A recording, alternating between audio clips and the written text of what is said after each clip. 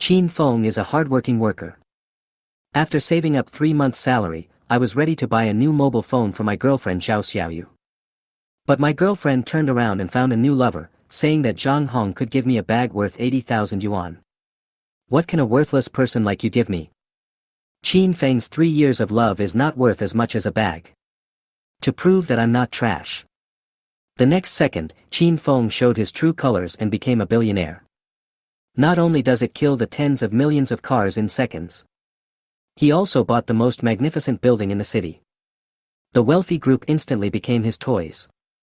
The former high-ranking general manager had to curry favor with you to pay him a salary. This series of actions not only made the ex-girlfriend dumbfounded on the spot. Even her new lover wanted to work for me right away. However, when the scumbag came back and begged for reconciliation, I told her to get out of the way. All this is because I awakened the 1 yuan instant kill system. The price of the system store will be reduced to a decimal point. Suddenly, a system prompt flashed, Pagani Huayra Sports Car 0.1 yuan. Shanghai Garden Villa 0.3 yuan. 60% of Tiancheng Group's shares are 0.6 yuan. He shouted directly, second kill. At this time, Qin Feng was standing on the commercial street, holding flowers and a new mobile phone in his hands. But the next second, he heard Zhao Xiaoyu's cold words. Let's break up, you don't deserve me. At this moment, he was stunned. He couldn't help but say, today is your birthday. I saved up 3 months' salary to buy this latest mobile phone. Before he could finish his words, Zhao Xiaoyu threw him to the ground with disgust on his face. Zhao Xiaoyu criticized without hesitation, my friend collects brand-name bags and watches. And you only know how to give cheap stuff like this. His tone was full of contempt. She continued sarcastically, is it going to be a waste of time to be with you every day? Zhang Xiaoyi buys a bag worth 80,000 yuan. Can you compare with him? Qin Feng was stunned. He asked in a trembling voice. Are you really going to throw away our relationship of all these years just for money? Zhao Xiaoyu sneered, we are all adults, you only make 3,000 a month, and he is the general manager. Qin Feng knew Zhang Hong's background. The so-called general manager position was just a stepping stone given by his father. He and Zhang Hong are old classmates, and he knows this very well. Zhang Hong got out of the BMW and hugged Zhao Xiaoyu, who then hugged his neck. Qin Feng's face turned pale and he felt humiliated. Suddenly, a strange voice sounded in his mind. Ding dong. The 9th level green light is triggered, and the $1 instant kill system is activated. The next moment, all kinds of high-priced items jumped into his field of vision. The system prompt flashed, Pagani Fengshan 0.1 yuan. Shanghai Garden Villa 0.3 yuan. 60% of Tiancheng Group's shares are 0.6 yuan. His mind went blank, and after a few seconds he shouted, seconds. Ding dong. The instant kill was successful, the item is being delivered. He was trembling all over. But Zhao Xiaoyu and Zhang Hong thought he was mad and looked sarcastic. Zhang Hong smiled proudly, for someone like you, it's good enough to find a security job. I'll pay you 5,000 a month. Zhao Xiaoyu added fuel to the fire, hurry up and thank Master Zhang. Qin Feng sneered and shook his head, Xiaoyu, I really didn't expect you to be so realistic. I originally wanted to live an ordinary life with you, but now it seems that I was too naive. His face changed, stop pretending, I'm actually a billionaire. As soon as the words fell, Zhang Hong and Zhao Xiaoyu burst into laughter and sarcastically said. If you were a billionaire, I would eat standing upside down. I am dying of laughter. Do you really think you can turn over? Qin Feng said calmly, thank you for taking over a woman like Xiaoyu, I wish you good luck. Zhang Hong's face suddenly turned black, and Zhao Xiaoyu was so angry that she jumped up and down. What can you do in 1 minute? You can't even think before you brag. Before she finished her words, a brand new Pagani Wind God stopped in front of the three of them. The car door opened and the professionally dressed female assistant respectfully handed over the keys. Mr. Qin, this is your car.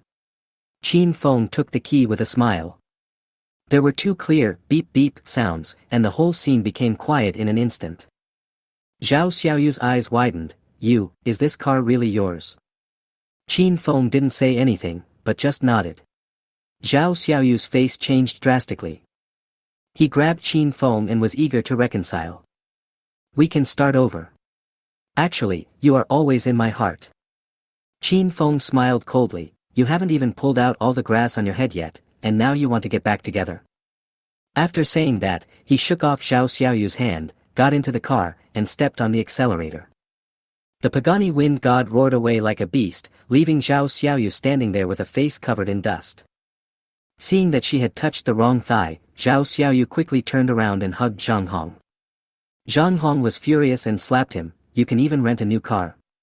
Do you think I'm stupid? He roared, you just left me behind, and now you're back. Do you really think I'm your scapegoat? The word takeover hero hit a sore spot. Zhang Hong's face turned black on the spot. He got into the car and drove away. Zhao Xiaoyu fell to the ground, crying heart-wrenchingly. She finally understood that Qin Feng was the real rich son-in-law, while she had nothing. Qin Feng was driving a luxury car worth tens of millions and was excited. In just a few minutes, he went from an ordinary clerk to a billionaire. At this time, the phone rang. He answered the call and a female voice came. Hello, Mr. Qin. I am the secretary of the board of directors of Tiancheng Group. We sincerely invite you to come to the company. It turned out that the real estate group worth billions had been officially transferred to his name. Qin Feng agreed and drove directly to the group headquarters, mentally prepared to make his appearance. When driving into an office building in the city center, the doorman saw the Pagani Huayra and led it directly into the exclusive underground garage. Qin Feng parked the car and prepared to take the elevator into the building. Just as he closed the car door, a beam of light shone in. A Mercedes-Benz rushed over at high speed and almost hit him. Qin Feng dodged hastily, feeling unhappy. How can you be so bad at driving?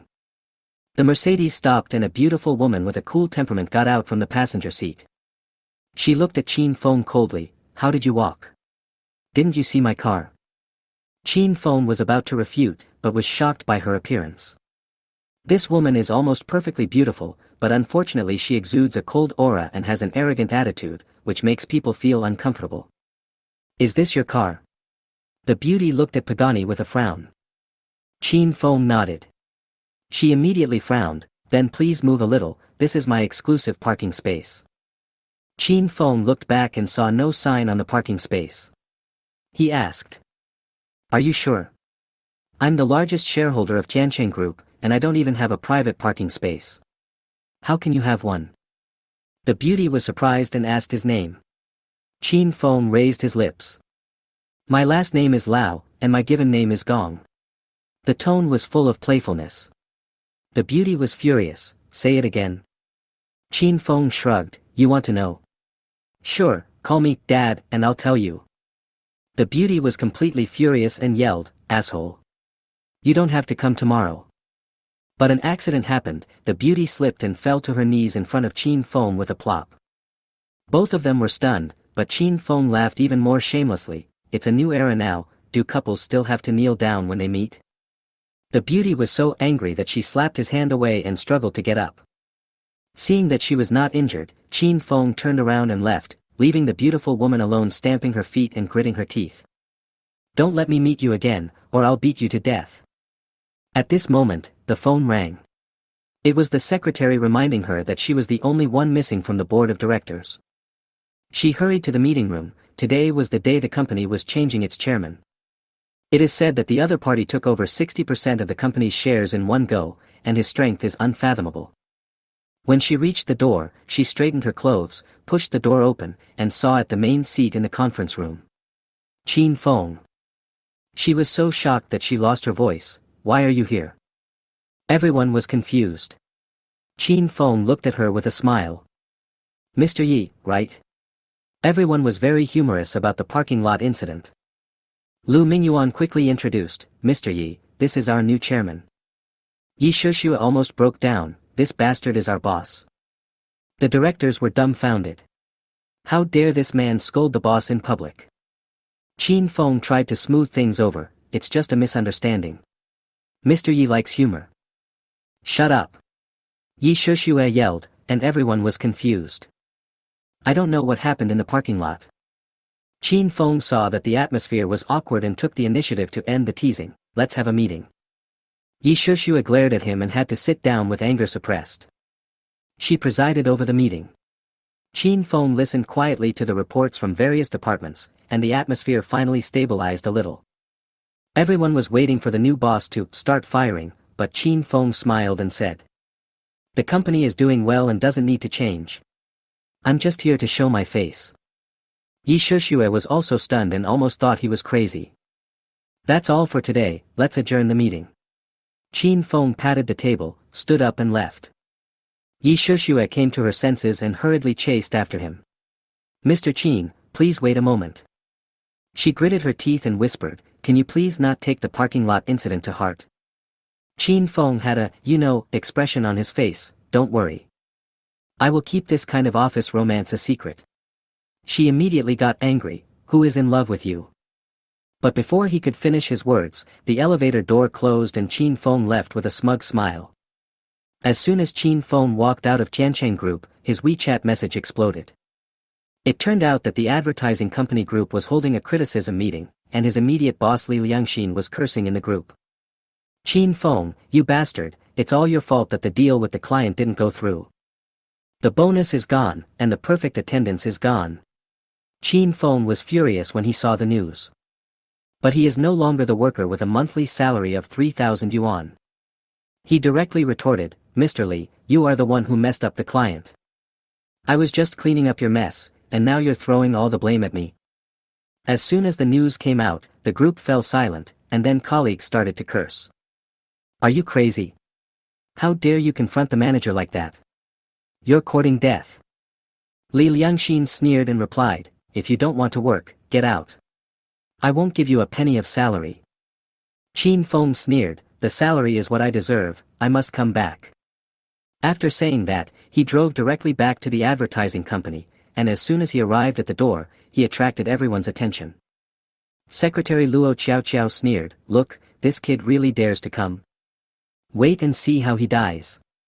She is Li Liangxin's most trusted person, so stepping on Qin Feng is her job. "Where's the security? Get this guy out right away." Colleagues started to add insult to injury. But Luo Qiao stopped her, "Don't be impatient, the fun has just begun." Qin Feng pushed open the office door and ran straight to Li Liangxin, asking angrily, "Why are you deducting my salary? If you don't give it to me, I will go to the boss to reason with him." Li Liangxin raised his head and laughed, "You, a small employee, want to see the boss? Who do you think you are? You can't even enter the company without my approval." "Really?" Qin Feng chuckled, "Then let me tell you who is the boss." Qin Feng took out his mobile phone and clicked on the recording. It was the whole process of Li Liangxin forcing him to take the client and the client scolding the design draft. He had anticipated that the other party would pass the buck, so he recorded the entire process. In this company, Qin Feng had long seen through Li Liangxin's nature and kept evidence only to protect himself. Now Li Liangxin thought he had him beat, but he didn't expect Qin Feng had a trick up his sleeve and could defeat him. When Li Liangxin heard his own voice coming from the recording, his face turned dark instantly. Qin Feng responded with a sneer, saying that he was about to hand the recording over to Chairman Zhang. There was an uproar in the office, and the colleagues who were waiting to watch the fun were instantly shocked. Seeing that the situation was out of control, Li Liangxin was so anxious that he chased after Qin Feng to take him down, and even resorted to physical force to rob him. Just as the scene was in chaos, the company's door was pushed open and Director Zhang walked in with an important client. When he saw Mr. Zhang arrive, Li Liangxin immediately rushed up to him and cried, saying that he had discovered commercial espionage in the company. He even turned around and falsely accused Qin Feng of threatening him with a forged recording, forcing him to report it to the company's top management. When Mr. Zhang heard the words, commercial espionage, his face suddenly became serious and he immediately questioned the truth. Li Liangxin insisted that Qin Feng was the traitor and encouraged everyone to testify. The atmosphere at the scene suddenly became tense. Under Director Zhang's questioning, no one dared to speak up for Qin Feng. Several employees who were close to Li Liangxin echoed this, saying that they heard Qin Feng using the recording to threaten his boss. Director Zhang's face darkened and he ordered the security guards to arrest the man on the spot. At this moment, the middle-aged man standing aside suddenly spoke. Mr. Qin. Why are you here? The person he was talking to was Qin Feng. The person who came was none other than Lu Mingyuan, the director of Tiancheng Group. He said he was here to discuss cooperation with Mr. Zhang. He was extremely surprised to see Qin Feng and immediately introduced his identity to Director Zhang. Mr. Zhang was stunned when he heard, Mr. Qin is our new boss of Tiancheng. He never expected that Qin Feng, who was treated as an employee, was actually the new owner of a multi-billion-dollar enterprise. Everyone's faces changed suddenly, especially those old employees who usually mocked Qin Feng. They all panicked. Li Liangxin's face turned pale and his lips trembled. He tried to argue that Lu Mingyuan had recognized the wrong person. But Lu Mingyuan directly responded, saying that Qin Feng had just finished a meeting in the company and his identity was beyond doubt. You are a loser, how dare you speak like that? Lu Mingyuan scolded Li Liangxin. You called Mr. Qin a wage earner? Then, working under him, am I even worse than a wage earner? Li Liangxin had completely lost his confidence and started to defend himself like a pug, his words becoming more and more confusing. Lu Mingyuan respectfully walked up to Qin Feng and helped him find a reason to experience life. Qin Feng nodded and said that he usually only looked at financial statements. I chose to experience it myself because I wanted to understand the real thoughts of grassroots employees. Although everyone had doubts after hearing this, Lu Mingyuan's attitude made them dare not doubt it at all. Director Zhang quickly stepped forward to show his courtesy, saying that he had long seen that Mr. Qin was no simple person, with a smile on his face. Qin Feng responded with a hint of meaning, I understand it very well. Lu Mingyuan understood the hidden meaning and immediately asked, are there any serious problems with Mr. Zhang's company? Qin Feng sneered without saying anything, took out his mobile phone, and played the recording of Li Liangxin shifting the blame in public. Lu Mingyuan's face turned pale after hearing this, and he angrily scolded Director Zhang, is this how your company treats its customers? Director Zhang's face was covered in cold sweat and he didn't know how to respond, so he could only order Li Liangxin to explain quickly. Li Liangxin panicked and crawled on the ground begging for mercy, apologizing continuously, looking as funny as a dog. Qin Feng was too lazy to pay attention, so Lu Mingyuan kicked him over and scolded him for not being worthy of speaking. Lu Mingyuan looked at Director Zhang and asked him why he let such a person be the general manager, questioning the value of the company's cooperation. Director Zhang's face turned pale and he quickly expressed his willingness to deal with the matter and asked for forgiveness. Director Zhang made a prompt decision and turned to reprimand Li Liangxin, saying that he had made the wrong choice and immediately announced that he would fire him. Li Liangxin was struck by lightning and hugged Director Zhang's thigh to beg for mercy, saying that he could not even afford to eat. Director Zhang was afraid of angering Qin Feng, so he simply kicked Li Liangxin in the face and angrily scolded him, what you eat is none of my business. He also asked the legal department to check the accounts and hand them over to the police if there were any problems, without mercy. Li Liangxin has been in the company for many years and has done a lot of tricks. When he heard about the thorough investigation, he was so frightened that he collapsed to the ground, crying and begging Director Zhang to show mercy. Director Zhang didn't even give him a chance to speak and yelled at the security guards to kick Li Liangxin out. The security guard was already angry, and now he beat him mercilessly with his fists and feet, and dragged him out. Seeing this, Lu Mingyuan asked Director Zhang to continue the rectification and clean up all those who were in Li Liangxin's gang. Director Zhang nodded repeatedly, fearing that his poor handling would anger Qin Feng, so he immediately cleared out everything. Among them, Li Liangxin's secretary Luo Qiaoqiao collapsed on the spot due to shock when she heard that he was fired, and was even hospitalized due to excessive shock. After everything was dealt with, Qin Feng turned around and left in a very cool manner, while Lu Mingyuan continued to clean up the mess. In the underground parking lot, a man and a woman were about to pick up their car when they were suddenly attracted by a top-of-the-line supercar. The sexy Jiang Ziqing was amazed and pulled her male companion Lu Dawei to ask what kind of car it was. Lu Dawei was so envious that his eyes widened. He told her that it was the Pagani Huayra, a limited edition supercar. When Jiang Ziqing heard this, she smiled charmingly and immediately acted coquettishly and asked him to buy her the same one. But Lu Dawei smiled bitterly and said that this car was worth tens of millions and you couldn't buy it just because you wanted to. Jiang Ziqing immediately became unhappy, feeling that Lu Dawei was just trying to fool her, and her tone became very impatient. She complained that Lu Dawei didn't keep his word, saying he would give her everything, but now he refused to buy her even a car.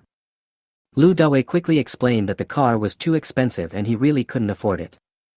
When the two were arguing, Qin Feng came over. Jiang Ziqing immediately mocked him and spoke coldly after recognizing him.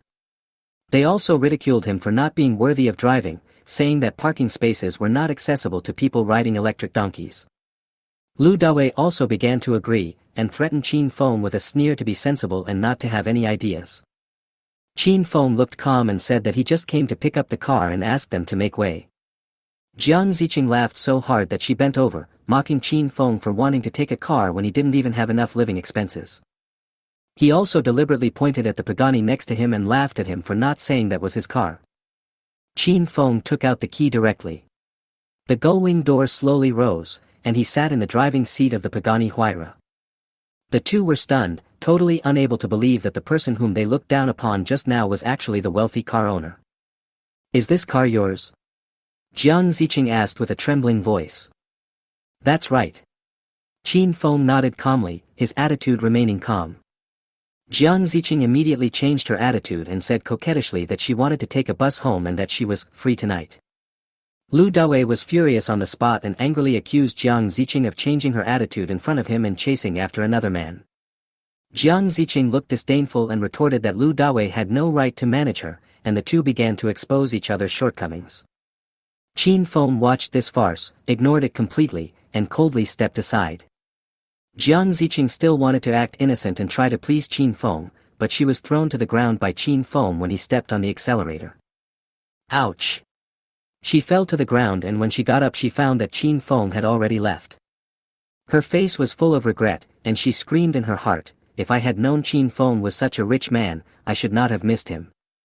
Seeing that she had no chance to get close to Qin Feng, she had no choice but to go to Lu Dawei again, act pitiful, and act coquettishly to invite him to dinner. But Lu Dawei's face turned green, and he could no longer bear it. He slapped her and scolded her on the spot.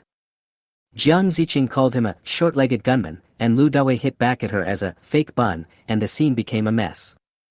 At this moment, Qin Feng had already driven out of the garage in his tens of millions supercar, feeling calm. He just came to pick up a car, but ended up watching a wonderful farce. This is the real, excellent driving skills, and he also taught the bad girl a lesson. Qin Feng parked the Pagani and returned to the damp and dilapidated rental house. Not only is the sound insulation here poor and the rent expensive, but even the water and electricity are cut. Living here is like hell. What's worse is that the landlord is a weirdo who always asks for rent in advance. If it was delivered late, the water pressure would be ridiculously low, and Qin Feng would have wanted to move out long ago. Unfortunately, my pockets were empty at that time, so I had to budget for even my meals, let alone changing rooms. But now it's different. He doesn't want to give the landlord a bargain anymore and wants to get his deposit back. I was just about to go out to find the landlord to cancel the lease, but unexpectedly she came towards me. "Hey, Xiao Qin, are you planning to move?" the landlord asked with a smile. Qin Feng didn't want to waste time and said directly that he wanted to check out. The landlord's expression suddenly changed, and his words were full of reluctance and excuses. She was polite in words, but in fact she felt bad about charging less. Qin Feng was too lazy to explain and was about to continue speaking when the landlord's daughter interrupted him. "Mom, the gas delivery man is here and he wants to collect $5 for moving." When the landlord heard that he had to pay more, he immediately got furious and even accused me of robbing him. She turned to look at Qin Feng, smiled greasily, and tentatively asked him to help carry it upstairs. "We'll talk about checking out later. Please help me first," she said in a gentle voice. Qin Feng refused without hesitation. "Sorry, I'm in a hurry." He had already cursed the landlord 100 times in his heart. He would not take advantage of such a thing. The landlord immediately turned hostile. "Aren't you unemployed? Why are you pretending to be helpful? I'll be happy if you can help me a little. Maybe I can refund you more of the deposit so that you can have a good meal." Qin Feng could no longer bear it and retorted, "I am fine and it is none of your business. Mind your own business." The landlord was so angry that he jumped up and down, and threatened, "Don't forget, your deposit is in my hands. Don't think you can move out. The rent out there is very expensive. Let's see how long you can hold out." She looked like she had Qin Feng in her grasp and even hinted at delaying the deposit. Qin Feng smiled and said, I only lived here for 12 days this month, and it's hard to rent a house. You have to pay the deposit sooner or later. If you fail to pay for 1 day, I will send you a court summons. The chubby girl at the side tugged at her mother's clothes and whispered, Mom, what they said is right. The deposit will have to be returned sooner or later, so it's better to find a new tenant as soon as possible. The landlord was stunned. The next second, the landlord changed his expression faster than turning the pages of a book. Don't be angry, Xiao Qin. I will return the deposit to you now. After saying that, he immediately took out his mobile phone and transferred 1,800 yuan in seconds. Qin Feng received the message that the money had arrived, turned around and left with his luggage, not bothering to say a word. The landlord's face was gloomy and he was so angry that he gritted his teeth, but he could do nothing about it. Just then, an excited shout came from the gate of the community, Dad, that's Pagani Fengshen. A young man pointed at Qin Feng's car and jumped up excitedly. Residents gathered around and were amazed at how such a luxury car worth tens of millions of yuan could be parked in such a shabby place. The landlord's daughter also pulled her mother and said excitedly, Mom, when I grow up, buy me one too. The landlord smiled perfunctorily and said yes, but a spirited young man passing by said to him, Can you afford it? The landlord was not convinced and retorted stubbornly, and the atmosphere suddenly became awkward. As she was talking, her daughter suddenly shouted, Mom, look, Brother Qin Feng is walking towards the car. The landlord laughed, Him? He can't even afford an electric car, how could that be his car? He's still breaking someone's rearview mirror. People around him suddenly became nervous and started to discuss whether he was crazy. Is he upset because of unemployment? Should we call the police? Voices kept coming one after another. Qin Feng smiled calmly and said to everyone, Don't get me wrong, this is my car. Everyone around was stunned, their faces filled with suspicion for a moment. Is he an unemployed young man? Maybe he's really crazy. The discussions increased instead of decreasing. Even an old lady came up to him and advised him not to be so depressed. The landlord was also anxious, Qin Feng, please stop messing around. That's a luxury car. I can't afford the compensation. Qin Feng shook his head, took out the car key from his pocket and pressed it lightly. Ding! The gullwing door slowly rose, and the whole place fell silent. Qin Feng got into the car gracefully and calmly. Damn, this is really his car. Who said he was unemployed? It turns out that he has been keeping a low profile because he is a super rich man. The surroundings were in an uproar, and the little fat girl pouted and said, Mom, I told you that it was Brother Qin Feng's car. The landlord murmured, Qin Feng, is this really your car? Qin Feng ignored her, gently rolled up the car window, stepped on the accelerator, and drove away in a cool manner. The landlord was left standing there with a look of regret on his face, his expression uglier than pig liver. Qin Feng drove to Villa No. 1 of Shanghai Garden, and a housekeeper with outstanding temperament walked out of the villa. With a look of vigilance on her face, she asked Qin Feng who he was and why he trespassed into a private residence. This housekeeper named Li Xiaotian is the exclusive person in charge hired by the villa. She had never met the real owner of the house, and at this moment she mistook Qin Feng for an outsider and was particularly harsh in her attitude. Qin Feng smiled slightly, took out his ID card and property certificate and handed them over. After Li Xiaotian read the message clearly, the expression on her face changed from confusion to surprise, and she quickly bowed and apologized. Welcome home, Mr. Qin. She bowed her head and apologized, her face slightly red. Qin Feng waved his hand and said it was okay, but in his heart he was quite satisfied with this beautiful housekeeper. Li Xiaotian began to take Qin Feng to familiarize himself with every corner of the villa, and her explanation was very detailed. After walking around, Qin Feng felt a little tired, so he told her to go down and rest first. After returning to the master bedroom, Qin Feng fell asleep and did not wake up until the next morning. A familiar system prompt sounded, and the lottery could be drawn again today. Ecos ES1 Super Motorcycle, flash sale price 0.1 yuan. Perfect Physique Nutrient Solution, flash sale price 0.3 yuan. This wave of direct profit. Qin Feng killed the two props in seconds without hesitation. There was an extra key in his pocket and in his hand was a bottle of nutrient solution with the words, Perfect Physique, written on it. He drank it in one gulp with half belief and the next second, his body began to react violently. The burning sensation spread throughout my body, the pain was unbearable, and I fainted. An hour later, Chin Feng woke up and felt his body was unusually light and his vision was frighteningly clear. He lifted up his clothes and saw that his belly was gone, his abdominal muscles were clear, and his muscle lines were perfect. I walked to the mirror and found that I had become more handsome, my facial features became more three-dimensional, and my temperament became stronger. He couldn't help but take off his shirt and take a closer look at the perfect figure. In order to verify the effect, Chin Feng went to the gym to test his physical fitness. The training programs that were usually strenuous now seemed as easy as warm-ups. When I was taking a bath, I discovered the amazing effect of the nutrient solution again, and there was only one thing left in my mind. The system is so powerful, this drink is simply a life-changing artifact. As soon as Chin Feng went downstairs, he saw Li Xiaotian waiting at the door. "Sir, I plan to resign," she whispered. "Quitting?" Chin Feng frowned slightly. "It's only my first day moving in." It turns out that Li Xiaotian majored in finance and worked as a housekeeper just to pay off the loan. Now that her debts have been paid off, she wants to return to her old ways and work for a financial company. After hearing the reason, Chin Feng suddenly smiled. "It just so happens that I am planning to open a financial company.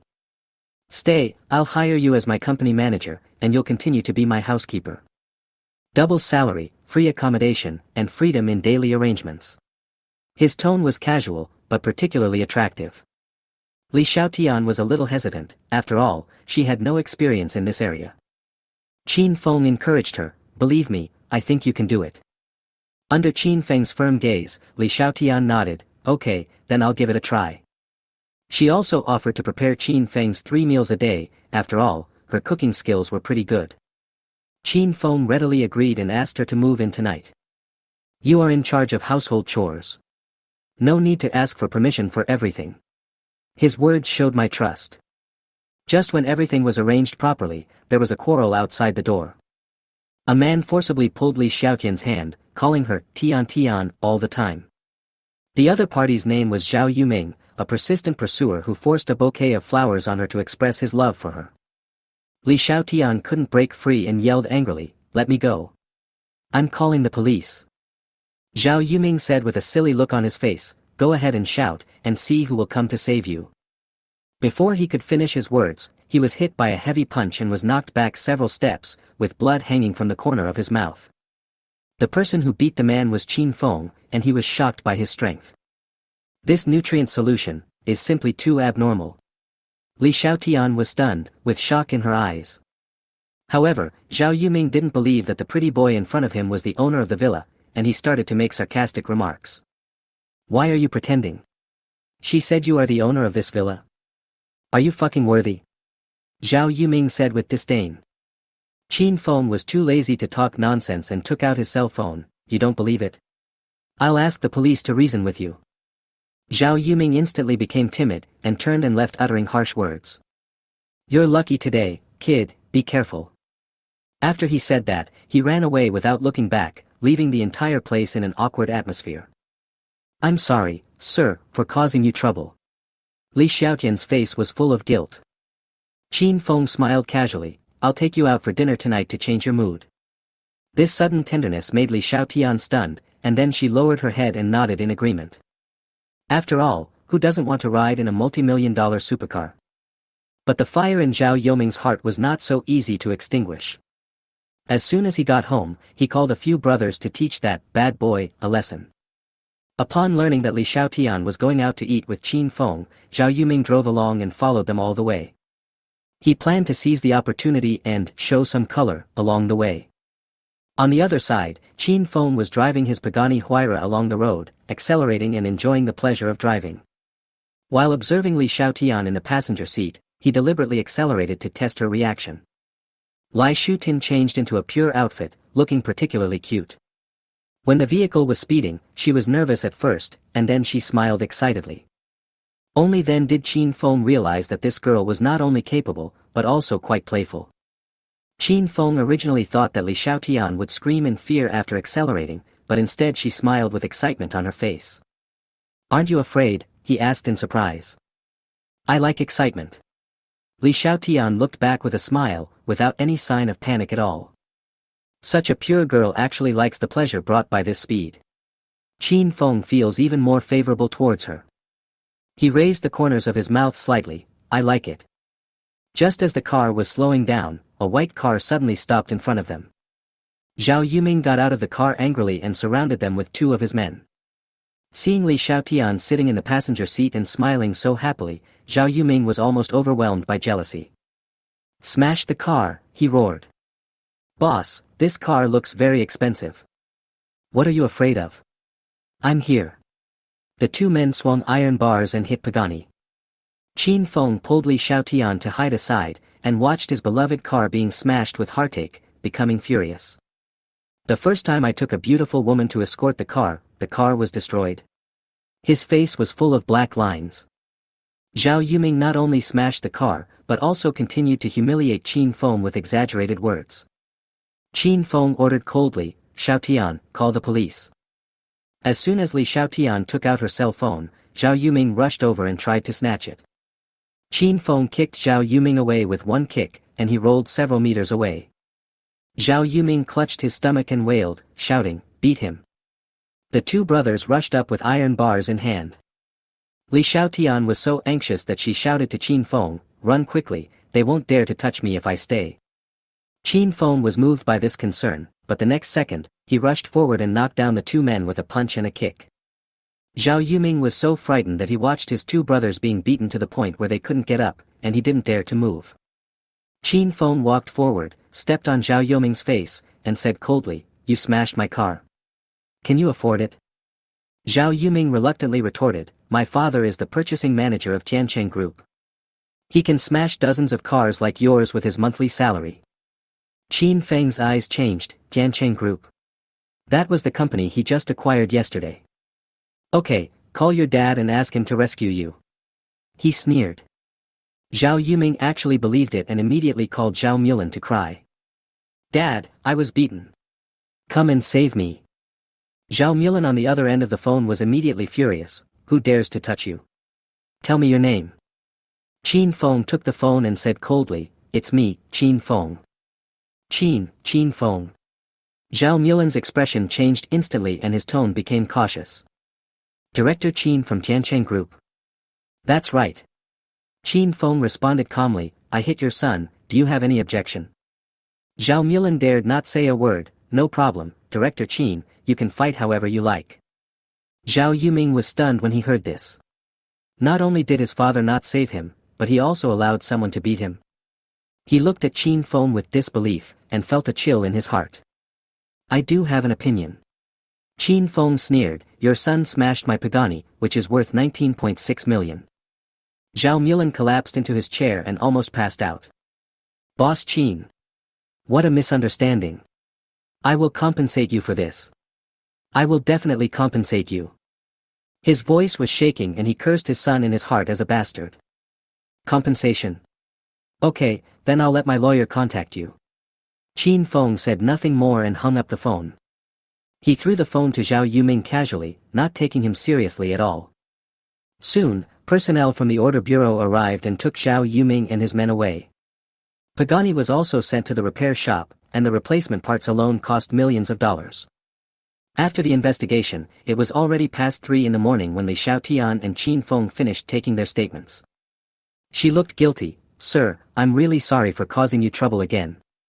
Qin Feng smiled and comforted her, it's okay, just think of it as a visit to the police station.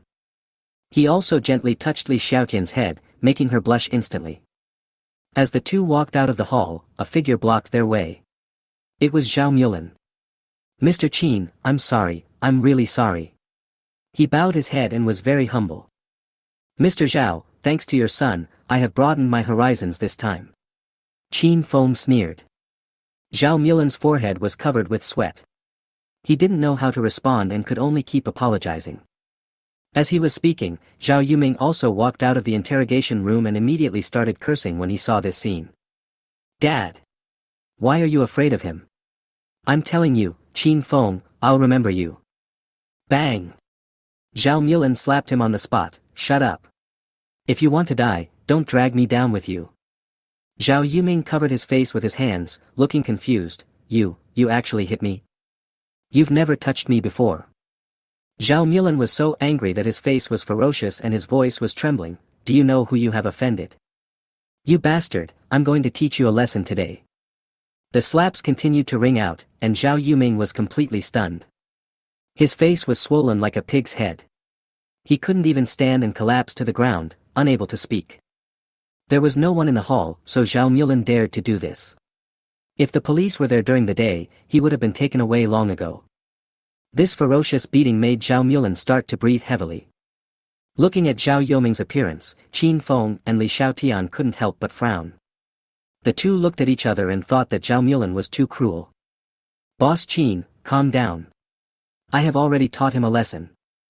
Zhao Mulan wiped the sweat off his face and forced out a flattering smile. Qin Feng raised the corner of his mouth slightly and responded lightly, Boss Zhao knows how to behave. Seeing Qin Feng finally smile, Zhao Mulan breathed a sigh of relief, thinking that the matter was over. Unexpectedly, Qin Feng's words pushed him into the abyss. Submit your resignation letter tomorrow. What? Zhao Mulan was confused. Before he could finish his words, Qin Feng had already turned around and left with Li Xiaotian. Boss Qin. How about I hit you a few more times? I'll hit you until you're satisfied. He yelled at the top of his lungs, not caring about his dignity anymore. But the only response he got was Qin Feng's back and the silence in the hall. Zhao Mulan slumped to the ground, his eyes empty. It's over. It's all over. The next day, at 3 o'clock in the afternoon, Qin Feng was still sleeping soundly when he was abruptly woken up by the ringing of his cell phone. He answered the phone dazedly. Hello. Son, I'm your mother. There was my mother's gentle voice on the other end of the phone. Mom, why are you calling so early? I'm taking a day off today. Qin Feng felt a little helpless and was about to yawn. Do you remember Aunt Sun's daughter? Go meet her today. I'll send you the location on WeChat. Mom. What era is this? I'm only in my early 20s, why are you in such a hurry? The girl is pretty, please give me some face and go take a look. Before Qin Feng could finish his words, the person on the other end of the phone hung up. He stared at the busy tone, turned over helplessly, and whispered to himself, No, go. In the end, he still rode his newly bought motorcycle and arrived at the restaurant more than 20 minutes late. According to the location, he finally found Lin Yi. The girl in front of me has a tall figure, delicate makeup, and is indeed very beautiful. You're late. Lin Yi frowned and spoke, her tone clearly unhappy. She has always been very demanding of her blind date partners, and if they were late for the first meeting, she would directly lose points. Qin Feng wanted to get angry, but for his mother's sake, he smiled and said, I'm sorry, I was wrong. Let's eat first. I'll order. Lin Yi waved her hand and said, Don't eat yet. I have something to say clearly. Qin Feng nodded and motioned for her to speak. Lin Yi said proudly, First, you must have a BBA worth 300,000 before marriage. Second, a house of 150 square meters in the city. Third, the financial power will be under my control after marriage. After saying that, she looked up at Qin Feng, waiting for his response. Qin Feng's mouth twitched and he was already rolling his eyes in his heart. Are you kidding? Pagani Wingo is his daily car and his house is Shanghai Garden No. 1 villa. He just thinks it's ridiculous to use these as conditions. I'm sorry, I can't do this. Qin Feng shook his head. Lin Yi's face darkened and she picked up her bag and was about to leave. In that case, let's not waste time. She stood up, her words full of disdain. But before he had taken 2 steps, the waiter stopped Qin Feng. Sir, is that Ecos ES1 superbike yours? It's parked in the VIP parking space and needs to be moved. Oh, it's mine. Qin Feng handed over the car keys casually. The waiter was shocked. It's too expensive, I dare not touch it. What if I scratch it and I can't afford the compensation? You know what's good. Qin Feng smiled and stuffed a few bills in his pocket. Take it. If it breaks, it's my fault. Lin Yi, who was standing aside, was completely stunned. A motorcycle worth more than 3 million. She looked at Qin Feng again, and her eyes changed immediately. Well, since you're all here, why don't we have a meal together? She smiled so gently, and her tone was so soft that water could drip out. Qin Feng had already seen through her thoughts, but he didn't say it out loud. He smiled faintly. Okay, order whatever you want to eat. Lin Yi changed her previous cold attitude, immediately looked at the menu and ordered a table full of dishes. French food, lobster, king crab, and a bottle of 1982 Lafite. Take this opportunity to indulge in your extravagant lifestyle and enjoy some top-notch food that you normally wouldn't have the chance to eat. Anyway, this amount of money is not worth mentioning for rich people. At this time, Lin Yi's standard for placing orders, order whatever is the most expensive. No need to worry at all. The waiter first looked at Lin Yi with a slightly surprised expression, and then immediately returned to his normal expression. Come to think of it, you don't have to pay for this, it's their business how they want to eat. You just need to be responsible for placing the order. But this beauty is too generous. She ordered so much for just 2 people. Can they finish it? And each of them is the most expensive ingredient in the restaurant. What a generous deal. This was the first time he had seen such a rude customer since he started working as a waiter. After ordering, the waiter looked at Qin Feng, who had been silent, and asked, "Sir, do you need anything here? Just give me a glass of mango juice." "Yes, Qin Feng, what else do you want to eat? I'll help you order." Lin Yi pretended to ask Qin Feng kindly. She was so excited about looking at the menu that she almost ignored Qin Feng. Fortunately, the waiter asked smartly, "No, I just ate something and I'm not very hungry. Just order whatever you like." Qin Feng said to Lin Yi with a slight smile. "Okay. Please wait a moment." The waiter then left to take the order. Lin Yi's action surprised Qin Feng a little. He was really cruel. She was so casual just now. This meal is estimated to cost at least more than 30,000 yuan. Well, as long as you are happy. Qin Feng naturally knew what Lin Yi was thinking, but he just didn't want to expose her. After ordering the dishes, Lin Yi was not idle either. She quickly started chatting with Qin Feng in a familiar manner. Seeing that Lin Yi had relaxed, Qin Feng decided to speak out the questions in his mind. In fact, just now when Lin Yi got up to leave, Qin Feng accidentally discovered that her abdomen was bulging. How could a girl as thin as her only have a fat belly? The only explanation is, she is pregnant. Damn, she dares to go out for a blind date even though she is pregnant. What is this for? Are you in a hurry to find an idiot to take over? I have a question. It may be a bit rude, but I still hope you can answer it truthfully. Qin Feng asked lightly. You say. It was a rare opportunity for Qin Feng to ask her a question, so she naturally wouldn't refuse. Besides, Lin Yi already has a very good impression of Qin Feng. Are you pregnant? Qin Feng asked directly. Yes, 3.5 months. Lin Yi didn't hesitate and blurted out the answer. This answer was quite direct, which surprised Qin Feng a little. Unexpectedly, Lin Yi's next words surprised Qin Feng. When we get married, you will be promoted to father directly, and my child will be yours. How wonderful. Lin Yi can even say such words. I've seen shameless people, but I've never seen someone so shameless. She was pregnant with another man's child, but she still wanted to marry me and let Qin Feng be the father of the bastard. This really broke Qin Feng's worldview. How could he have such a fresh and unconventional idea? Is there really anyone willing to be a recycling station? Lin Yi thinks too highly of herself. Seeing that Qin Feng didn't say anything, Lin Yi said a little nervously, Why? You don't want to? If you dislike this child, it's okay. I can abort it. It won't affect our marriage.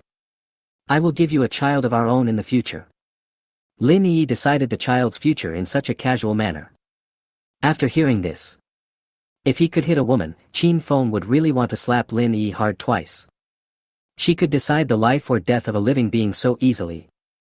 Who on earth is she, Lin Yi? You're not worthy of being a mother at all. Not even worthy of being a human being. Well, let's leave this alone for now, we can discuss it later. Qin Feng didn't want to say anything more to this woman, so he changed the subject directly, otherwise he was really afraid that he would not be able to control himself and take action. Seeing that Qin Feng did not overreact and did not refuse, Lin Yi thought that Qin Feng was a young man of the new era and should be able to accept this situation. So she didn't think much about it and continued to get close to Qin Feng. By the way, Qin Feng, the waiter just said you have a motorcycle worth 3 million. What is it? The EcoSport ES1 Superbike. Yes, yes, yes, the EcoS1 Super motorcycle. You ride such an expensive motorcycle, so you should live in a big house in Shanghai City, right? It's not that big, just over 700 square meters. Oh my god. Over 700 square meters is not big? You are too rich. Lin Yi looked at Qin Feng with a surprised expression, but her heart was already filled with joy. It's just as so. Qin Feng waved his hand and said. In order to make the drama more dramatic, Qin Feng immediately took out the property certificate of Shanghai Garden No. 1 Villa from the system and handed it to Lin Yi. This is the house I live in now. After reading the contents of the real estate certificate, Lin Yi's hands shook unconsciously. It turned out to be Shanghai Garden, a super luxurious high-end residential area, which costs more than 80,000 yuan per square meter, and it is over 700 square meters. Lin Yi couldn't imagine how rich Qin Feng was. Surprises came one after another, making it difficult for Lin Yi to calm down her excited heart. She even shamelessly asked directly. After we finish our meal, can I come to your house and sit for a while? I've always heard how great this community is, but I've never had the chance to go there. Sure, no problem, I'll take you there once you're full. Hearing Qin Feng agree so readily, Lin Yi immediately clapped her hands happily like a child. She was particularly looking forward to riding in a 3 million luxury car and going to Qin Feng's mansion. Lin Yi never thought that she would have the opportunity to meet such a rich man in her life. She also wondered if it was the baby in her belly that brought her such good luck. I even fantasized that if I accidentally became Qin Feng's girlfriend and the hostess of Shanghai Garden Villa, that would be so happy. Thinking of this, Lin Yi tried hard to restrain the excitement that was about to burst out. When Qin Feng saw that Lin Yi had been completely trapped, the corners of his mouth curled up slightly. He wanted to see how happily Lin Yi was smiling now, and how sadly she would fall down later. Soon, delicious dishes were served. Lin Yi excitedly picked up her phone and started taking pictures, then posted them on WeChat Moments to show off. Seeing Lin Yi eating and taking photos to show off so engrossly, Qin Feng slowly put down the mango juice he had just taken 2 sips of. I'm going to the bathroom first. Aha! Chapter 18 The Mountain Man has a clever plan. Lin Yi put down her phone for a rare moment. She looked up and nodded to Qin Feng with a smile, then quickly lowered her head to look at her phone again. At this moment, she had no time to care about Qin Feng. After posting it on her Moments, she received a lot of comments. How could she miss such a rare opportunity to show off? She didn't notice at all that Qin Feng left the table and walked towards the cashier counter on the other side of the bathroom. Qin Feng just said a few words to the cashier and walked out of the restaurant, driving away on his EcoS ES1 super motorcycle. To Qin Feng, it doesn't matter what kind of person Lin Yi is. He, Qin Feng, is not a fool. Who would be willing to have dinner with her? How could he have too much contact with such a person, let alone take her to visit his Shanghai Garden No. 1 villa? Even for the meal just now, Qin Feng only paid for a glass of mango juice. He didn't eat a single bite of the meal that cost more than 30,000 yuan, so of course Lin Yi paid for it herself. At this time, Lin Yi was completely immersed in a world full of vanity. Colleague Ah Jing, oh my god, Yi, you got rich? Your meal is so sumptuous. I am so envious, but not hateful. He. Remember to treat me to the same meal next time you have a chance. Mr. Wu, beautiful Yi, who are you having dinner with? Xiaoying, sister Yi, how does the European seafood taste? I want to try it too. Xiaopeng, sister, there are so many delicious foods, you definitely can't finish them all. Please give me the address. Please bring me there. Lin Yi replied to the message with a smug smile on her face. After a while, Lin Yi suddenly looked up and saw Qin Feng was not there. She thought going to the toilet wouldn't take that long, but it seemed like more than 10 minutes had passed. Just as she was wondering, she called a nearby waiter over. Hello, have you seen the gentleman who was sitting here just now? Oh, is that the man driving the fancy motorcycle? A luxury motorcycle? Oh, yes, that's him. Lin Yi wondered how even this waiter knew that Qin Feng had a luxury motorcycle. But thinking about the incident of moving the car just now, it was estimated that the news had spread among the waiters. It's not surprising. This is indeed a rare thing for working people and it must have spread. The gentleman has left the restaurant. What? Leave the restaurant? How long has he been away from the restaurant? It should be more than 10 minutes. The waiter stood there for a while and saw Lin Yi standing there without saying anything. He thought nothing was wrong and walked away to do other things. More than 10 minutes, isn't that just the right amount of time for me to reply to comments while eating delicious food? Lin Yi's heart was suddenly startled, and she inexplicably felt a bad premonition. She quickly picked up her phone and called Qin Feng, but no one answered after she called more than 10 times. No way. Seeing the table full of delicious food in front of her, Lin Yi hurried to the cashier. May I ask if the man at table 12 by the window came to pay the bill just now? After saying this, Lin Yi's heart was in her throat and she was extremely nervous. Please wait a moment, I'll check. After waiting for a few seconds, found it. The gentleman has already paid. Hearing that the money had been paid, Lin Yi's heart suddenly settled down. Fine. Fine. Lin Yi clenched her fists, glad that this was the answer she wanted. No matter what, this meal would cost at least 30,000 yuan. Fortunately, Qin Feng paid for it, otherwise I wouldn't know what to do. The cashier thought Lin Yi was here to pay the bill, so he continued. Hello, ma'am. Your total bill is 32,210 yuan. Do you want to pay now? Bill, please. Lin Yi was shocked by what the cashier said. Didn't she just say that Qin Feng had already paid the bill? Why did she have to pay again? She quickly asked, didn't you just say that the gentleman had paid? Why do you want me to pay? Are you mistaken? Please check again carefully. Don't get confused. This is no joke.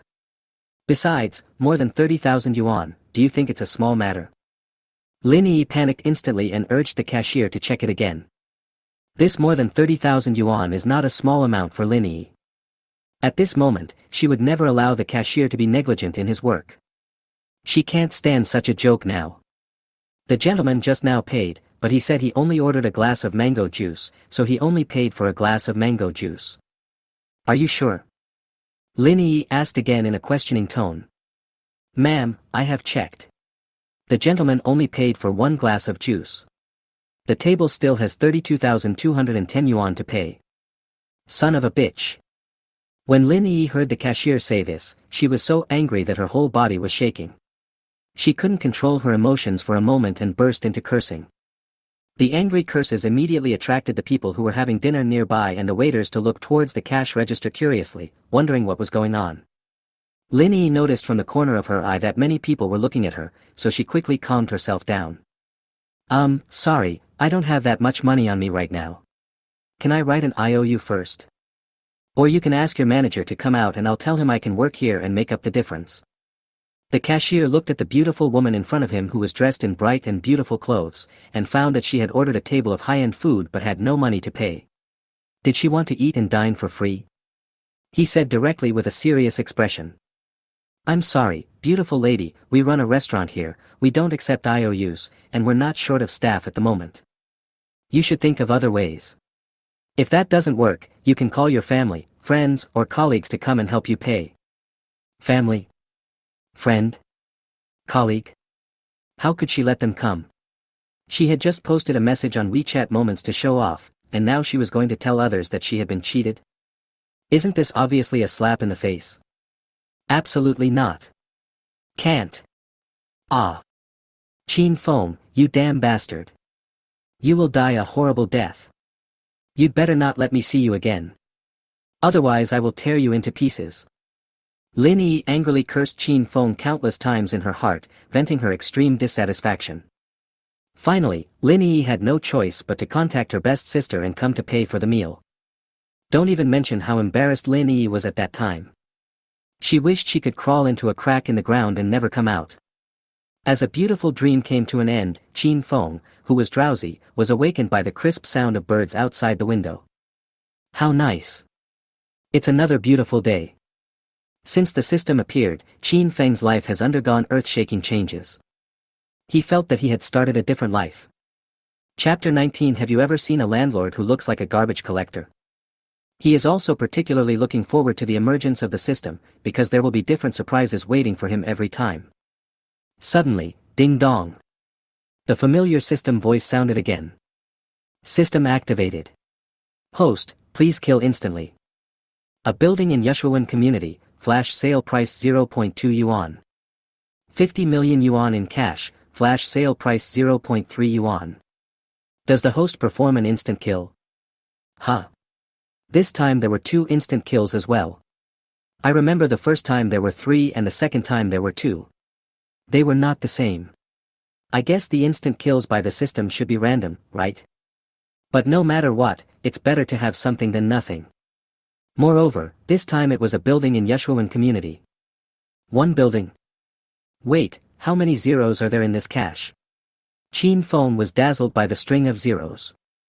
1, 10, 100, 1,000, 10,000. Damn, no way. 50 million. Then Qin Feng's face showed a super surprised expression, and he pointed out the window and shouted excitedly, Yushuan and cash are all gone in seconds. Ding dong. Instant kill successful. Items being delivered. Yes. Before Qin Feng could react, suddenly, a box full of red notebooks fell on Qin Feng's bed and almost hit his feet. Damn it. Who is throwing things around? That's not right. This is my room. Who can throw things? Qin Feng quickly opened a red book, which turned out to be a real estate certificate. The address on it was Building 15, Yushuan Community, and the owner was Qin Feng's own name. He flipped through a few more books in disbelief.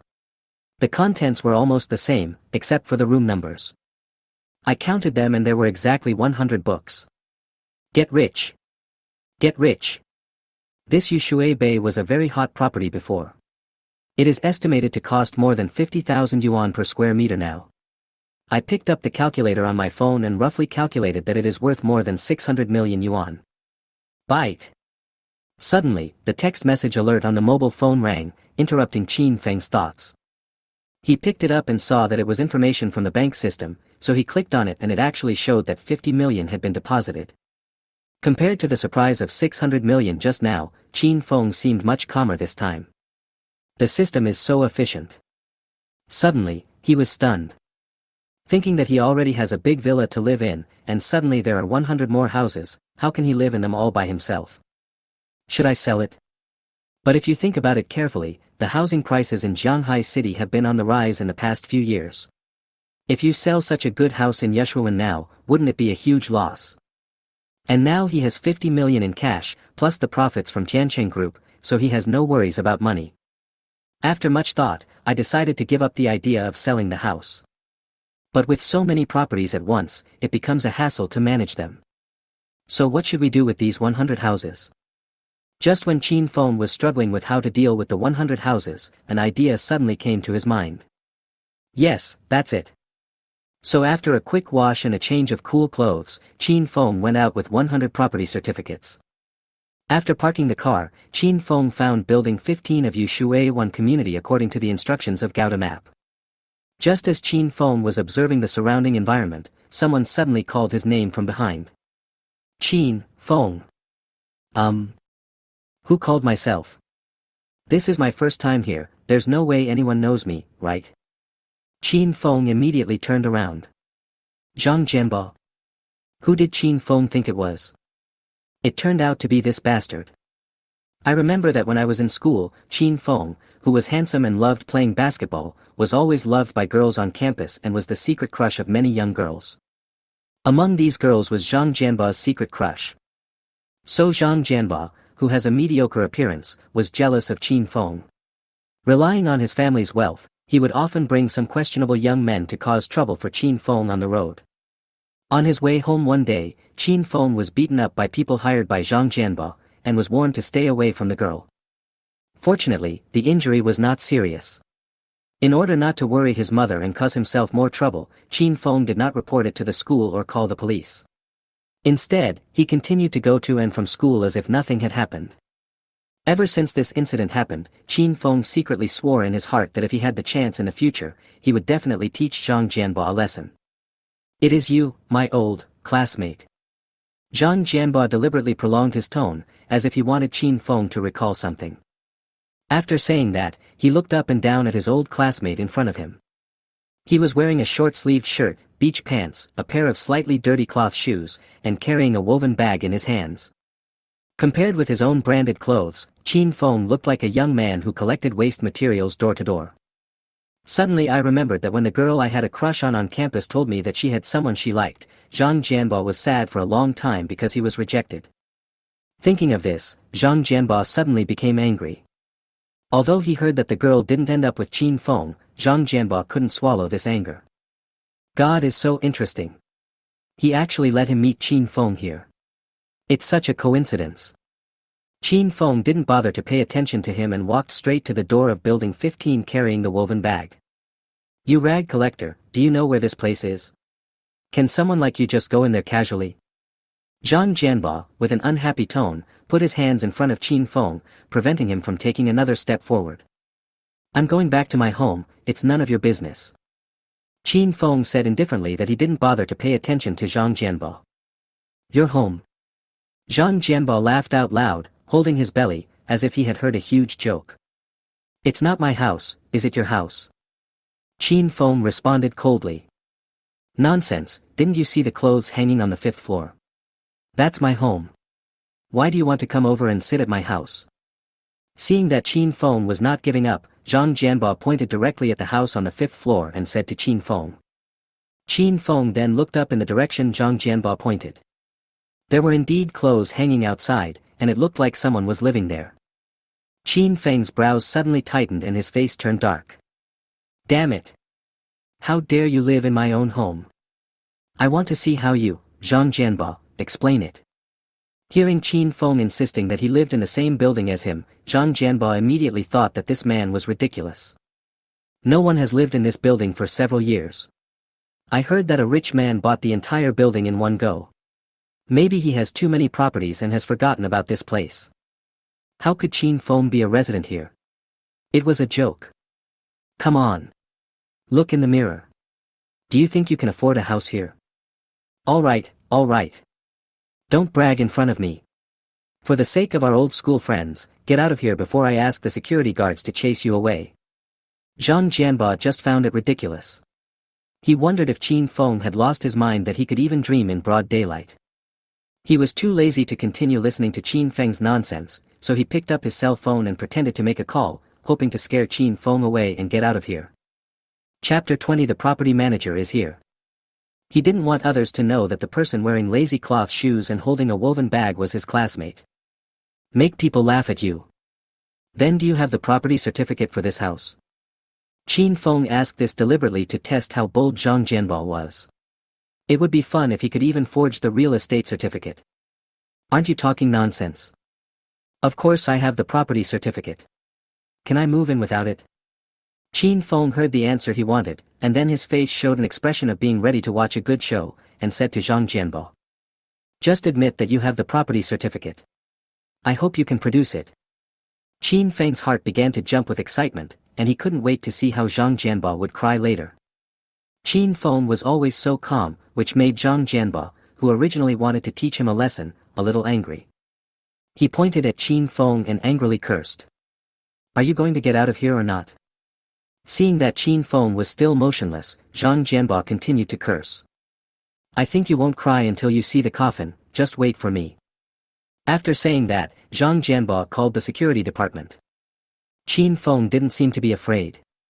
He picked up the phone, flipped through it, and dialed the number. Hello, I'm Qin Feng, the owner of Building 15 of Yeshuan.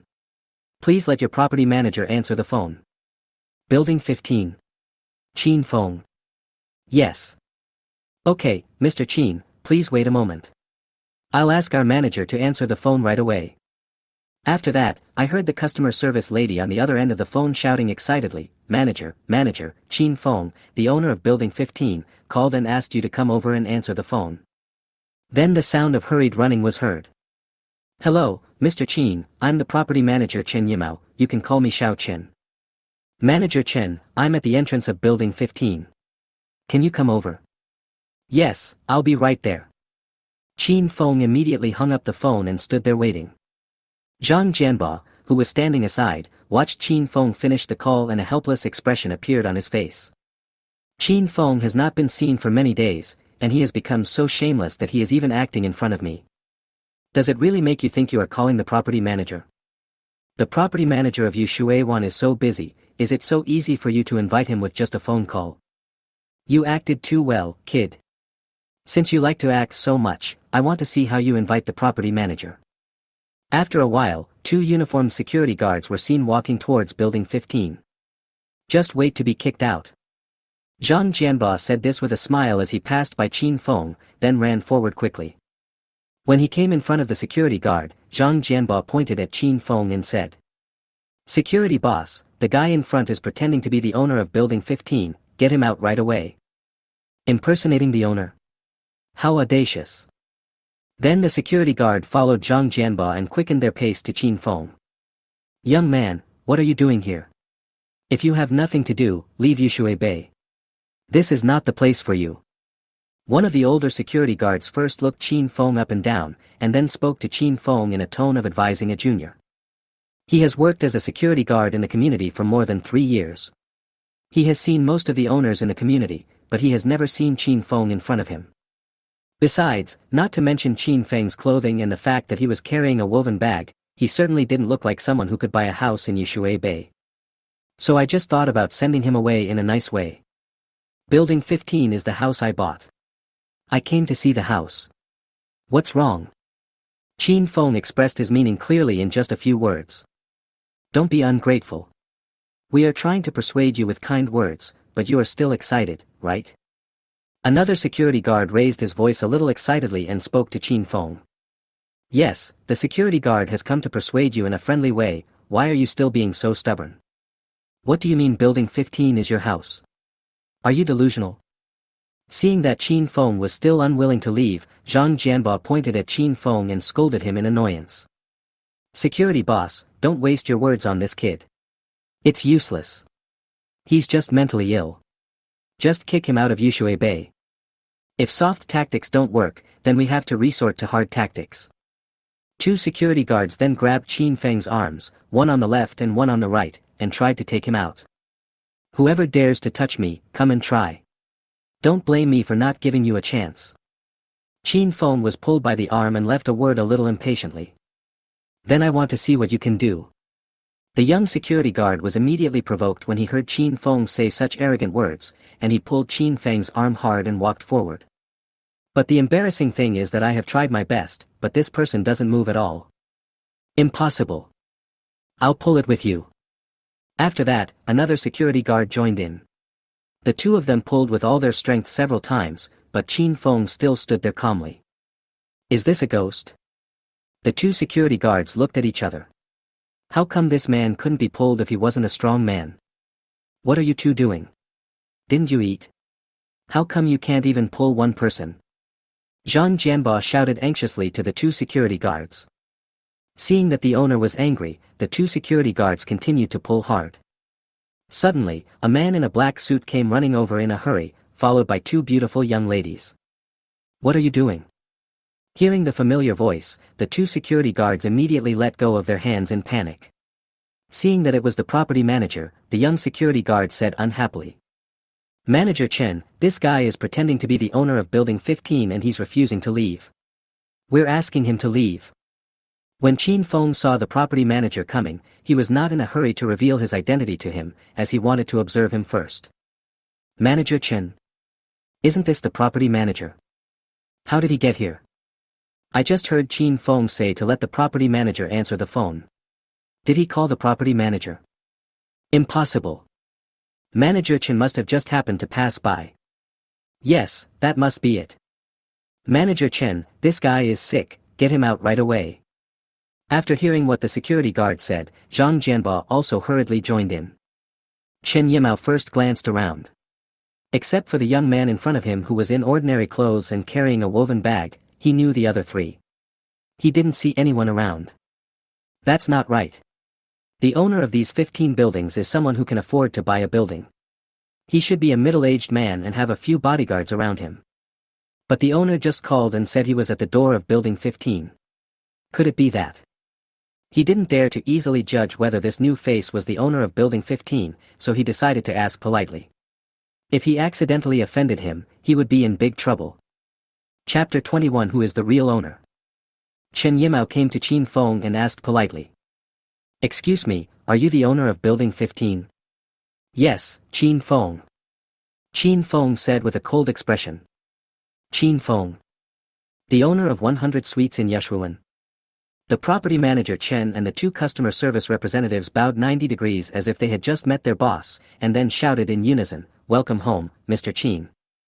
Just now on the way, Manager Chen told them that when they meet such owners, they must be fully alert and give the highest courtesy to them. If you don't serve this master well, the entire property may be in danger of being replaced. So no one dared to relax at all. This scene stunned the two security guards and Zhang Jianba nearby. Oh shit. That's 15 owners. Then they all looked at Qin Feng in front of them in disbelief, and began to panic. Manager Chen, you're welcome. But I have a question I would like to ask Manager Chen. Chen Yimao then said nervously, Mr. Qin, please speak. I bought a house here, can I come back and take a look? You are the owner of this place, of course you can come back anytime. Then how can I look after my own house and be kicked out by someone who says I'm pretending to be the owner? Hearing the major owner Qin Feng's questioning in a blaming tone, Chen Yimao immediately remembered the scene he saw when he got here just now. I'm sorry, Mr. Qin, I've wronged you. Don't worry, I will definitely take care of this matter. Damn. These two idiots. Then Chen Yimao frowned and stared at the two security guards beside him. Seeing that the property manager looked like he was going to eat them, the two of them hurriedly tried to speak up and beg for mercy. But Chen Yimao did not give them a chance to speak and said directly. Get out of here right now, both of you. I never want to see you again. Knowing that they had offended the major property owner and were in great trouble, the two security guards did not dare to say anything more and ran away in despair.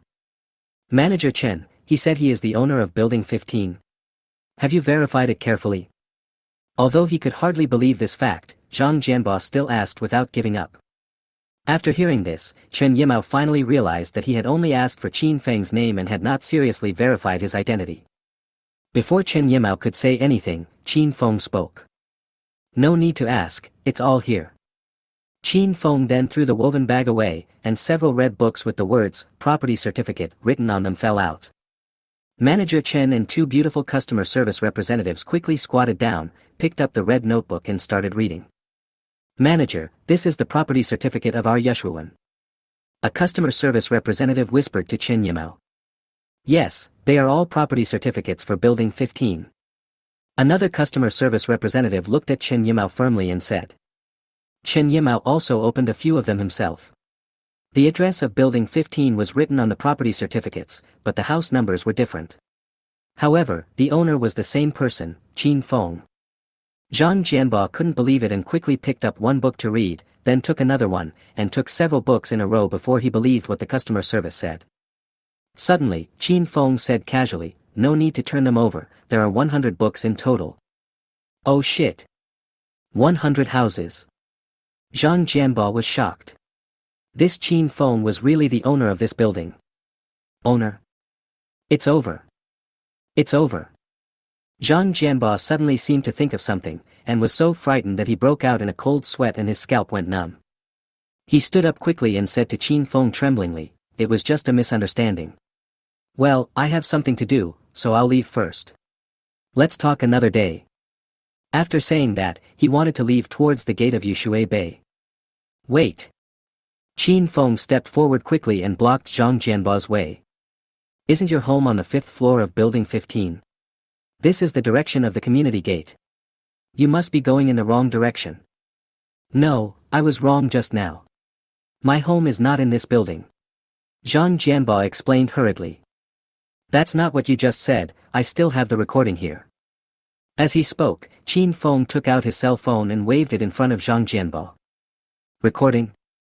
Zhang Jianba tried to snatch the phone away, but Qin Feng was quick and prevented him from succeeding.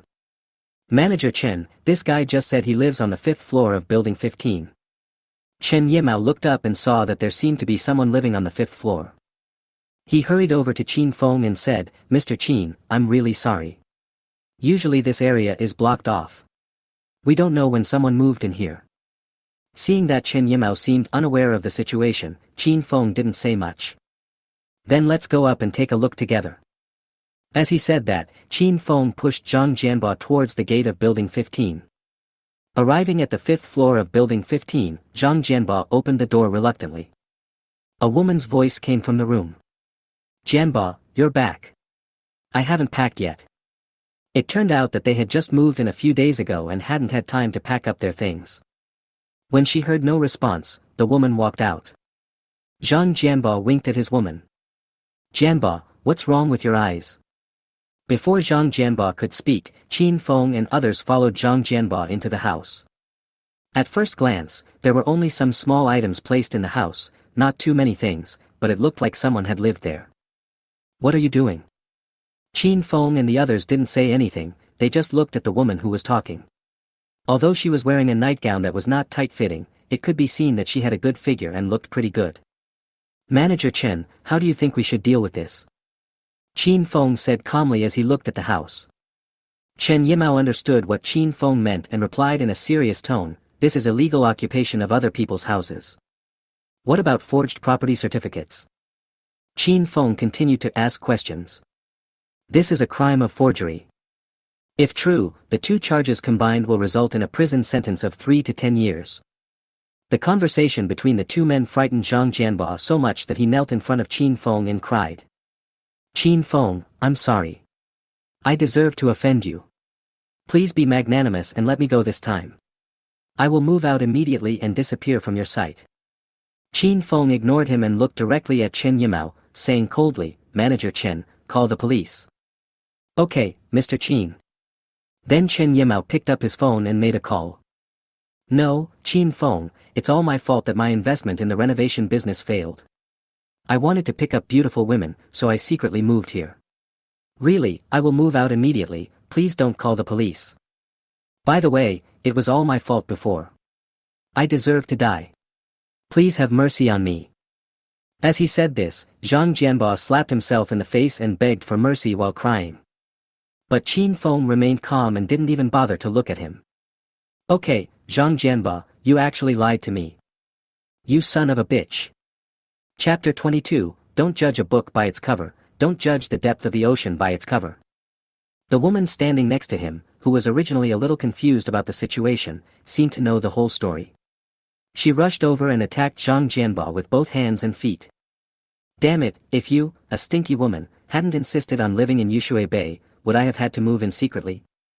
As he said that, Zhang Jianba slapped the woman in the face. The woman was not a pushover either, and the two of them started fighting. Not long after, the police came and took everyone back to the police station. Qin Feng provided the previous recording to the police, cooperated with the investigation and left. Mr. Qin, I am really sorry about what happened today. I will definitely strengthen the control and will not let such a thing happen again. After Chen Yimao handed Qin Feng a cup of tea, he bent down 90 degrees and assured Qin Feng with the most sincere attitude. It's not your fault what happened today. I came here to tell you something. Seeing that Qin Feng did not blame him, Chen Yimao could finally put down the heavy stone in his heart and asked enthusiastically, Boss Qin, please speak. I want your property management to help me manage these 100 houses. That's no problem. I wanted to contact you before. It's a pity that this house has been vacant for so long. There are office buildings near our community. Many white-collar workers like to rent houses here, like you. After listening to Chen Yimao's chatter, Qin Feng did not show any impatience but instead showed a satisfied smile. In Qin Feng's opinion, these are all very constructive opinions. The most important thing is that Chen Yimao can think more comprehensively. He even thinks of some things that Qin Feng has not considered. Chen Yimao is indeed a capable person, and Qin Feng is confident in handing over the cooperation to him. 5 points. Chen Yimao couldn't believe that Qin Feng would offer him 5 points to help manage these 100 houses. That was a considerable expense. Then both parties signed the contract very happily. Under the gaze of a group of people, Qin Feng rode the Ecos ES1 super motorcycle and left Yushui Bay. You can't judge a person by his appearance, and you can't measure the depth of the ocean by a bucket. Looking at Qin Feng's departing back, Chen Yimao sighed deeply. Remember this, no matter who comes to our Yushui Bay, you must be extremely alert and give them the highest level of hospitality. You must not neglect them in any way. Have you memorized everything? A group of people shouted in unison, remember. Then, Chen Yimao walked into the office with a smile on his face. Hobobi. Say more sweet words to me, look at me more when you miss me. Show a little more so that I can really see it. Chin Fong had just finished washing up when he heard his cell phone ringing. He picked up the phone and found it was an unfamiliar number. Who would call me so early in the morning? He pressed the answer button, and a gentle voice came from the other end of the phone. Hello, Mr. Chin, I'm sorry to bother you so early. The woman deliberately spoke in a low voice. Although he didn't know who she was, Chin Fong felt like he had heard her somewhere before and she sounded a little familiar. Mr. Chin. Could it be someone from Tiancheng Group? I only have this company right now, could it be? It can't be her, right? This speaking style is not like her. Chin Fong was not sure whether it was the person he thought of, and asked in a cold tone. Who? Maybe it's because I just got up and my throat hasn't recovered yet, so my voice sounds a little low. The beautiful woman was startled when she heard the deep voice coming from the phone. Could it be that it disturbed the major shareholder's rest? The beauty recovered from her nervous mood, took a breath and explained quickly. Hello, Mr. Chin, I'm Yi Shishue. It was early in the morning, and Yi Shishue felt very awkward listening to the pretentious gentle voice. But there was no other way. It was her first time calling the major shareholder, and it was early in the morning, so she could only bear with it. Haven't men always liked gentle women? Yi Shishue fantasized that even if the man was woken up, as long as he heard such a gentle voice, he would not easily get angry, right? In order to make her voice sound gentle and sweet, Yi Shishue actually practiced many times before making the call. But she had never spoken like this before, so Yi Shishue's practice was not so smooth. But it would be bad if it disturbed the major shareholder's rest and affected his mood. You can only work harder and practice until you are satisfied. In fact, last time in the parking lot, she felt a little bit resentful when she thought about how she was teased for the first time despite always being aloof. If it weren't for the urgency of the document and the need for the signature of the major shareholder, Yi Shishue would never have taken the initiative to contact Chin Fong. Even though she was extremely reluctant, as the CEO of Tiancheng Group, Yi Shishue was still able to make her position clear regarding the company's major events. So I had no choice but to go ahead and hope to complete the task as soon as possible. Oh, it's Mr. Yi. It was really Yi Shishue, the CEO of Tiancheng Group. No wonder the voice sounded familiar, but a little awkward and not quite like her personality. What on earth does this girl want to do? Is there something going on? However, the scene of meeting Yi Shishue in the group parking lot last time suddenly flashed through his mind, and Chin Fong couldn't help but raise the corners of his mouth slightly. Actually, this CEO is quite cute. Director Chin, the company has an urgent document that needs your signature. I'm sorry to call you so early and disturb your rest. Chin Fong was stunned for a moment, as if he had thought of something, and said directly. It's okay, then you can send the documents to my house. I'll send you the address. Okay. In fact, Chin Fong himself also wanted to see Yi Shishue, so he deliberately asked her to send the documents to his home. After all, there are many people in the company, so it is inevitable that they feel a little restrained, especially Yi Shishue. After hanging up the phone, Chin Fong secretly felt happy. Yi Shishue on the other end of the phone didn't think too much about it. He is a major shareholder, so how could she refuse? After packing up my things, I rushed out. Just as Chin Fong was about to go downstairs for breakfast, the familiar voice of the system rang out. Ding dong. System activated. Host, please kill instantly. 100% equity of the Woston 5-star hotel, flash sale price, 0.5 yuan. Woston 5-star hotel. Isn't this the most luxurious hotel in Shanghai City? I heard that the decoration inside is extremely luxurious, and you have to make reservations a month in advance to eat there. It is often frequented by some prestigious people in Shanghai City, and it is difficult for ordinary people to make reservations no matter how rich they are. Well, that's good. Second. Chin Fong changed his excitement when he just heard the system's instant kill, and he made a choice quickly. However, Chin Fong still found it quite interesting to think that he would become the owner of the Westin Hotel. Chapter 23. This is going to be awkward. After the instant sale, Chin Fong went straight downstairs to enjoy the breakfast prepared by the beautiful housekeeper Li Xiaotian. Mr. Chin, how does today's breakfast taste? Li Xiaotian asked Chin Fong with a smile. After spending these few days together, Li Xiaotian actually has a pretty good impression of Chin Fong as her boss. Not only is he handsome and in great shape, but he also doesn't have any of the bad habits that others say rich people have. She has an easygoing personality and has never been given a hard time. More importantly, he trusted himself very much. He never asked about any matters big or small in the villa and let himself take care of everything. He was quite generous. When he came back yesterday, he transferred 10 million yuan to her as a reserve fund, and told her to tell him if it was not enough. This boss is so awesome. Looking at the many extra zeros on the bank card, Li Xiaotian was dumbfounded. She had never seen so much money before. I was so excited that I couldn't sleep all night. Qin Feng cut a small piece of steak and put it into his mouth to chew. The expression on his face slowly changed with the number of times he chewed. Xiaotian's cooking skills are getting better and better, it's delicious. Qin Feng praised Li Xiaotian's craftsmanship with satisfaction. Thank you for the compliment, Mr. Qin. Enjoy your meal. After saying this, Li Xiaotian wanted to turn around and leave, but was stopped by Qin Feng. Xiaotian, look at all these delicious foods. I can't finish them all by myself. Why don't you stay and eat with me? I've already eaten, please enjoy it yourself, Mr. Qin. When Li Xiaotian heard that she was going to have dinner with her boss, she was a little frightened. I am the housekeeper here, it's not good. In order to do a good job as a housekeeper, she had specially learned about the habits of working in wealthy people's homes. But I have never heard of a housekeeper eating at the same table with the master of the house. It would have a very bad impact if this got out. So Li Xiaotian tactfully rejected Qin Feng's kindness. I'm alone in this big house, always eating alone. How boring. From now on, you should eat with me. When two people eat together, their appetites will be greatly increased and they will eat more. Okay, it's decided.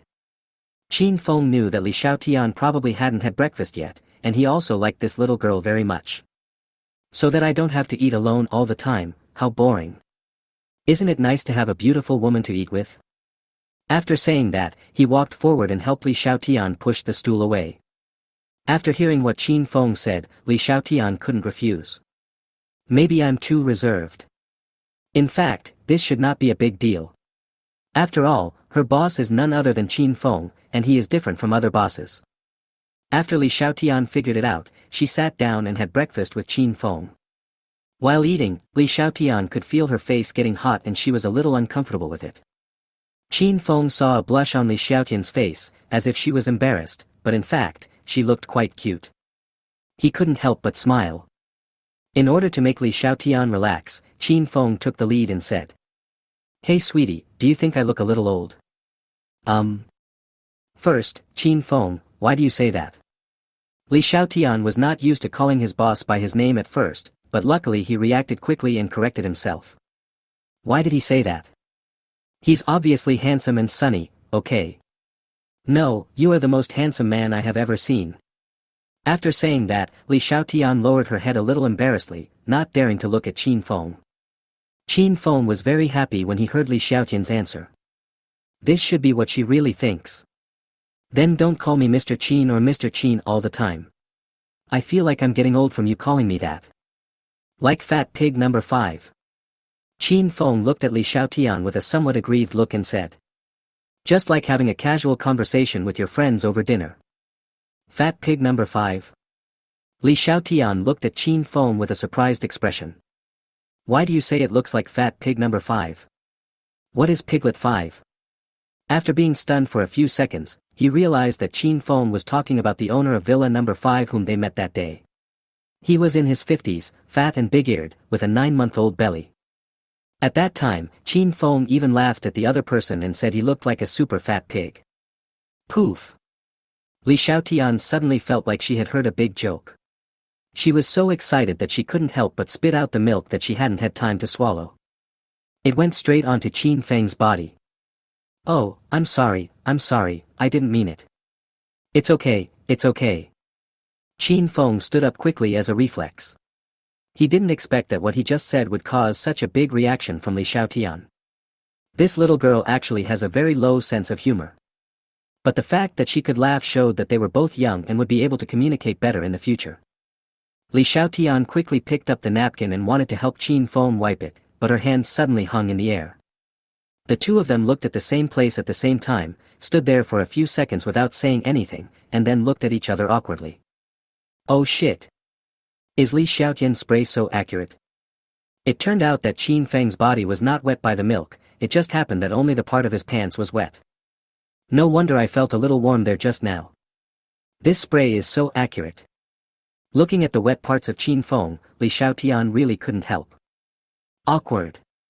Just at this moment, the bell of the living room door suddenly rang. Qin Feng came to his senses and walked towards the door before Li Xiaotian. It should be Yi Shishue who comes over with the documents at this time. What an unfortunate time, isn't it? Qin Feng didn't have time to change his pants, so he went straight to open the door. I thought of letting her in first. After all, it was Yi Shishue's first time coming to my house, so it would be better for me to receive her myself. So I didn't think too much about it. I just thought he could go upstairs and change his clothes in time. Boss Yi, you're here. Qin Feng greeted Yi Shishue warmly. Hello, Mr. Qin. Yi Shishue then responded to Qin Feng enthusiastically. But after a few seconds, she seemed to have seen something strange, and her face suddenly showed a hint of embarrassment. Mr. Qin, is it inconvenient for you now? How about I come over later? Yi Shishue asked awkwardly, but her eyes couldn't help but look in that direction. Oh shit. What is Qin Feng doing so early in the morning? The zipper of these pants is not closed and there is a wet spot around it. What is going on? Qin Feng noticed that Yi Shishue looked embarrassed, so he lowered his head to look in the direction she was looking. Was there something wrong? If I hadn't looked, I wouldn't have realized that the zipper of my pants, which was wet with milk, was not zipped up. He quickly covered his face with his hands, turned around and zipped up his pants, then said with an embarrassed expression. I'm sorry, Mr. Yi, I made you laugh. It's not inconvenient. Please come in and sit down first. I'll go change my pants. Chapter 24, Explanation is cover-up, and cover-up is the truth. After saying that, he stretched out his hand to invite Yi Shishue to come in, but then he seemed to feel something was wrong and quickly withdrew his hand to block a certain place. The scene was a little awkward for a moment, but Yi Shishue tried her best to think positively. Anyway, she came to get the documents for Qin Feng to sign, and she would leave quickly after signing. Why think so much? What does it have to do with me? After thinking it through, she walked in. Suddenly, a girl's voice came, as if greeting her. Hello. Yi Shishue immediately turned around and responded politely with a smile. Hello. I saw a sweet-looking girl standing not far away. She was wearing a black and white OL uniform, with a curvy figure and was very beautiful. But there seemed to be some white liquid left near the mouth, which should be the white liquid that was not wiped away in time, and the collar was also a little wet. Beauty, your mouth. Yi Shishue kindly reminded the beautiful girl in front of her. Li Xiaotian hurriedly touched her mouth with her hand, and it seemed that there was liquid around her mouth. Then he wiped it with the tissue in his other hand in a panic and put his hands behind his back, as if he was afraid of being seen. Only then did she realize that it was probably the milk that had been accidentally sprayed out just now. However, when Li Xiaotian thought about meeting strangers in such a disheveled state, she suddenly felt a little embarrassed. Well, I have something else to do outside, so I'll go do it first. Then she glanced at Yi Shishue and Qin Feng and hurriedly left the hall, leaving behind Yi Shishue and Qin Feng with confused faces.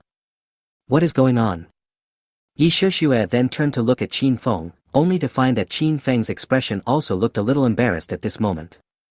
Yi Shishue saw where Li Xiaotian was standing and there was a crumpled tissue on the ground. She suddenly felt that something was wrong and felt mixed emotions. What is going on with these two people? Could it be that? Did the two of them just do something shameful? Yi Shishue couldn't control herself from thinking about this place. One of the pants zippers was not zipped up in time, and the surrounding area seemed to be wet with liquid. There were remnants of white substance on the mouth and collar. How can it not make people think too much? Some images suddenly flashed through her mind, causing Yi Shishue to feel her face getting hot. You guys, aren't you there? Yi Shishue stared at Qin Feng with eyes wide open. That? Which one is it? Qin Feng was confused and couldn't figure out what Yi Shishue was talking about. But seeing Yi Shishue's surprised and blushing expression, after a few seconds of silence, Qin Feng finally reacted. Could this guy have misunderstood that he and Li Xiaotian were doing that? Hey, what are you thinking about? Whatever you are thinking about, it's definitely not what you thought just now. Isn't it obvious? Isn't there a saying that goes like this? Explanation is cover-up, and cover-up is the fact. Okay, stop pretending. I'm not related to you. You don't need to explain so much to me. Yi Shishue said directly and coldly. Although he was the major shareholder and her boss, she felt sick to see such a thing so early in the morning. Thinking about how I was teased in the parking lot that day, I guess Qin Feng is not a good man. Oh. These are other people's private lives. Why should you care so much about them? Besides, it's none of your business. You'd better sign it quickly and leave. That was my housekeeper Li Xiaotian. It was really a misunderstanding just now.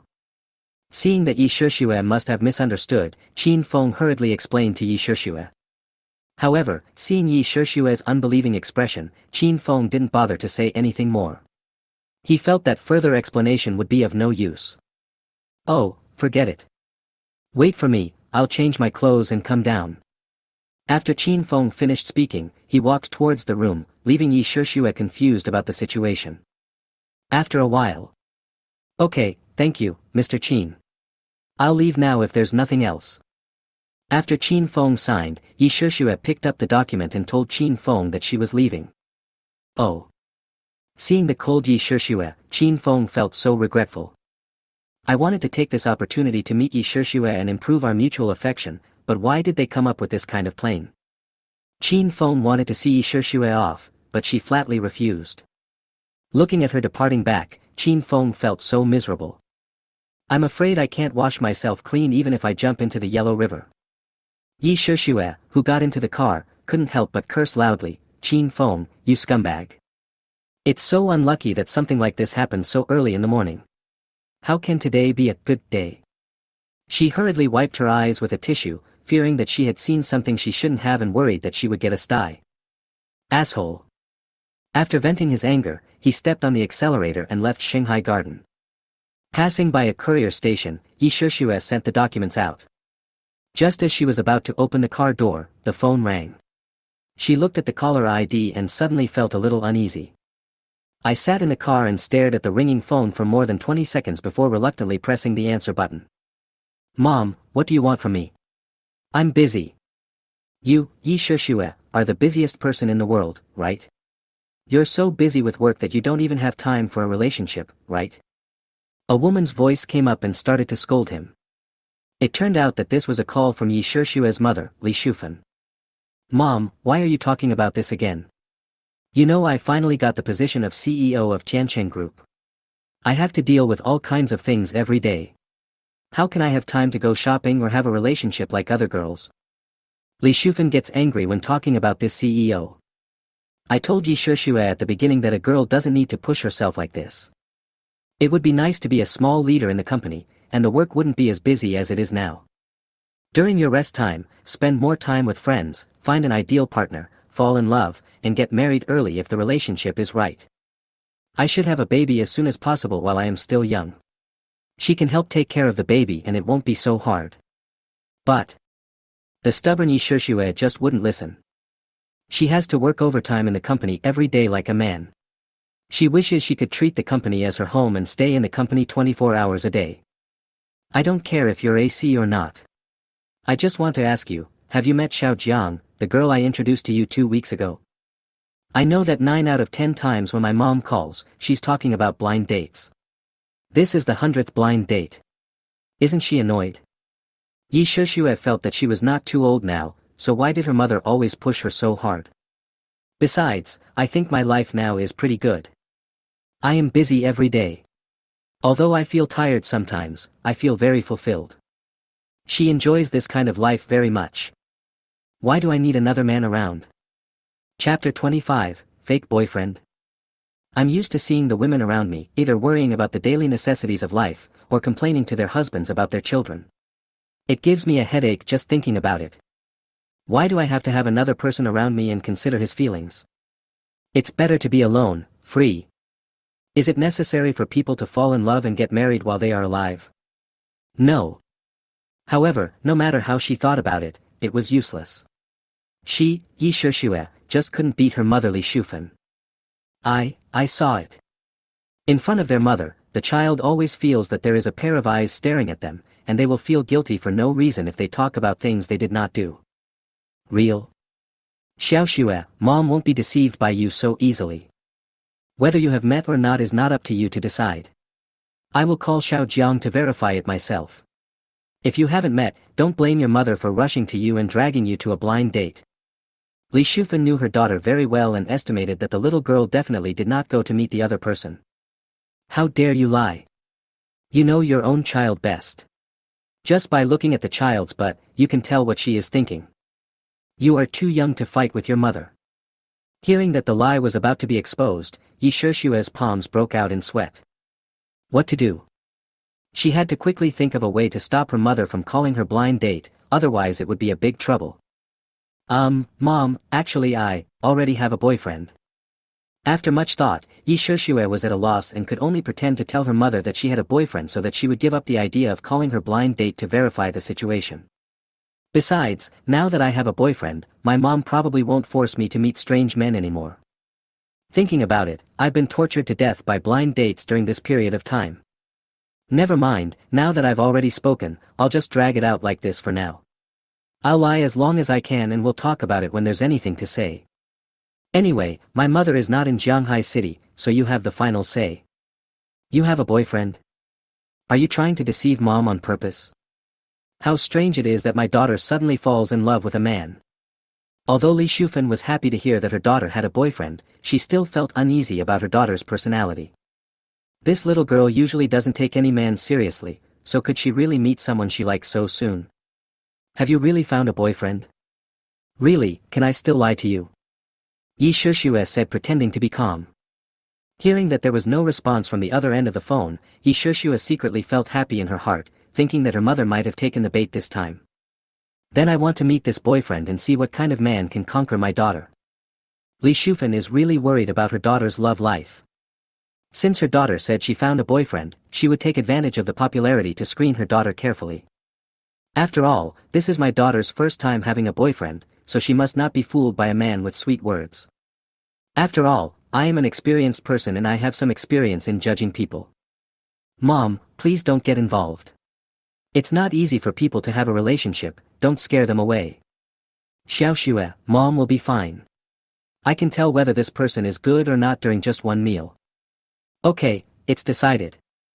It just so happens that I have an appointment with an acquaintance today, and I will arrive in Jianghai in an hour.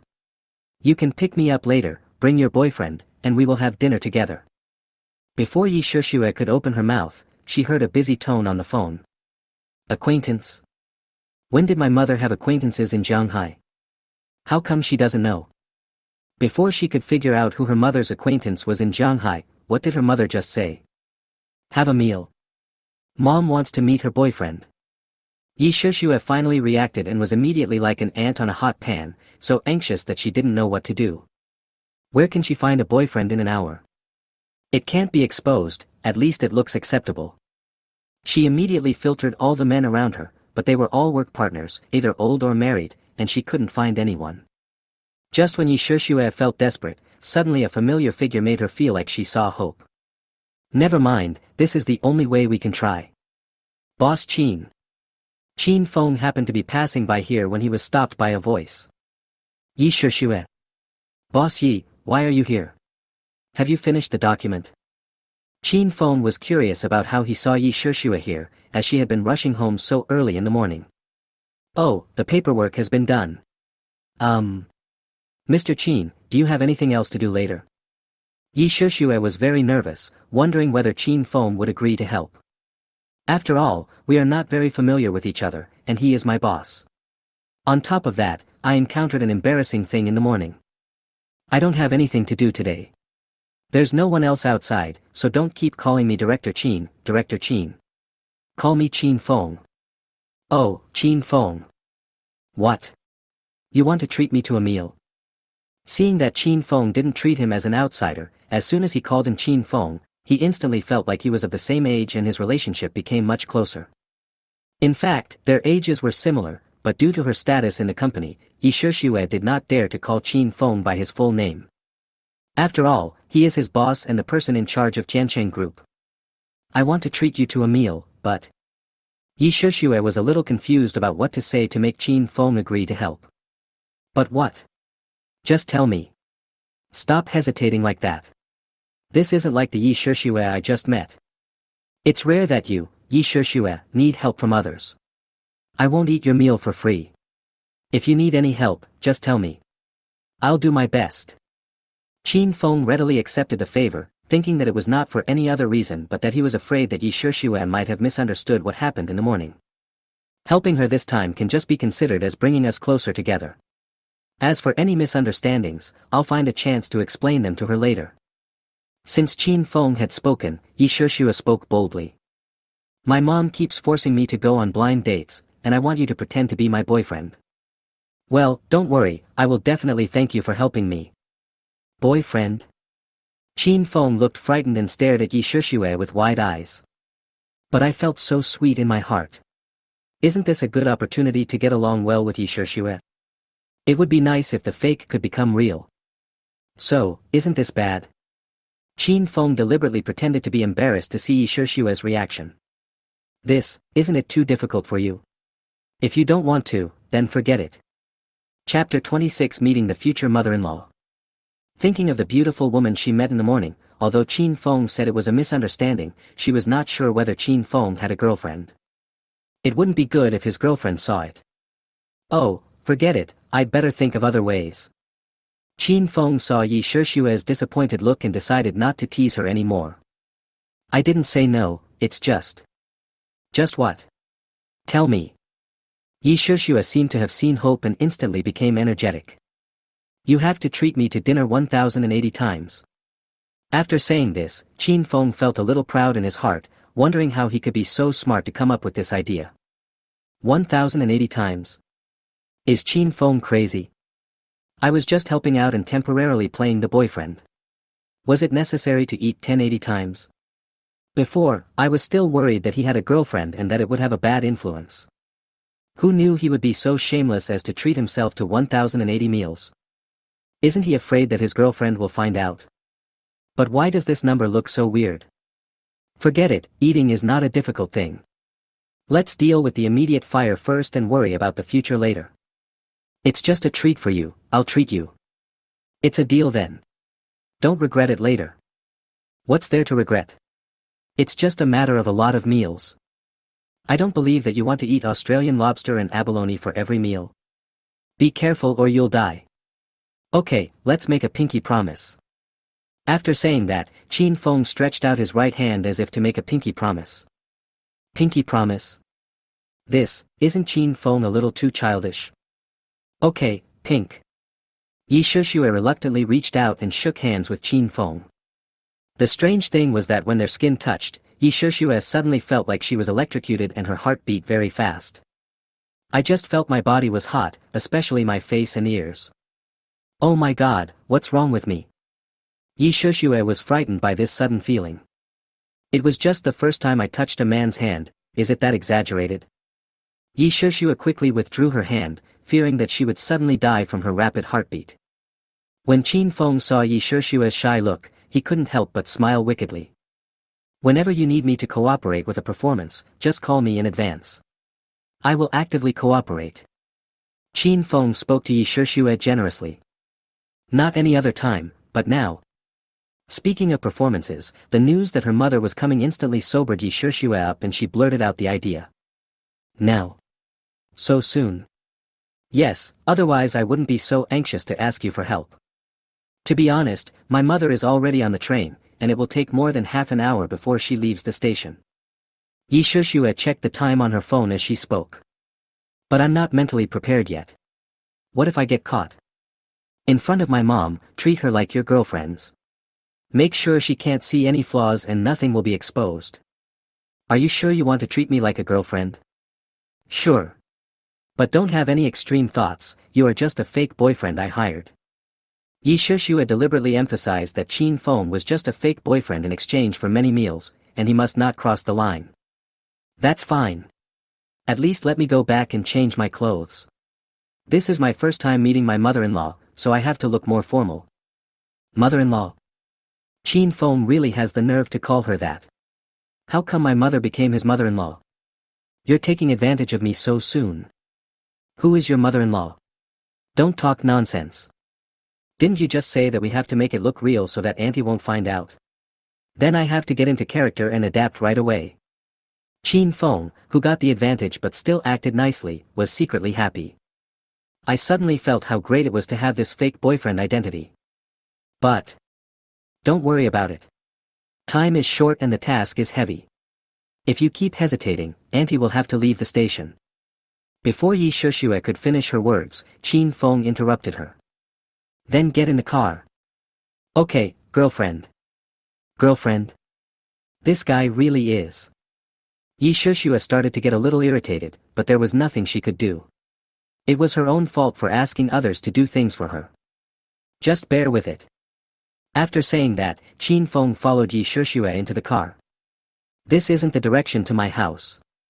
I have to go back and change my clothes. Chin Fong said to Yi Shishue, who was driving a little excitedly. You are so handsome, you look good in anything you wear. I know, but... Shut up. Yi Shishue was talking nonsense to Chin Fong. She was a little fed up with it and told Chin Fong to shut up in the tone of a CEO. It's already this time, why is Chin Fong still trying to show off? It's not like he's your real boyfriend, what are you thinking about? Oh. Chin Fong was suddenly yelled at by Yi Shishue, and he instantly became like a little lamb and sat down obediently. Yi Shishue saw Chin Feng's current appearance in the mirror, and the corners of her mouth slightly raised, revealing a smug smile. I never thought that a big boss like him would be scolded so obediently. I really want to use my phone to record this historical moment. At the train station entrance. Mom, this way. Yi Shishue excitedly waved to an aunt who was dressed quite fashionably. Xiaoxue. Li Shufan saw her daughter so excited that she quickened her pace and walked out. Mom misses you so much. I miss my mom too. Chin Fong watched the mother and daughter hug each other happily when they met, and guessed that they hadn't seen each other for a long time. Auntie, hello. I'm Chin Fong. When Li Shufan saw her daughter whom she hadn't seen for a long time, she didn't even notice the boy next to her daughter. Hello. Li Shufan immediately turned around and greeted him warmly, while also quickly glancing at the young man in front of her. He is tall, with handsome features. No wonder he caught my daughter's eye so quickly. But judging from the way he is dressed, he doesn't seem like someone who is more capable than his daughter. When were you together with my daughter? Li Shufan asked this question so suddenly that the two young people, who had not had time to review their manuscripts, were caught off guard. Chin Fong didn't know whether Yi Shishue had told her aunt about this question. If the answer was wrong, wouldn't he be exposed? He stared at Yi Shishue hurriedly, gave her a secret signal, and asked her what to do. Yi Shishue was also frightened. She immediately grabbed Li Shufan's hand and pretended to be a little angry and said, Mom, why do you start interrogating people as soon as you meet them? Be careful or they will be scared away by you. Okay, can't I just not ask? Mom, who are you meeting this time? How come I didn't know you have an old acquaintance in Shanghai? Seeing that her mother no longer asked about the two of them, Yi Shishue changed the subject to distract her mother. You'll know when you meet him later. It's a good opportunity for us to have a meal together. Chapter 27, Meeting the Rival. Speak of the devil and he will appear. Look, they called me. As she spoke, Li Shufan picked up her phone and started chatting enthusiastically with the person. Okay, see you later. After hanging up the phone, Li Shufan said to Yi Shishue and Chin Fong happily. Come on, Mom will take you to Weston for dinner. Weston? Mother, who is your acquaintance who can book Weston? She heard that this 5-star hotel is not something that ordinary people can book, so her mother's old acquaintance must be of extraordinary status. So who could it be? Yi Shishue was very curious about this old acquaintance who suddenly appeared. Chin Fong was also surprised when he heard the word Weston. Isn't this the company that the system rewarded to itself this morning? 100% equity of the Weston 5-star hotel. But this is also a good thing, so I can take this opportunity to visit my hotel.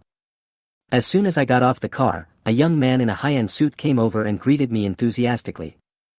Hello, Aunt Lee. Welcome. Hello, Junsheng. Aunt Lee, you are still as young and beautiful as you were back then.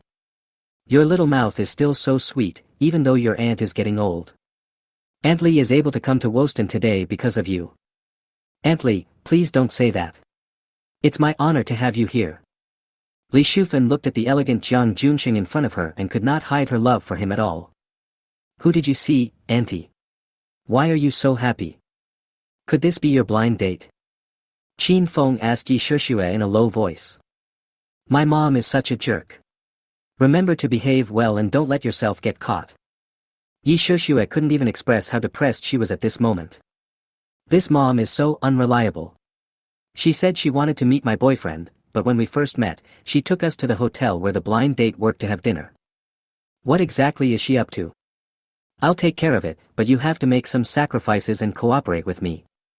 It's not easy to play the role of a young couple. As long as Yi Shishue doesn't mind, he will have no problem. How do you cooperate? Isn't it too late to start discussing countermeasures now? Yi Shishue was not completely sure about this fake boyfriend. After all, they had only known each other for a short time, so the chances of him being exposed were quite high. You'll know in a minute. Shouldn't there be plan A, plan B, or something like that? Qin Feng didn't tell her his plan, he just looked at her waiting. What exactly is Qin Feng's plan? Why am I the one being planned? Yi Shishue looked at the three people in front of her in confusion, not knowing what to do next. Junsheng, Auntie wants to ask you something. Li Shufan approached Jiang Junsheng and asked in a low voice. As long as she verified it in person, she would know whether Xiaoxue was lying or not. Auntie, please speak. Has Xiaoxue met you? This, Auntie, don't blame Xiaoxue. You know Xiaoxue is the CEO of Tiancheng Group now. She must be very busy at work. It's normal that we can't see each other. I knew this little girl had never met her before, but today she suddenly told me that she had a boyfriend. I have to investigate this carefully. But don't worry, Auntie is still on your side, you still have a chance. Thank you, Auntie. Jiang Junqing smiled with satisfaction, as if he had taken a reassurance pill. Xiaoxue, this is Jiang Junqing, the general manager of the Walston Hotel, whom Mom told you about before. Li Shufan took Jiang Junqing to Yi Shishue and Qin Feng and introduced them to each other. Hello, Xiaoxue, long time no see. Jiang Junqing straightened up slightly and greeted Yi Shishue with a smile. The Yi Shishue in front of him was graceful, confident and capable, which made people's eyes light up. Hello. Yi Shishue also responded politely. Who is this? Jiang Junqing then looked at Qin Feng who was standing next to Yi Shishue. The way he was dressed didn't look like a successful person at all. He looked more like an employee. When I compare myself to this, I feel so weak. I'm Xiaoxue's boyfriend, Qin Feng. Qin Feng knew that the person coming had no good intentions, so he was not afraid at all. As he said that, he stretched out his hand and put it around Yi Shishue's waist, and smiled at her with a charming look. Yi Shishue was so frightened by the look and the sudden groping that she didn't react for a while. She just stared at Qin Feng with her eyes wide open. This damn salty pig's trotter. What are you doing? Seeing that Yi Shishue hadn't gotten the hang of it yet, Qin Feng hugged her a little tighter. Miss, the show is about to begin, what are you thinking about? Yi Shishue was stunned for a moment before she realized what Qin Feng had said, and then she immediately introduced Jiang Junqing. Yes, my boyfriend. Hello. Jiang Junqing seemed to have noticed something, so he greeted Qin Feng with a smug smile. These two people don't seem to have any tacit understanding at all. Jiang Junqing became even more certain that if these two people were really dating, it should have only been not long since they started dating. As long as he worked hard, he should still have a chance. Besides, with my aunt's help, Yi Shishue will be my own sooner or later. Jiang Junqing, who was unwilling to remain as the general manager of the Woston Hotel, heard that the hotel had just been directly acquired by a new shareholder. At present, no one knows what the new shareholder's style of doing things is. As the saying goes, a new official will start with 3 things to do when he takes office. Reform is inevitable, and the probability of changes at the top level is generally higher. Jiang Junqing seemed to be seeing the end, and his future was bleak. Jiang Junqing has to quickly plan his future path, so Yi Shishue is his biggest hope at the moment. As the CEO of Tiancheng Group, he must have a wide network of contacts. If I could marry her in the future, wouldn't her resources be mine? Would I still need to worry about my future? Things have changed, and we have to quickly take down Yi Shishue. As for Qin Feng, who suddenly appeared, Jiang Junqing didn't take him seriously at all. As the CEO of Tiancheng Group, Yi Shishue would not be unaware of the pros and cons of choosing an employee who is totally incompatible with her. It seems impossible just thinking about it. Maybe Yi Shishue was just deceived by Qin Feng's appearance for a while, and it won't take long for her to realize that they are not the same kind of people at all. Thinking of this, Jiang Junqing decided to seize this rare opportunity today, perform well, and let Yi Shishue face the facts. Then let's go in first and talk while we eat. Jiang Junqing led everyone into Weston with an attitude that said, "This is my home, just follow me." This Weston is indeed worthy of its reputation. The magnificent and ultramodern decoration style gives people a unique visual feast, just like coming to heaven. "Auntie, what do you think of this place?" Jiang Junqing immediately tried to get close to Li Shufan enthusiastically. Chapter 28, Pressured by a Love Rival. This is my first time visiting such a high-end place. I can hardly take my eyes off it. It's so beautiful. From the moment she came in to the moment she sat down, Li Shufan's eyes were never idle and she always had an expression of surprise. "If Auntie likes, you can bring Xiao Xue here often in the future. Then we are really blessed by you. By the way, Auntie, I heard that not even rich people can come here." "Yes, we need to make reservations in advance. We usually receive some well-known people, big directors and big stars, etc." Jiang Junqing then looked at Yi Shishue and found the right opportunity to chat. "Xiao Xue, if you want to come here to eat in the future, don't be polite to me. You can come anytime you want." "Good." Yi Shishue replied coldly. When Li Shufan saw her daughter's attitude, she quickly glared at Yi Shishue. "Yi Shishue, what are you doing?" Yi Shishue was not afraid and just responded with a look asking, "What are you doing?" She would not have any good feelings towards Jiang Haisheng because of this. Jiang Junqing glanced at Qin Feng secretly, expecting this country bumpkin to show a look of surprise as if he had seen the world, but he was a little disappointed to find that there was no change on this guy's face at all. "Xiao Hai." Jiang Junqing then called the waiter. "Let's start serving the food according to the menu I prepared in advance. Also, I am here as a customer to have a good meal with my family. I want to tell other employees not to disturb me unless it's important." "Okay, manager." After saying that, the waiter went back to work. "Manager Jiang, you are here." Suddenly, a middle-aged man who looked like a senior executive in a company came over with a smile on his face and greeted Jiang Junqing enthusiastically. "Hello, President Tang." Jiang Junqing also stood up and responded enthusiastically. "Manager Jiang, I have to thank you very much. If you hadn't helped me arrange it that day, I might have missed a 50 billion project." As he spoke, Tang Jizhong excitedly held Jiang Junqing's hand. "President Tang, you are too polite. You won it because of your strong working ability. Besides, you are our VIP here. It's nothing to mention what I did." Seeing the president of a listed bank coming to thank him personally was a good opportunity for him to save face in front of Aunt Li and Yi Shishue. "Also, I'd like to show this kid named Qin Feng how far he is compared to me. Whether in terms of resources, abilities, etc., Qin Feng is not worthy of Xiao Xue at all. Next time I will definitely treat you to a nice meal, you can't refuse me." "Okay, I'll definitely go." "Who are these people?" Tang Jizhong looked at the other people at the table and asked curiously. It was rare to see Jiang Junqing sit down and eat with others during working hours. "My family, let's have a meal together today." "I see. I'm sorry to have disturbed your family's meal. Then you go ahead and do your work. I'll ask you out some other day." "Okay." Then Tang Jizhong smiled at Jiang Junqing's family and turned away. "Junqing, is that the gentleman just now, the financial expert Mr. Tang Jizhong who was interviewed on TV a few days ago?" Li Shufan saw the man who came to greet her and thought he looked familiar. After the man left, she suddenly realized that he was the person she interviewed on TV 2 days ago. "Yes, Aunt Li, you have a very sharp eye. Mr. Tang Jizhong is not only a well-known financial expert in China, but also the president of a listed bank. A few days ago, we negotiated a 50 billion project, and he just came to tell me the good news." 50 billion. No wonder the TV station wants to interview him, he's so amazing.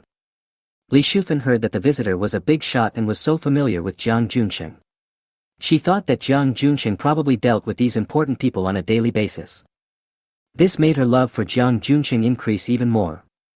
Yes, he is an old acquaintance of mine. He often comes to our place for dinner and business. Junsheng is amazing. He knows so many important people. Aunt Li, you're too kind.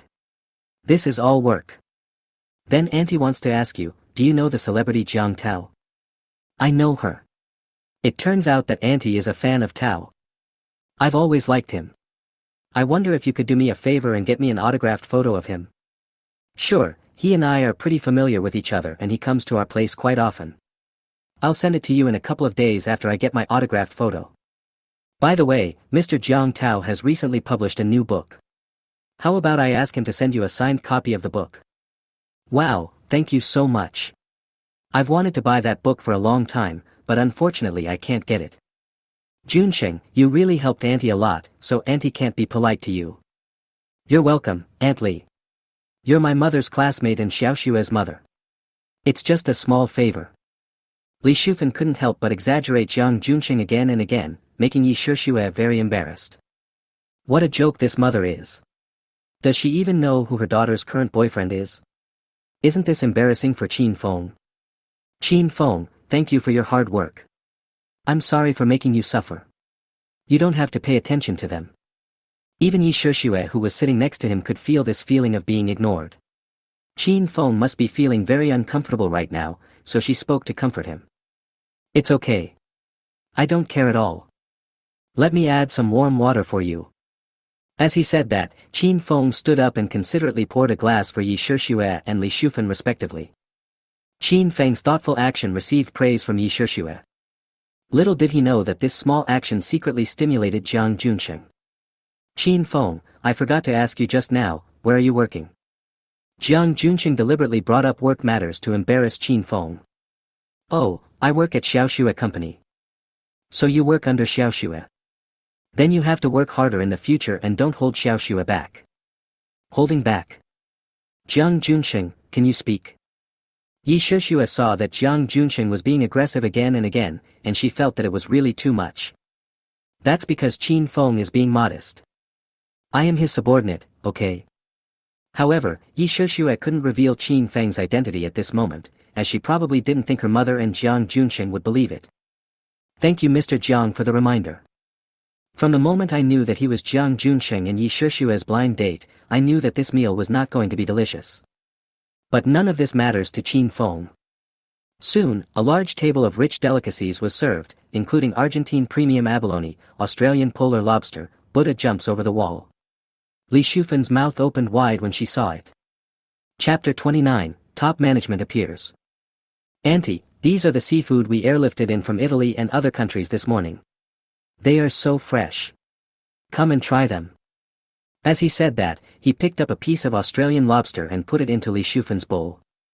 Just as he was about to pick up some food for Yi Shishue, he was ruthlessly rejected. In order to ease the embarrassment, he immediately turned to Qin Feng. Qin Feng, what you have in front of you is the best abalone from Argentina. You probably haven't eaten it before, so try it and see how it tastes. Don't be shy. I don't like eating these. Why is Qin Feng like this? Li Shufan suddenly felt that Qin Feng was too uncultured. Wasn't this a slap in the face of herself and her daughter? Li Shufan is so disappointed. How can such a person be worthy of the CEO's daughter? Look at Jiang Junsheng who is sitting next to him. He is handsome and elegant. Qin Feng is simply incomparable. I don't know what this silly daughter is thinking. How did you find a boyfriend like this? Li Shufan muttered to herself, then looked at Yi Shishue with a reproachful look. Yi Shishue happened to meet her mother's strange look. She didn't say anything, but just smiled slightly, which made Li Shufan so angry that her face felt hot. In fact, Yi Shishue was unsure, and she didn't know why Qin Feng was like this. I see, it's a shame that you don't like such exquisite seafood. Qin Feng ignored Jiang Junsheng and called the waiter directly. Hello, could you please help me get some sweet and sour pork ribs, drunkard peanuts, and 3 fresh vegetables in a cold dish? Oh, and another bottle of draft beer. I'm sorry, sir, we don't have these in our hotel.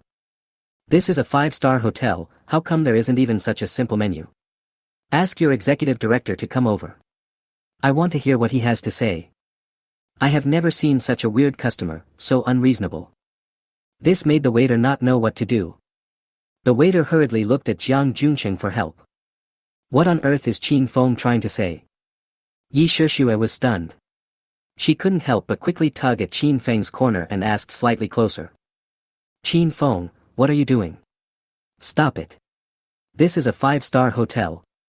How can there be food from a roadside snack bar? Don't make things worse, it will be hard to deal with later. Li Shufen saw her daughter whispering something to Qin Feng, and looked at Yi Shishue helplessly. I was afraid that things would get too awkward, so I wanted to persuade them. Qin Feng, how about I accompany you to eat these tomorrow? Can you just make do with this today? Qin Feng didn't say anything, but just smiled at Li Shufen. If you can't make these dishes, get your executive director over here. Qin Feng said directly and coldly. Qin Feng, what do you want to do? Do you want to cause trouble in my territory? Because Jiang Junsheng had explained that he was now a customer when they sat down, he couldn't handle the matter on his own. So Jiang Junsheng smiled and pretended to be calm and said to the waiter. Then go talk to Director Jin and see how to deal with it.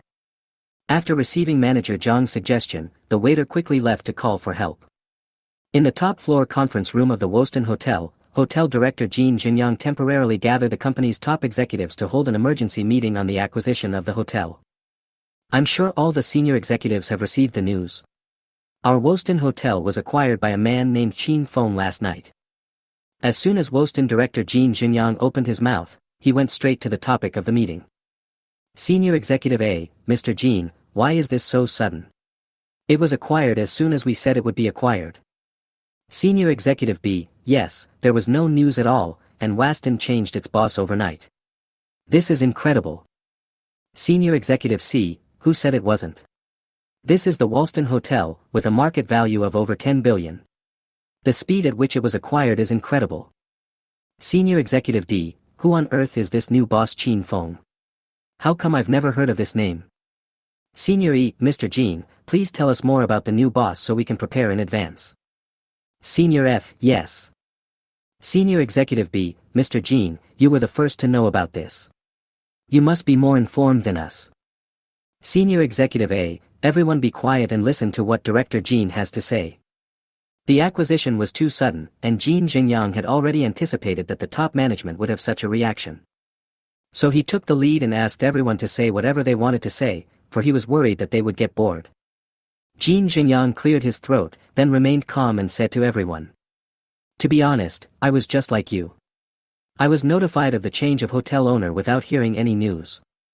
Before this meeting, I specifically investigated the new shareholder Qin Feng. I heard that he is a very mysterious person and few people know his background. So before the new shareholders show up, I suggest you all stay alert and be prepared to welcome the new shareholders at any time. As soon as he finished speaking, the door of the conference room was opened. Don't you know we're in a meeting? The meeting was interrupted in the middle of the meeting, and Jin Jinyang was a little angry and scolded the waiter who suddenly broke in. Mr. Jin.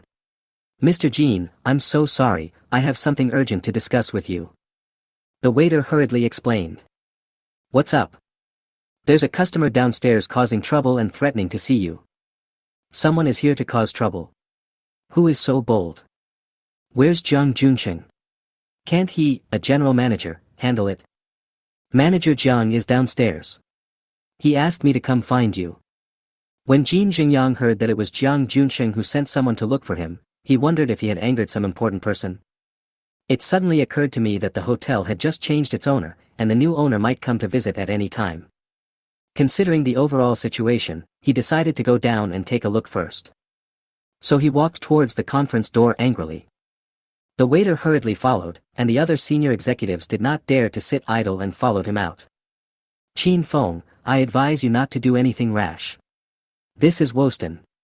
Do you know that the consequences are serious? Jiang Junsheng couldn't help but remind Qin Feng. What's wrong with Woston? Just because it's Woston, can't I eat the food I like? You guys still say you're a 5-star hotel, but I think the rules for this dish need to be changed. If not, get out. Jiang Junxing seemed to be humiliated and stood up in a hurry. You! What's wrong with me? Qin Feng looked at Jiang Junxing with disdain, as if asking, what can you do to me? Qin Feng, I gave you a chance, don't be so shameless. Really? Then I'll give you one chance. Apologize to me, or there will be serious consequences. Stop daydreaming. Okay, don't blame me for not reminding you. Chapter 30, The New Boss's Identity Revealed. Okay, Qin Feng. I am so disappointed in you. Mr. Jun was so kind to invite us to Woston for dinner, but instead of being grateful, you are making trouble here. Junxing has given in to you in many ways, but you still can't stop, right? Xiaoxue, look at what kind of boyfriend you are looking for. Will you let Junxing work properly here? Li Shufan felt very sorry for Jiang Junxing. What kind of boyfriend did his daughter find? It's so speechless. Mom, can't you see that since they met, Jiang Junxing has been the one who has been looking for trouble for Qin Feng? He's always showing off how capable he is, and even saying that Qin Feng is not as good as him. Don't you hear that? Yi Shixue really couldn't stand her mother's obvious help, so she just said it out loud. Xiaoxue, you! Li Shufan was so angry at her daughter that she was speechless. Why did I give birth to a little girl like you? Xiaoxue, how could I? Shut up. Yi Shixue didn't even give Jiang Junxing a chance to refute. But thinking about Qin Feng's behavior just now, not only was my mother angry, even Yi Shixue wondered if Qin Feng was crazy. Although he is the boss of Tiancheng Group, this is Watson. Can he afford to offend this place? What is he doing? Qin Feng, why don't we go? Yi Shixue thought that Qin Feng was probably overstimulated by Jiang Junxing and did something stupid because his brain was hot. Let's evacuate him quickly before things get too serious. She was worried that she would implicate him because of her own affairs. It's okay, Xiaoxue, I know what I'm doing. Just sit here and we'll leave once we're done. Qin Feng touched Yi Shixue's head, trying to calm her frightened emotions. Yi Shixue's face felt hot due to this sudden pat on the head. You are still taking advantage of me at this time. Stop acting. Do you know that you have already overacted? Seeing Qin Feng being so stubborn, Yi Shixue regretted having him as her fake boyfriend. This intimate gesture made Jiang Junxing particularly jealous. Who is looking for me? A strong and powerful voice came from the door, and then Jin Jingyang came in angrily. There were several people following behind him, and they seemed to be the top executives of Waston. Seeing Director Jin coming, Jiang Junxing hurriedly walked up to him as if he had found a backer. Director Jin, you are finally here. There is a kid who is deliberately making trouble in the hotel and has been complaining about our hotel's ordering rules. He even threatened to kick us out if we didn't change the rules. Jin Jingyang's face turned extremely ugly when he heard this. Who doesn't want to live so much? How dare you act wild here? It's this kid. A bumpkin from the country. Jiang Junxing pointed his finger at Qin Feng and continued to accuse Qin Feng of evil deeds. You come to a 5-star hotel for dinner and you insist on ordering peanuts and beer? You're really sick in the brain. Jin Jingyang then turned his head to look, wanting to see who was so bold as to cause trouble here. He was originally planning to teach this guy a lesson, but when Jin Jingyang saw the troublemaker, his expression suddenly changed. Isn't this Qin Feng, the new boss who acquired the Weston Hotel? It's over. It turns out that the new boss had already come to the hotel to inspect the work, but he was completely unaware. The new boss made suggestions for the hotel, but was scolded by his subordinates. Jin Jingyang hurriedly strode forward to Qin Feng and bowed 90 degrees to him. Hello, Mr. Qin. I am the hotel's executive director, Jin Jingyang. Then he forced an awkward smile and greeted Qin Feng. Qin Feng said nothing, and first looked at the group of people behind Jin Jingyang one by one. Everyone in this group of people was wearing the same high-end suits and came in with Jin Jingyang. They were probably all senior executives of the hotel. Jin Jingyang actually brought everyone here. That's perfect. It saves me from having to gather everyone again later. Why did Director Jin suddenly change his temper and be so polite to a troublemaker? What is this situation? Am I dazzled? Why did the plot suddenly change like this? Several senior executives were so surprised by the scene before them that they began to talk to each other in a low voice.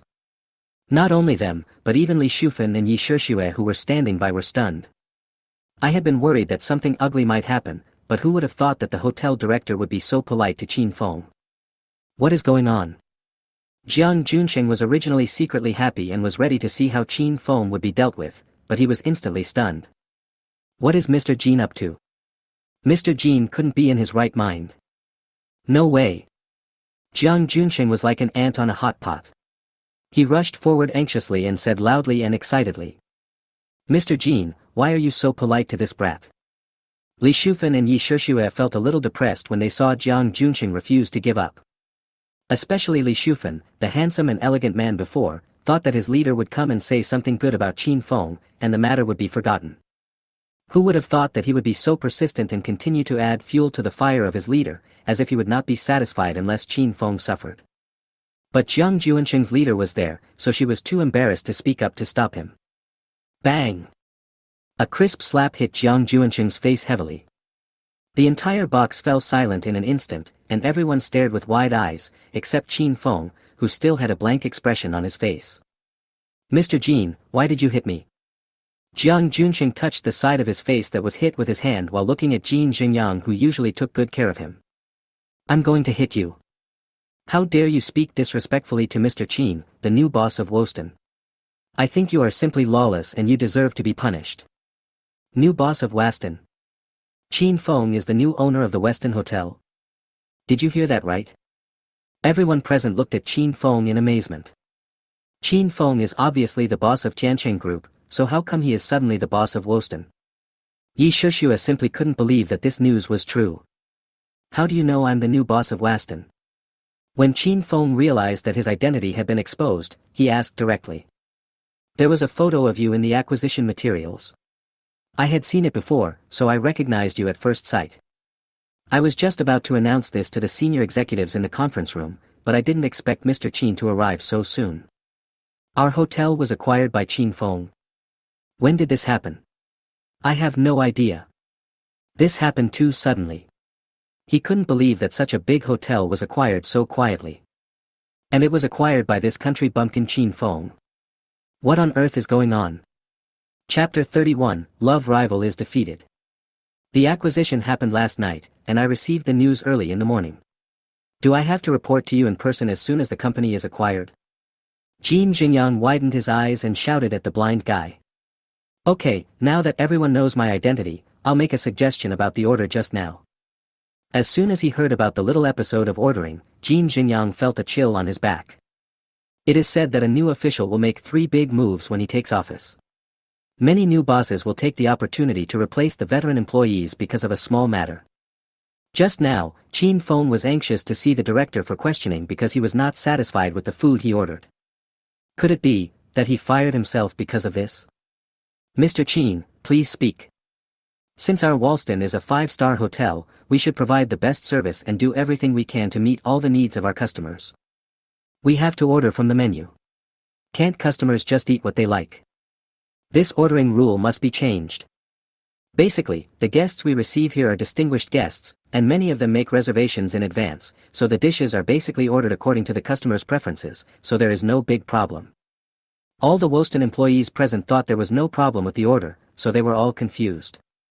I'm just curious, this new boss's working style is a bit unusual. Okay, we will definitely strictly follow Mr. Qin's suggestions to revise the ordering rules, do our best to meet the needs of different customers, and provide customers with better services. Please rest assured, Mr. Qin. Jin Xingyang made a promise to Qin Feng with full confidence. Good. But there is something I need to discuss with Director Jin. Qin Feng spoke to Jin Xingyang in a meaningful tone.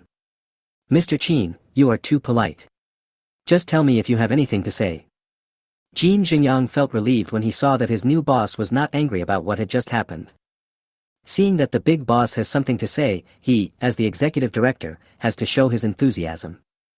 I'm looking for trouble. Looking for trouble. Jin Xingyang didn't react for a moment. He was stunned for a few seconds before he suddenly realized what was going on. Mr. Qin, don't worry, I will definitely give you a satisfactory answer. Jin Xingyang first smiled and said to Qin Feng, then turned to Jiang Junsheng and said. You don't have to come to Woston tomorrow. Besides, no hotel in Jianghai City will hire you, so you should find another way. Jiang Junxing was stunned for a moment, then he quickly pulled Jin Jingyang's arm and cried and begged. Mr. Jin, please don't kill me. I will never make such a mistake again.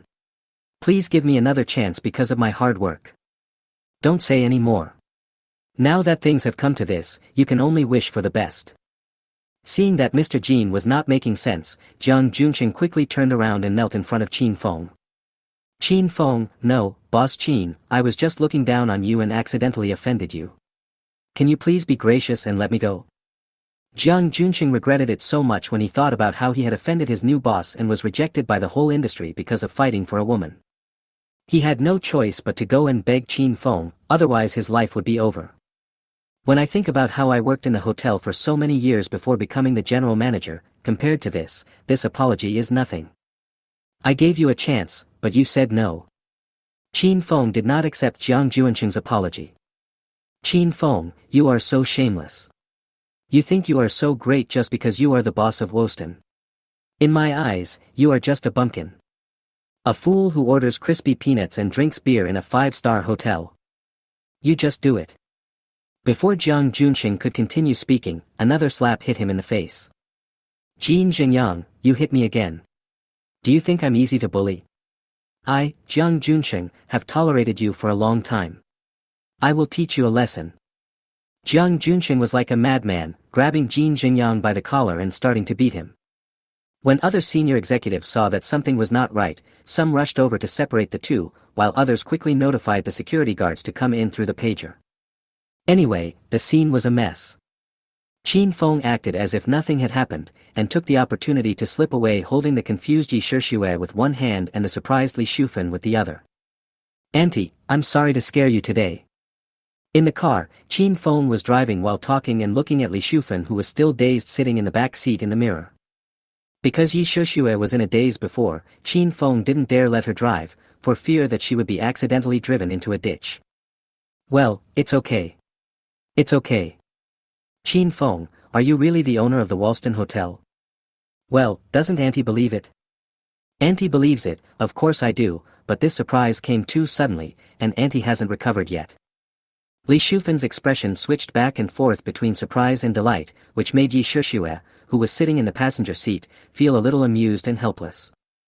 By the way, Auntie, if you want to go to Webtoon in the future, just call Director Jean and he will arrange it for you. Besides, just order whatever you want to eat, no need to save money for me. Qin Feng, you are so nice to your aunt.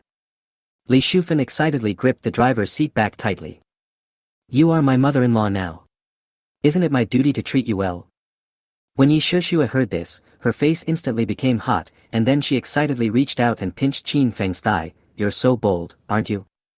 Qin Feng really knows how to take advantage of me whenever he gets the chance. Although I was a little angry, I felt strangely sweet in my heart. What's wrong with me? Xiaoxue, what are you doing? You can't bully my future son-in-law. Mom, what are you talking about? Yi Shixue looked at her mother angrily, wondering why she turned her arm away when they just met. What made her even angrier was that she noticed Qin Feng smiling at her smugly out of the corner of her eye. Oh, okay. In order to divert her mother's attention, Yi Shixue directly said to Li Shufan in a mysterious tone. Mom, let me give you something more exciting. Is there anything more exciting than this? Li Shufan didn't believe it. The amount of information in her mind was already huge enough, so how could there be any more surprises? Qin Feng is actually my boss and the major shareholder of Tiancheng Group. Yi Shixue deliberately turned around and looked at Li Shufan and said, just wanting to see with her own eyes her mother's reaction when she knew this. Oh my god, you are not lying to Mom, are you? Didn't you say Qin Feng works under you? How come I'm your boss all of a sudden? Mom was frightened and surprised all the time today. My heart couldn't take it. Why would I lie to you about this? It's just that Qin Feng is a low-key person and doesn't allow me to talk about it. Chapter 32 Returning Home. Oh, it turns out that Qin Feng is a really good hidden kid. Not deep, just average depth. Girlfriend, don't you think so? Qin Feng spoke in a teasing tone, which immediately made the two women laugh and cry. The three of them chatted and laughed along the way. Little did they know that a seed had been quietly planted in the hearts of the two young people, waiting to break through the ground. After dinner, Chin Fong lay on the bed, eating potato chips and watching Douyin on his phone out of boredom. The screen suddenly showed that his mother was calling, and Chin Feng's left eyelid twitched for unknown reasons. It can't be that mysterious, right? Could it be that my mother has come to write to Master to ask for an explanation? I guess Lin Yi must have been talking nonsense behind his back and trying to discredit him. Just think about it, a meal cost more than 30,000 yuan. It would be strange if she could swallow this. Forget it, if she really dared to slander him, then he wouldn't have to be shy and could just tell his mother the truth. Anyway, she is so shameless, is there any need to give her face? So Chin Fong pressed the answer button, and his mother's familiar voice came from the phone. Xiao Fong, have you eaten yet? I've eaten, what's wrong, Mom? Xiaofeng, Lin Yi's mother called me yesterday and told me about how you bullied Yi during her blind date. I couldn't sleep well the whole night after hearing what you said. After thinking it over, I decided that I should call you and say a few words to you. You said Yi is such a good girl, and she took the initiative to ask you out. Why can't you be so unsympathetic to women? Why did you have to scold Yi like that? She was sad for several days after she came back. Originally I just wanted you two to get to know each other better and see if we were destined to become a family, but I didn't expect you to turn things into what they are now. Your aunt's son has been sad for several days because of her daughter's matter. She hardly slept well at night. This is really a case of good intentions leading to bad consequences. Chin Fong listened to what his mother said with gritted teeth and was instantly speechless. No wonder my left eyelid would twitch inexplicably whenever anything happened to Li Yi. This Lin Yi is definitely a jinx. Not only did she not tell her mom about it, but she also took the initiative to tell her about herself first. Well, then don't blame me for not giving you a chance. Then Chin Fong described the blind date process that day to his mother. What, Yi is pregnant? Yes. This child looked very well behaved before, why has he become like this now? Xiao Fong, I just wronged you. I was wrong. I hope you don't blame me. Mom, what are you talking about? How can I blame you? This is not your fault. I guess even Aunt's son doesn't know that her daughter is pregnant, otherwise she wouldn't agree to let her go on a blind date with me. This is all Li Yi's fault. It has nothing to do with you. You don't have to blame yourself too much. Hey, how could such a good thing turn out to be so absurd? Xiao Fong, Mom will never force you to go on a blind date again. Go ahead and date whoever you want. Mom won't get involved. Mom is really very conscious. Okay.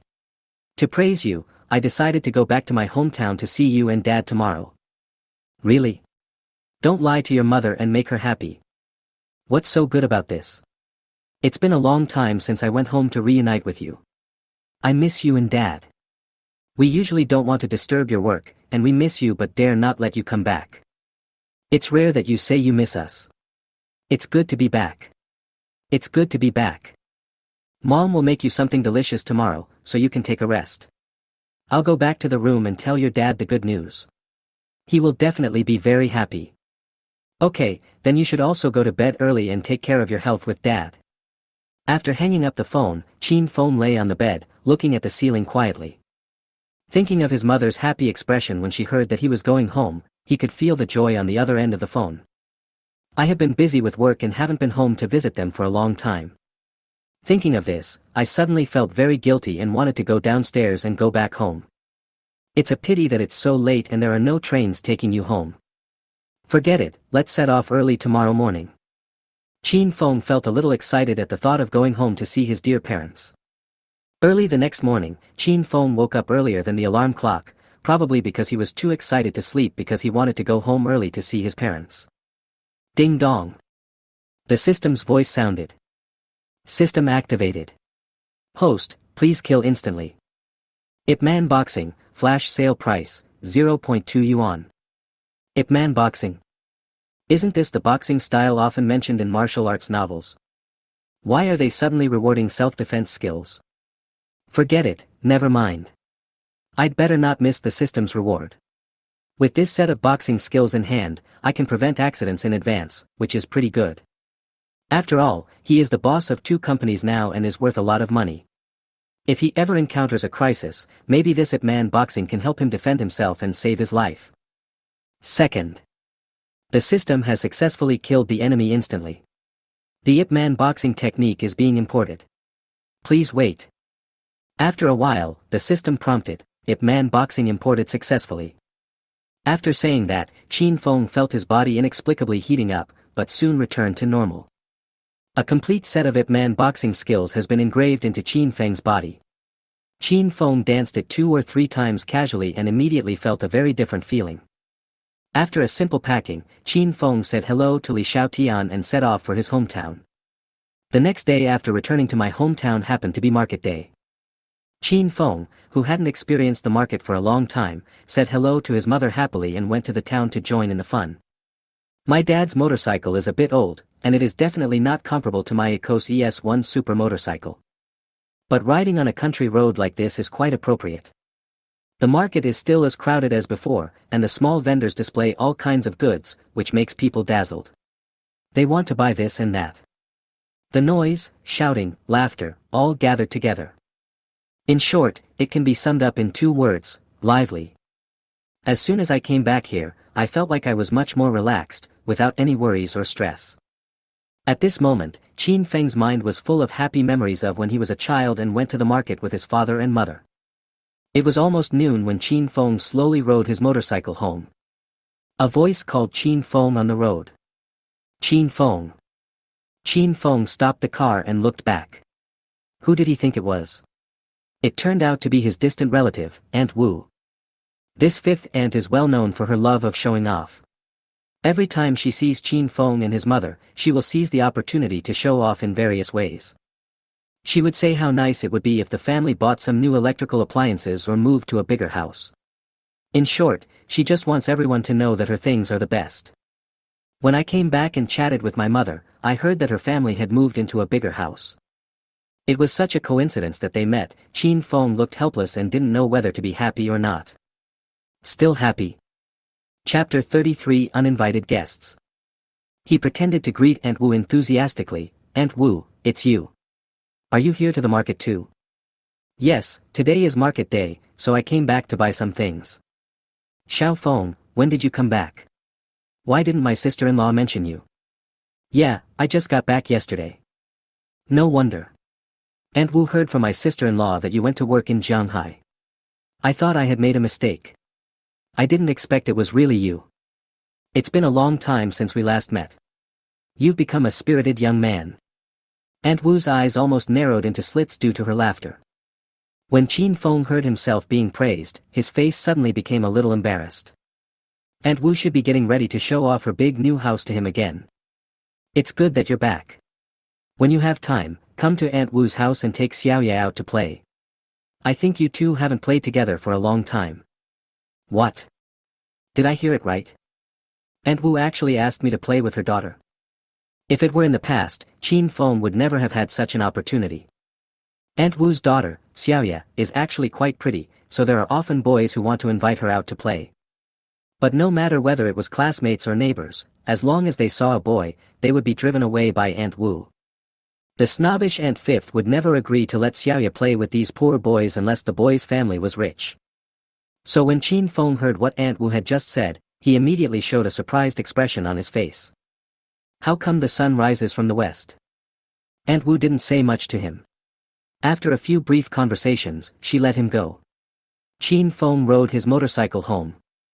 When he was about to get home, Qin Feng accidentally saw the word demolition written on the wall at the door. Suddenly he realized that there was a reason for Fifth Aunt's unusual behavior just now. Qin Feng showed a sneer on his face, no wonder.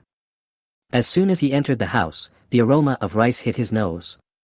Qin Feng's stomach immediately responded with a growling sound, just like when he was a child. Hey, man, that's quite a quick reaction. Mom, what delicious food did you make? I'm starving. Xiao Feng, you're back just in time. Mom has just prepared a table full of your favorite foods when you were a child. Hurry up and wash your hands and get ready to eat. Qin Feng entered the kitchen and gave his mother, who was cooking, a big hug from behind, and said coquettishly, Mom still loves me the most. Little guy, don't say that in front of your dad, or he'll definitely get jealous. My mother reminded Qin Feng with a happy smile on her face. My dad would actually be jealous like this? I don't believe it. Qin Feng then let go of his hand while speaking and walked to the sink to wash his hands. Don't think that your father is usually very strict with you. In fact, he loves you the most in his heart. It's just that men express it in a different way and don't like to show it. Remember that before you went to Shanghai, you often asked to go fishing at the reservoir. He even said that day that he would find time to take you to the reservoir to fish when you came back. Qin Feng walked to the dining table, picked up a piece of pork belly and stuffed it into his mouth, chewing and saying, "Is this true? My dad is so nice to me. How can this be true, you little brat? Your dad told me this himself, how can it be false? You must spend some time with your dad during these few days when you come back. Okay, stop using your hands to eat, and go get the bowls and chopsticks and prepare to eat." "Mom, why hasn't my dad come back at noon?" Qin Feng walked to the old cabinet and asked while picking up the dishes and chopsticks. "Your dad said before he left this morning that he might have a lot of work to do today, so he won't be back at noon. He will come back to have dinner with us after he finishes his work in the afternoon." Oh. Boom boom boom. At this time, someone knocked on the door. Qin Feng put down his dishes and walked towards the gate of the yard. "Who is it?" "I, your second aunt." Qin Feng had 3 black lines on his head. Why was she here? Although she is his second aunt, the wife of his father's younger brother, she usually likes to take advantage of others and is very fussy. Ever since I can remember, my second aunt has always been the one who has the final say in my second uncle's family. Even my second uncle couldn't do anything about her, so she has never had a good relationship with her family. Although the two families are relatives, they seldom interact with each other except during festivals. Today is not a festival. Why is this second aunt coming to my house for no reason? Qin Feng was a little puzzled. What was going on? Second aunt. What's the matter? Qin Feng opened half of the door and greeted his second aunt. Xiao Feng is back. Is your dad home? My dad has been working a lot today and he didn't come home at noon, so I won't let second aunt come in and sit down. Having said that, Qin Feng wanted to close the door. Hey, kid, why are you so rude to your second aunt? Second aunt Yao Xiaoyi hurriedly blocked the door with her hands and criticized Qin Feng's impolite behavior in a blaming tone. Maybe the noise was a little loud. My mother in the house heard it, walked to the door and asked. Who is it? Xiao Feng. Mom, no one. Qin Feng turned around and explained to his mother, using his body to block Yao Xiaoyi, fearing that his mother would see it. So my sister-in-law is at home. Since your father is not at home, I can talk to her. As she said that, Yao Xiaoyi took advantage of Qin Feng's inattention when he turned around, and using her thin body to nimbly slip under Qin Feng's armpit. Sister-in-law is at home. I just happened to be passing by here and wanted to discuss something with my brother. Xiao Feng said that big brother is not at home. It's okay for me to tell you if I know you are at home. As he said this, he walked into the house with a thick-skinned and hypocritical smile. Qin Feng closed the door speechlessly. If it weren't for her status as his second aunt, Qin Feng really wanted to slam the door shut and hit her in the face with it. Hey, how can this person be so shameless? So it's second aunt, then come inside and talk. Su Minmin knew that this person would never do anything without getting up early. She came to her house right after the demolition compensation was transferred. She must have come with bad intentions. But as the eldest sister-in-law, she couldn't help but let people in. Anyway, she would come and make trouble sooner or later. Now that she was here, she would not choose to escape. Wow, such a huge table of food. There are only 2 of us at home, and we are doing such a rich event. Yao Xiaoyi said this in an exaggerated tone, and even a fool could hear that there was something else behind her words. As soon as they received the demolition compensation, this family started to enjoy their life behind closed doors. She even called them brother and sister-in-law all day long, which completely treated her as an outsider. After becoming rich from the demolition, he never thought of giving some to his younger brother's family. Am I, Yao Xiaoyi, so easy to bully? Snort. When Yao Xiaoyi saw the rich dishes on the table, she became furious when she thought about how her brother and sister-in-law and their family had been hiding away and enjoying the good food since their house had just been demolished. Xiaofeng just came back, let's get him some of his favorite food to help him replenish his body. Su Minmin explained with a smile. Chapter 34 Second Ant makes a scene for demolition compensation. It's better to arrive at the right time than to arrive early. I haven't had lunch yet, so I won't be polite. Let's have lunch at my sister-in-law's house at noon. Having said that, he picked up the bowl and chopsticks and started eating without any hesitation. Wow, sister-in-law's cooking skills are really good. Xiaofeng, you're in for a treat when you come back. This.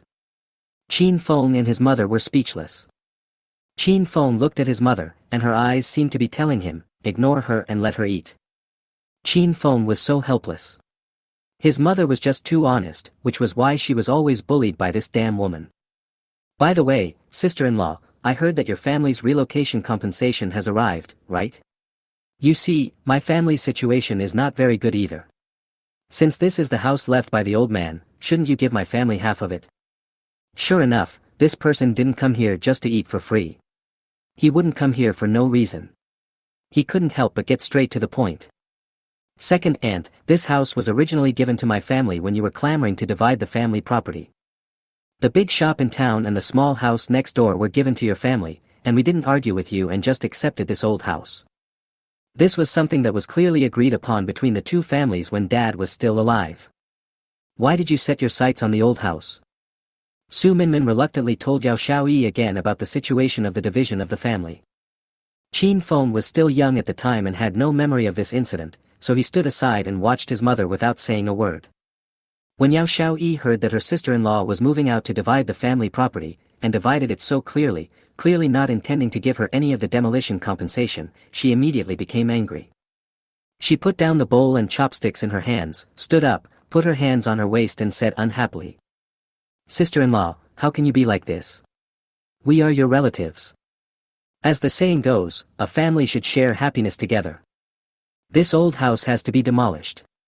It is the blessing that the old man's spirit left for the younger generation. How can we not have a share of this blessing? Our family has lived in this old house for more than 10 or 20 years. Everywhere here is the result of the hard work of your second brother and I.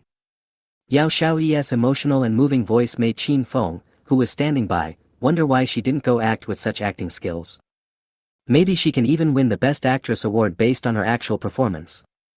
Xiao-yi, it's not that my sister-in-law is unreasonable. Your family originally took the best shop and cottage, and over the years, you have used the rent and geographical advantages to start a small business, and your life is quite prosperous. Why are you still competing with your eldest brother's family for this little money? Sister-in-law, my family was able to start a business because I, Yao Xiaoyi, was smart and found a way to make a living. It had nothing to do with the small shop we were given. I don't like to hear you say that. We are family, so we don't have to talk behind each other's backs.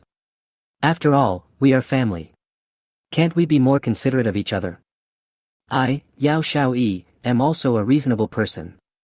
Even if our family suffers a little loss, you can just give us 700,000 yuan of the demolition compensation. I am too lazy to argue with you. 700,000.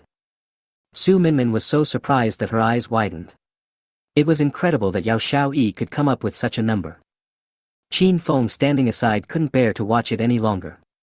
Yao Xiaoyi was simply going too far. She said we share the good times, but why didn't she say we share the bad times? I remember that when I was about to go to college, my family was so poor that I had no other choice. My mother took me to my second aunt's house in town, hoping that since I was her eldest nephew, she could borrow some money to help me with the college tuition. Who would have thought that Yao Xiaoyi would say such a distant word? Since we've split up, you should figure out your own family affairs. I have a few mouths to feed. I don't have any extra money to lend, so I won't let you stay here for dinner. As she said this, she wanted to drive my mother and herself away from her house. Qin Feng hoped that his second uncle, who was standing by, could help him to speak up and ask for mercy, but when he opened his mouth to beg for mercy, his second aunt glared at him and made him swallow his words back. Qin Feng was extremely helpless. This second uncle was really too cowardly. He couldn't bear to watch it any longer, so he just took his mother's hand and left without looking back. It wasn't even a market day, but there were already quite a few people buying things in the shops, not to mention how good business would be on market days. When you see how Yao Xiaoyi and her cousins are dressed, you can tell that her family lives a much better life than your own. It doesn't look like he won't be able to eat if he borrows some money. The excuse second aunt gave for her refusal was so fake. She probably made up an excuse because she was afraid that our family wouldn't have the money to pay back. From then on, Chin Feng no longer had a good attitude towards his second aunt. I remember that later on my mother had to borrow money from her parents' home to raise enough tuition for me to go to college. Second aunt. As soon as my mother opened her mouth, Chin Feng interrupted her. Second aunt, I just heard you say you're too lazy to bother with us, right? Since you are so shameless today, I will really make it count. My house was divided in front of our two families when my grandfather was still alive. The neighbors should all know about this. If you don't have a good memory, I can ask Granny Zhang and Aunt Sue next door to come over and talk to you. If you still feel that it's not enough, I can also invite the village chief over.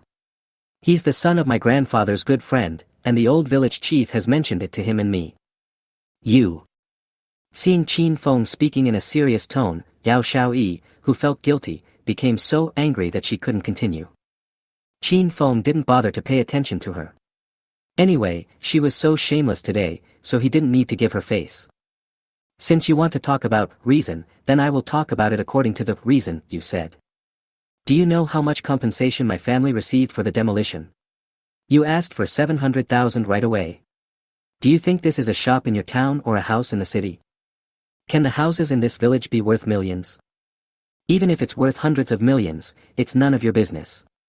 This old house belongs to my parents and has nothing to do with you. You'd better give up on this idea as soon as possible. No matter where you go, even if you take it to court, no one will agree to give you a penny. When Yao Xiaoyi heard that she would not get a penny, she was so angry that she clenched her fists and stared at Chin Feng with glaring eyes. Chin Feng saw that she was very angry, and continued. If you have a share in this old house, it's not impossible to give you 700,000 yuan. Upon hearing this, the angry expression on Yao Xiaoyi's face disappeared instantly, and she looked at Chin Feng with a slight smile. At this moment, she believed that Chin Feng must have agreed to share the 700,000 yuan because he thought they were a family because of his second uncle. Chapter 35. Let's calculate the results. Unexpectedly, Chin Feng's next words made her so angry that her face turned purple. Mom, when will the family split up? Chin Feng suddenly turned around and asked his mother. Why did Chin Feng suddenly ask about the time of separation? Does this have anything to do with what I'm saying now? Su Minmin didn't understand for a moment, but she blurted out the time within a few seconds. 1998. Well, today is 24 years, so let's just count it as 20 years. As far as I know, second aunt's shop is in the center of town, and the rent is getting higher every year. Let's assume the lowest rent 20 years ago was 120,000 yuan a year, which would be 2.4 million yuan in 20 years. Since second aunt just said that we are a family and should share the blessings, shouldn't second aunt give my family 1.2 million first? 1.2 million. The 700,000 yuan hasn't even been received yet, but I still have to pay 1.2 million yuan first. With all this in and out, wouldn't I not get a penny, but also have to pay out 500,000? Even a fool can do the math, so how could Yao Xiaoyi not know? It's obvious that this is a completely losing business. Yao Xiaoyi reacted quickly and her face looked extremely ugly. Chin Feng didn't seem like such a smart person before, but today he just opened his mouth and made me, who is usually good at talking, stunned. Is this still the nephew Chin Feng that she used to know? This time when he came back, he seemed like a completely different person. It was obvious that Yao Xiaoyi's momentum was suppressed, and Chin Feng didn't want to continue talking to her. This makes me even hungrier. However, seeing that he didn't even have a chance to eat a single bite of the delicious food his mother had specially prepared, as they were all eaten by Yao Xiaoyi, Chin Feng didn't want to eat anymore even if he was very hungry. An idea suddenly flashed in his mind, and Chin Feng took his mother on a motorcycle and went out. Second aunt, you can enjoy this meal slowly by yourself. Remember to help me look after the house. If I find anything missing when I come back, I will go to your house and get it back. It must be new. After saying this, before Yao Xiaoyi could say anything, Chin Feng drove his mother out in a flash. His voice could be heard from the door, Wang Kai, go home and take care of it. If anything is missing, I'll boil water for you to take a bath when you come back. Then I heard the sound of a motorcycle slowly moving away. After a while, a yellow local dog came in from the gate in a dejected manner. It crawled under the stone bench opposite the house and lay motionless, staring at Yao Xiaoyi who was sitting at the dining table. Yao Xiaoyi was instantly furious when she saw this scene. She burst into tears as if she had suffered great injustice. The funny thing is that Wang Kai didn't react at all. He still stared at her motionlessly. "Mom, this old house is going to be demolished. Why don't you and Dad come back to Jianghai with me?" Qin Feng said as he picked up some food for his mother. "It's not that Mom and Dad don't want to go to Jianghai. We are actually very happy to have you by our side. It's just that we have lived here for decades and we are used to it. Here are our memories and many old acquaintances. The river and the sea are nice, but they are more suitable for you young people. At our age, we still prefer to live in a familiar place where we feel more comfortable." What my mother said made sense, so Qin Feng stopped trying to persuade her. "Then how about I buy you a room here? Anyway, we have someone to help look after the house this afternoon, and since we're all out here, we might as well go check out the new house." "Silly son, buying a house is very expensive. You work so hard outside, it's not a good idea to rent an apartment forever. You still have to find a partner and get married in the future. So I have discussed with your father and decided to use the more than 1 million yuan of demolition compensation we got this time to buy you a house in Jianghai. I may not be able to buy a very big one, but after all, it's my own home and I live comfortably. Your father and I are not particular. We can just rent a house here and live there." Qin Feng felt his nose getting sore when his mother said this. My mother is always like this. She would rather suffer hardship herself and keep the best for herself. She was afraid of mistreating me. As I thought about it, tears almost fell. Qin Feng calmed down and said to his mother with a smile. "Mom, I've made some money over the years, so you don't have to worry about me not being able to live well. I bought a big house in Jianghai some time ago. You and Dad can come over anytime, and I'll take you back to live in Jianghai. Besides, how can I let you rent a house here when I live in a big house? Wouldn't that make me an unfilial son? You don't have to worry about the money for the house. Your son is rich now. He can easily buy a house here for you and Dad to live in." He then tapped the time on his phone and said with a smile, "Mom, did you receive a text message on your phone?" Sure enough, with a ding sound, a message came on the phone. The balance of her bank card increased by 500,000 yuan. "Son, is this the money you just transferred?" Su Minmin looked at Qin Feng in surprise, wondering why her son transferred so much money to her. "Mom, I told you I'm rich now, but you didn't believe me and even insisted on renting a house. Then I have to use money to prove that I am rich, right? It's so difficult." Qin Feng pretended to be embarrassed and looked at his mother. Originally, he wanted to turn more, but he was worried that his mother would not be able to bear seeing so many zeros, so he decided to keep a low profile. Su Minmin was so shocked by Qin Feng's look that she couldn't help but smile bitterly. "Okay, Mom believes you're rich, that's awesome. I heard there's a Fuxinyuan residential complex not far from here. It's newly built and the price is affordable. Your Aunt Xiaotan bought a house there. Why don't we go there and take a look?" "Mom, I've heard about Fuxinyuan. Not only is the transportation inconvenient, but most people haven't moved in yet. It's deserted. I won't go there. I heard there's a new real estate project not far from town called Yuanjingxianju and that's pretty good. Let's go check it out. It's almost 20,000 per square meter, it's too expensive. I won't go there. I went to the market in town that day and happened to see the advertisement for this real estate. I still remember being shocked by the price." So Su Minmin directly made an offer. It was obvious that this property was affordable only by rich people. Even if she had to pay for the demolition, she knew she couldn't afford it. What's more, her son Qin Feng said he would pay for it, so she was even more reluctant to spend the money. "Mom, can we just go and take a look instead of buying anything?" Qin Feng knew that his mother was afraid of spending too much money and didn't want to go, so he found a way to take his mother there to have a look first, and then decide if she saw something she liked. Su Minmin really couldn't persuade Qin Feng, so she finally agreed to go to Yuanjingxianjuan to take a look, but she definitely didn't want to buy anything. Chapter 36 Accompanying Mom to Look at Houses. When you come to Yuanjingxianjuan, you can see bright advertising banners and balloons everywhere. There are people and cars coming and going, and the scene is very lively. It turned out that the real estate project was holding an event today, which attracted many people who wanted to buy a house to come and visit. Qin Feng brought his mother into the sales center and saw that the property display area was crowded with people looking at houses, and the signing area was also crowded. Some of the ladies in the sales office were introducing the room types to the customers, while others were busy signing contracts with customers who had chosen their own rooms. Although the housing prices here are higher than other real estate projects, we can roughly tell from the billboards that the advantages of Yuan Jingxianjuan are still quite prominent. Not only does this place have a very good geographical location, beautiful environment, complete facilities, and convenient transportation, but most importantly, it is also a school district house, so people who can afford it are more willing to build their new home here. After all, for most people, buying a house may be a lifelong thing, and all aspects need to be considered carefully. Seeing that the staff were busy, naturally no one would notice Qin Feng and Su Minmin, who were dressed casually. Qin Feng didn't mind. He took his mother to the relatively less crowded area of the property display area to take a look for himself. It's really lively here today. I didn't expect so many people to come here to buy such an expensive house. Buying a house is like buying vegetables. Su Minmin couldn't help but look back and forth, and said to her son Qin Feng in amazement. This is a great house that no one wants to miss. Okay, Mom, leave them alone. See if there's anything you like. Aren't we just here to take a look? What's the use of having something I like? It's so expensive, we can't afford it. Don't waste your money, Xiaofeng. Su Minmin quickly interrupted Qin Feng's thoughts.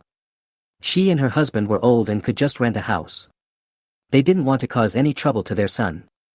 The child is alone in a foreign place and has many places to spend money, so the two of them just have to make do.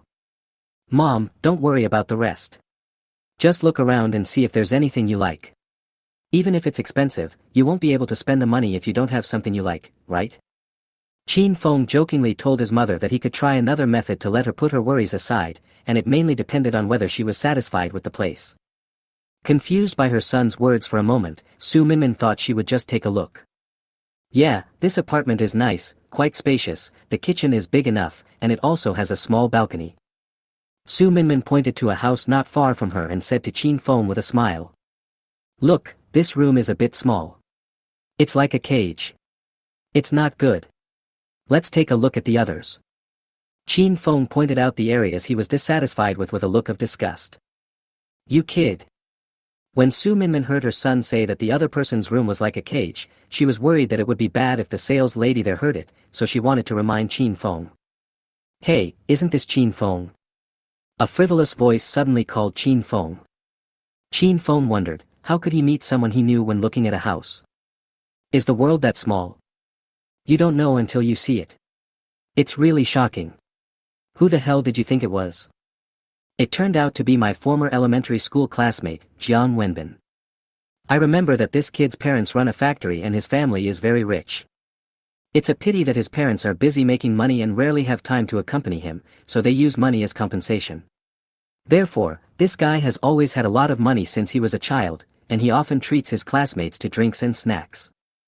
There are always a bunch of people around him who don't like to study and like to flatter. As the only child in the family, he was spoiled by his grandparents at home, who gave him almost everything he wanted, which led to him developing many bad habits. He would often bring his gang of followers to bully and ridicule classmates who did not come from well-off families, especially Qin Feng, who came from a poor family. So Qin Feng's primary school life was not as happy and comfortable as that of many people. I didn't expect to meet you here again, what a narrow road for enemies to cross.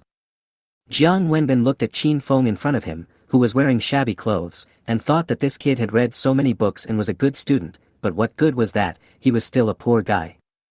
This guy shows up in such a high-end property, is he going to buy a house? Don't you look at your own outfit? Are you afraid that it will lower the image of other people's real estate? Can he afford the house here?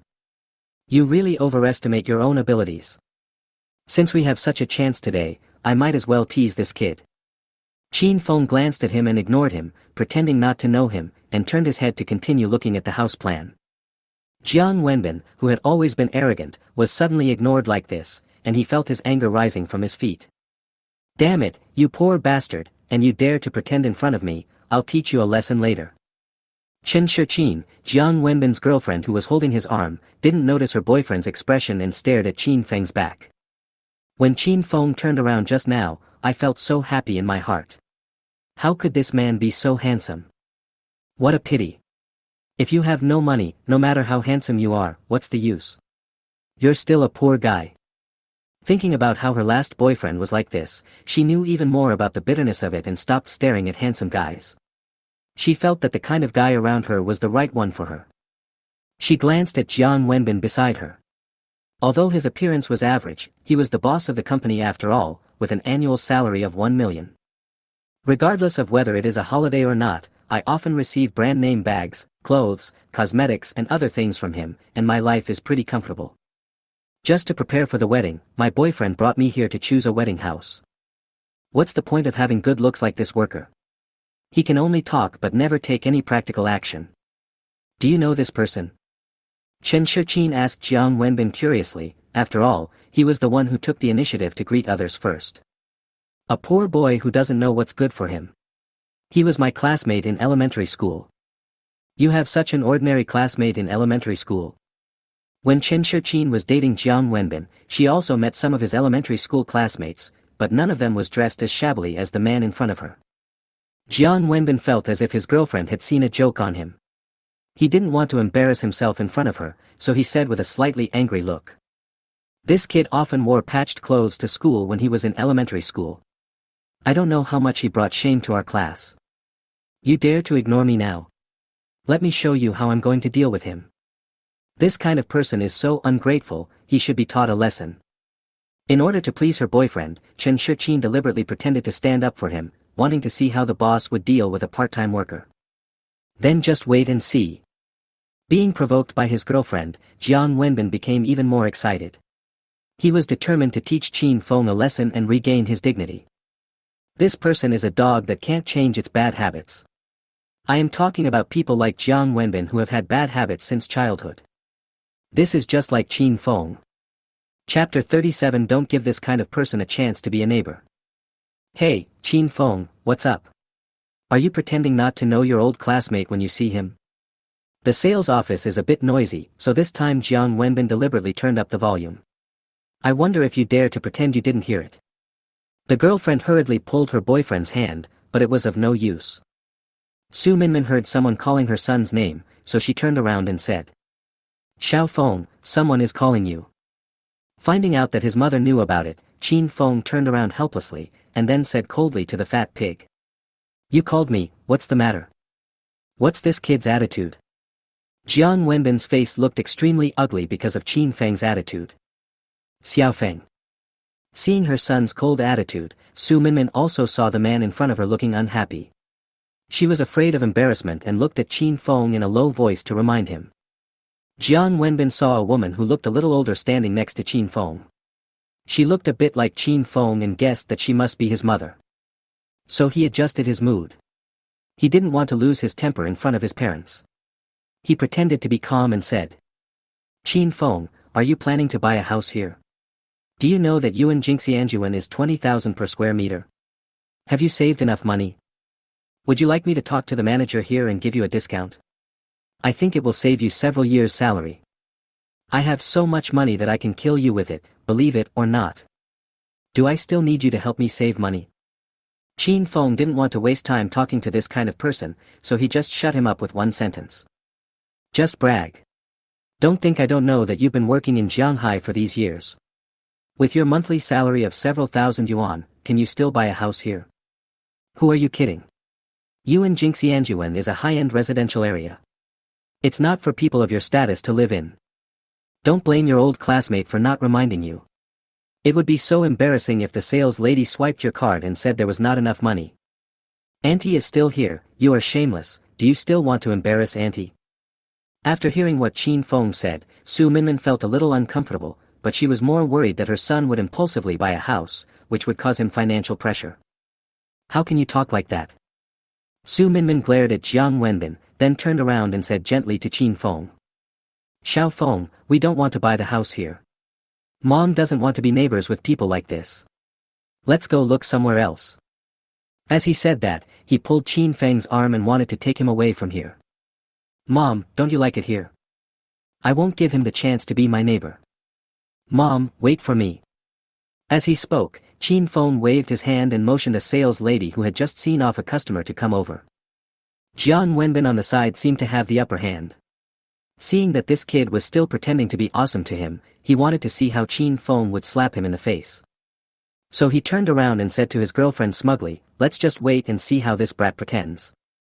As they spoke, the two of them looked at each other, and stood aside with an expression as if they were ready to watch a good show. "Hello, sir. Are you looking to buy a house? Do you have a layout you like? Or how big an area do you want to buy? Can I recommend one to you? And we're having a promotion today. If you buy a house, you'll get a free parking space.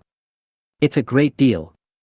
The sales lady introduced it to Qin Feng enthusiastically. "I want a bigger area." Qin Feng replied expressionlessly. "The larger apartments here are 200 to 300 square meters." The sales lady saw that the man in front of her spoke coldly and didn't have much desire to buy. Judging from her clothes, she didn't look like she could afford to buy a house here, but since the customer wanted to know, she had to treat him well. "Then just ask for the largest apartment. The selling price alone is 7 figures and he definitely can't afford it." Maybe he would just find an excuse to leave. She had seen many customers like this. It was just like that. She had to get rid of them quickly so that she could find interested parties and continue to place orders and create sales. "It's too small. It's not comfortable to live in. Is there a bigger one?" Isn't this big enough? How many people do you want to live in together? Do you have that much money? Bro, stop wasting my time, can you be more practical?" The sales lady really wanted to roll her eyes at this man. However, her professional ethics tells her that no matter what kind of customers she meets, she must always keep smiling. The only bigger option is a villa, which is over 1,000 square meters. But the unit price is much higher than commercial housing, and it is difficult for ordinary people to afford it. The sales lady said the last sentence deliberately, as if to tell the person, "Don't even think about it, you can't afford it." Jian Wenbin and his girlfriend rolled their eyes countless times while listening to this. This guy is too good at pretending, and he is the kind of person who pretends to be so extreme and unpretentious. Jian Wenbin couldn't help it, he said directly. "Qin Feng, can we stop pretending? 1,000 pings. Do you really think you can afford it? Okay, don't bother the sales lady here. She has performance requirements today. Can she play with you like this?" When the sales lady heard that a customer was speaking up for her, although she couldn't show it on her face, she was very happy in her heart, because someone finally came to her rescue. "Your friends have already said it, so stop pretending. Is it okay? Big brother? Should I seize the opportunity to place an order? I don't have time to play with you like this. Show me the layout of the villa."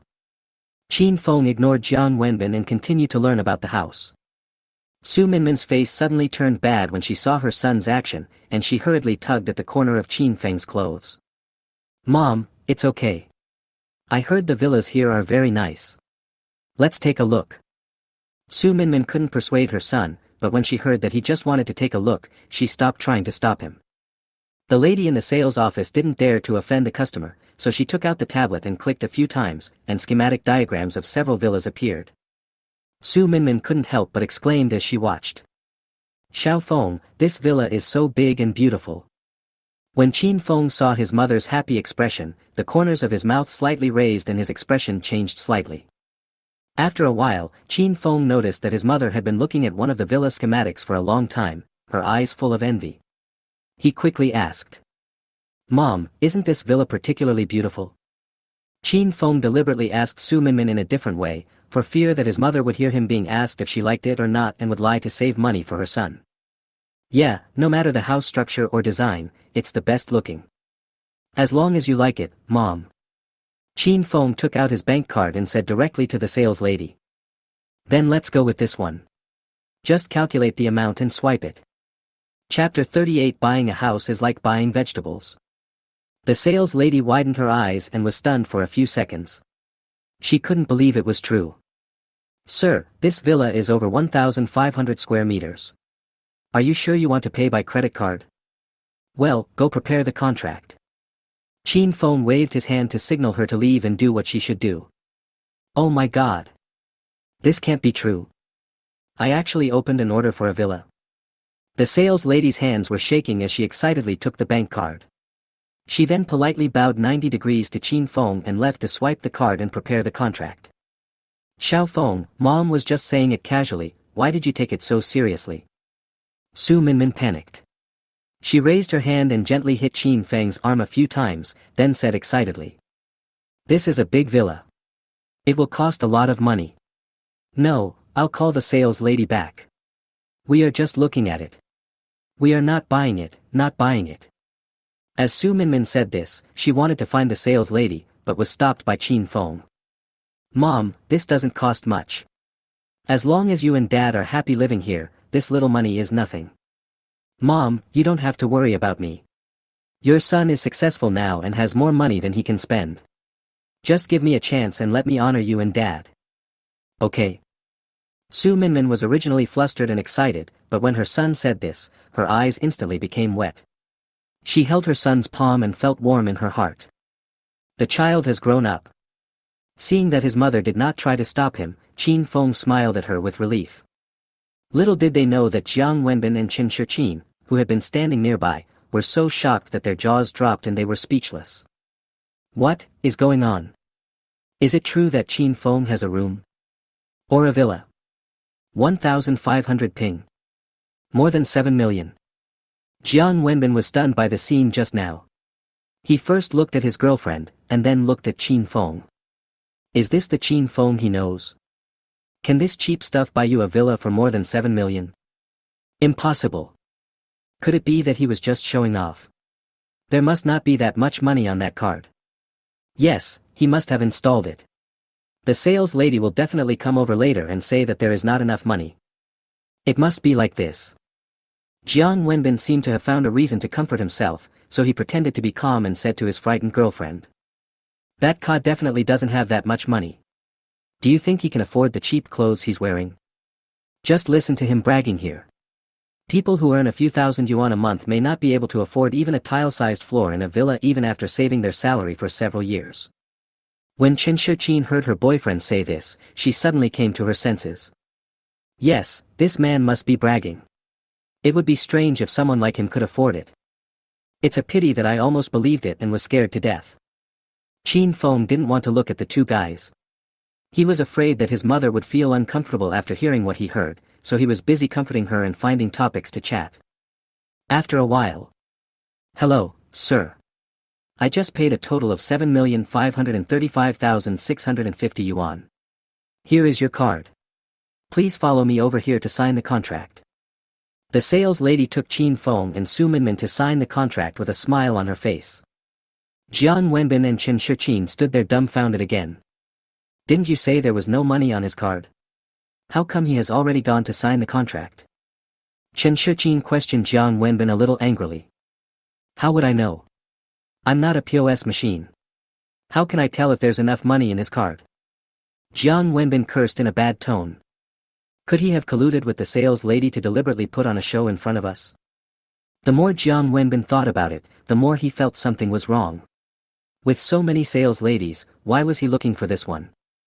He must be someone who deliberately helped him show off in front of me and wanted to cause trouble for me. The sales lady has already taken people to sign the contract, how can it be fake? Go ahead and do it. Then Qin Shiqin fantasized by herself. This man wouldn't be dressing like this on purpose to hide his wealthy identity. He is too low-key. Moreover, she has a good figure and good looks. It would be great if I were his girlfriend. You can live in a mansion worth more than 7 million and become the hostess. You can also enjoy the days of being served and having your own dressing room. Qin Shiqin was a little lost in self-absorption. What are you thinking about? Daydreaming? Jiang Wenbin first waved his hands in front of Qin Shimen's eyes, but found that his girlfriend did not react and just smiled foolishly. Then he patted Qin Shiqin's head several times, finally pulling her back from her dream. You hit me and it hurts, what are you doing? Qin Shimeng was hurt and shouted angrily. Hurry up and follow them. I want to see if they are really signing the contract. Jiang Wenbin ignored Qin Shimeng's temper and directly pulled her to find Qin Feng while talking. Mr. Qin, please sign this, and this. The sales lady guided Qin Feng to sign the contract. Several sales ladies who had just signed the contract did not rush to the side to receive people, but gathered at the cashier desk, looking at Qin Feng and others with envious eyes. This was the first villa sold since the project was launched, and everyone was curious about how much the commission would be, so they discussed it in a low voice.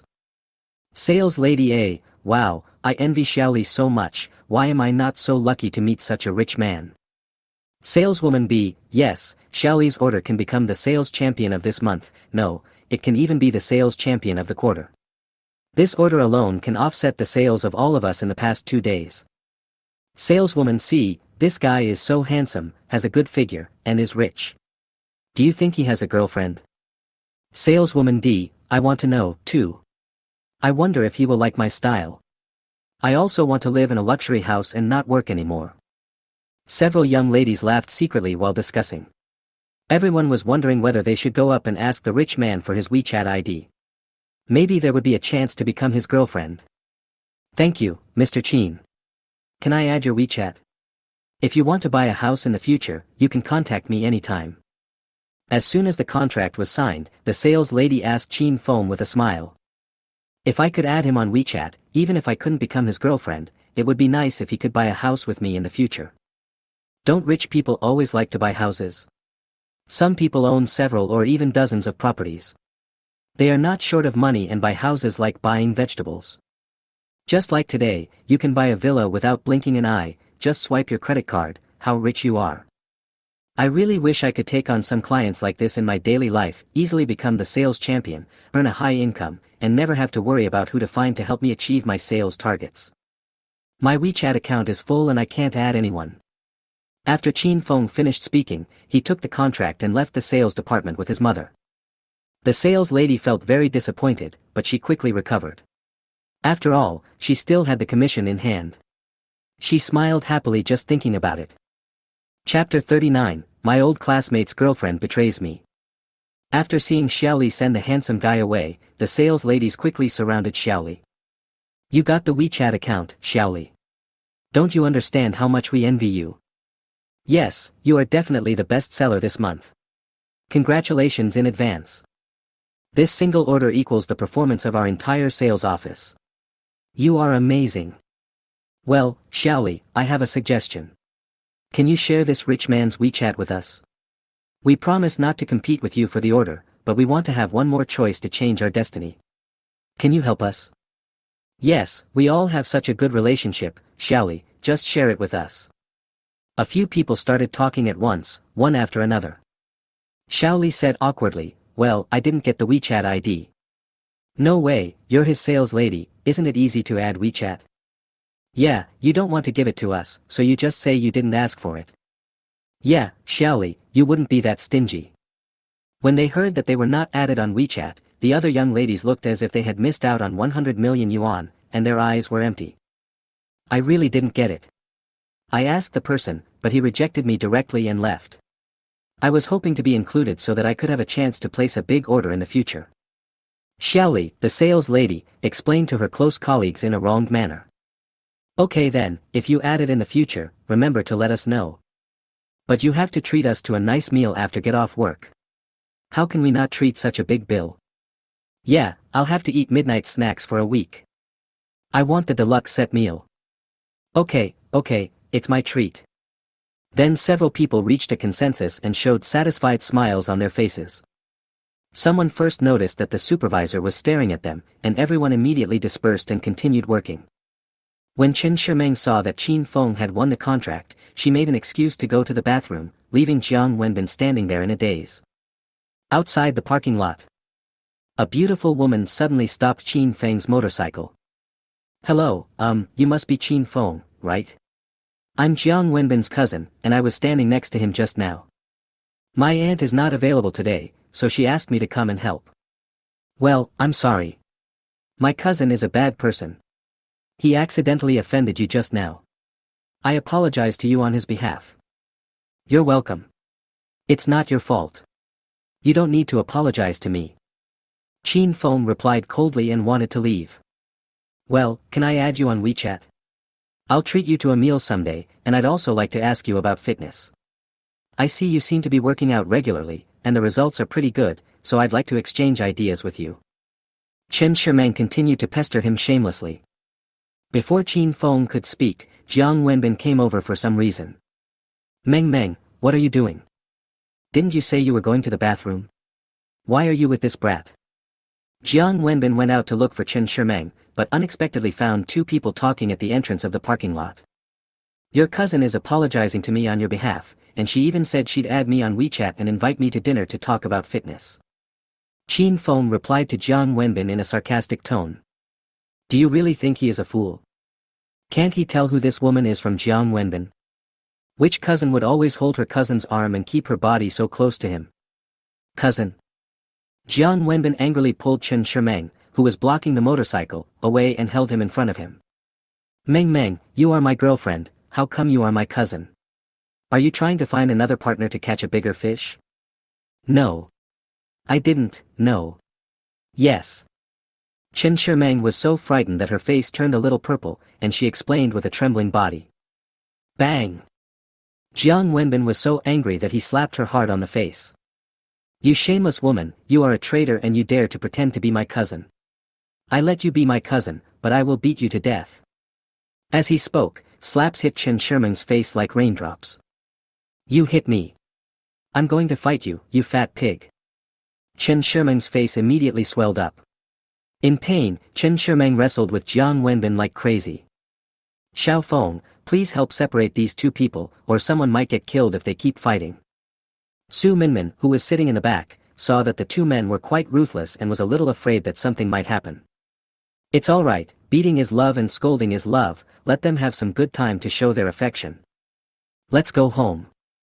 After saying that, Qin Feng turned the motorcycle and took his mother Su Minmin away from Yuan Jingxianjuan, leaving the two people there to continue their love. Later I heard that the onlookers were afraid that someone would die, so some helped to notify the security guards and some helped to call the police. In the end, both of them were taken back to the police station for processing. As for what happened to the two of them, you can imagine it yourself. Ha. After returning to the village, Su Minmin planned to cook Qin Feng his favorite pickled fish in the evening, so she wanted to go to Aunt Li's house to get some pickled fish, which could be cooked together with the fish that Qin Feng's father caught 2 days ago. So she let Qin Feng go home first. Cousin, the house of that bastard Qin Feng is just ahead. Cousin, remember what you said, you will definitely help me get revenge. The day before yesterday, Lin Yi heard that Qin Feng had returned to his hometown, so she called her cousin, who was a well-known local villain, to go directly to Qin Feng's house to settle the score with him and vent her anger. Don't worry, cousin. Since you have told your cousin about this, your cousin will definitely avenge you. Besides, why would Qin Feng dare to mess with my cousin, Jia Xinglong's? He is so bold. He doesn't even bother to find out who I, Jia Xinglong, am. How dare he mess with my people? Don't worry. Your cousin will not show mercy. He will knock him to the ground in 2 or 3 hits and make him cry and beg for your forgiveness. After saying this, Jia Xinglong did not forget to show Lin Yi his arms, which were as strong as a rock and full of scent. Yeah, my cousin is awesome. I'll just wait and see how Qin Feng will cry and beg me later. Humph. With that, the two of them continued walking towards Qin Feng's house. Suddenly, the sound of a motorcycle came from behind. Because the road was not very wide, Lin Yi looked back out of habit. Little did they know that the person riding the motorcycle was Qin Feng, whom they were looking for. Lin Yi turned her head quickly and said to her cousin excitedly. Cousin, the guy on the motorcycle behind me is the one who bullied me. Did you see it clearly? Jia Xinglong asked calmly, this fist has no eyes. It would be bad if it hits the wrong person. We still have to ask clearly. Chapter 40, It's not certain who will beat whom.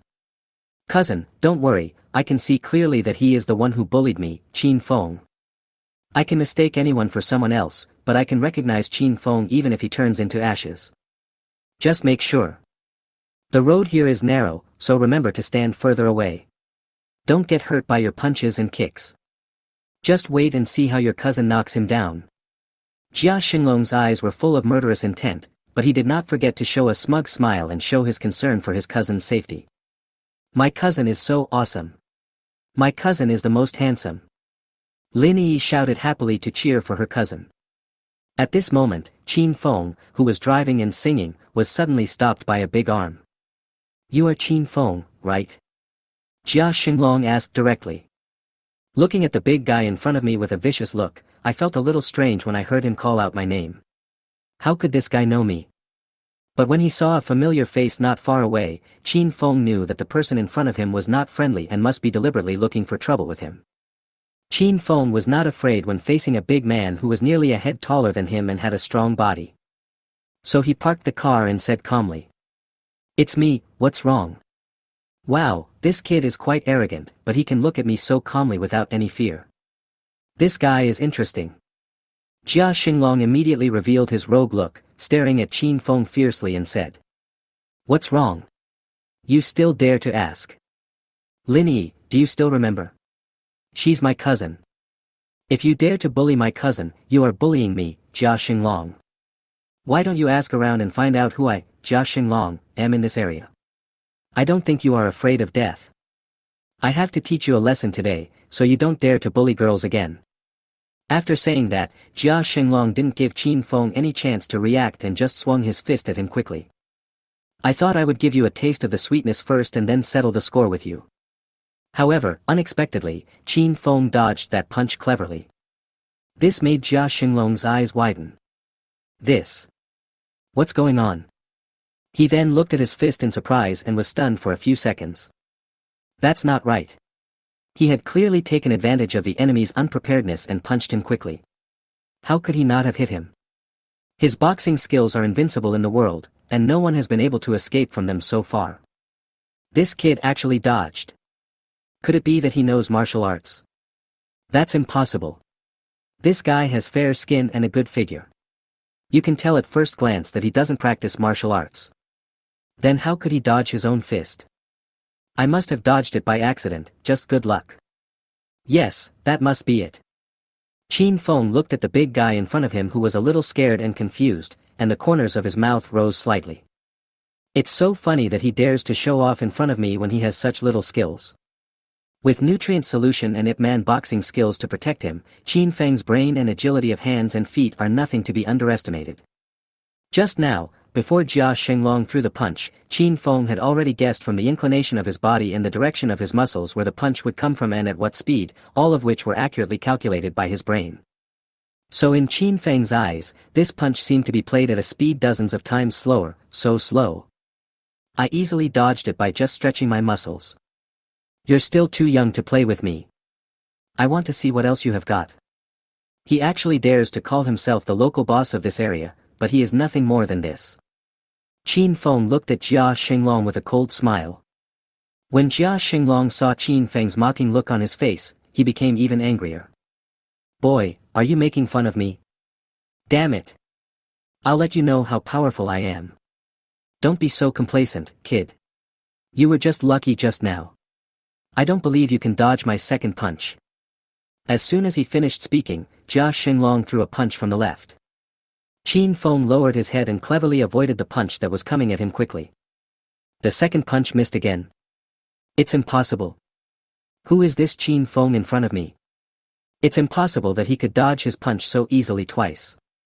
He then looked at his cousin Lin Yi who was not far behind him, and saw that Lin Yi was looking at him in disbelief. I really want to say, brother, what's wrong with you? Go ahead and hit him. Jia Xinglong didn't dare to show that he was weak. He gave his cousin a firm look, just wait and see what I can do. Damn it, I'm so embarrassed today. I must not embarrass myself in front of my cousin. The man who had vowed so confidently to come and avenge her, let alone knock him down, if he failed to even hurt a hair on his body, wouldn't he have ruined the reputation he had worked so hard to build over the years? How should I face my cousin in the future? How should I survive in this area?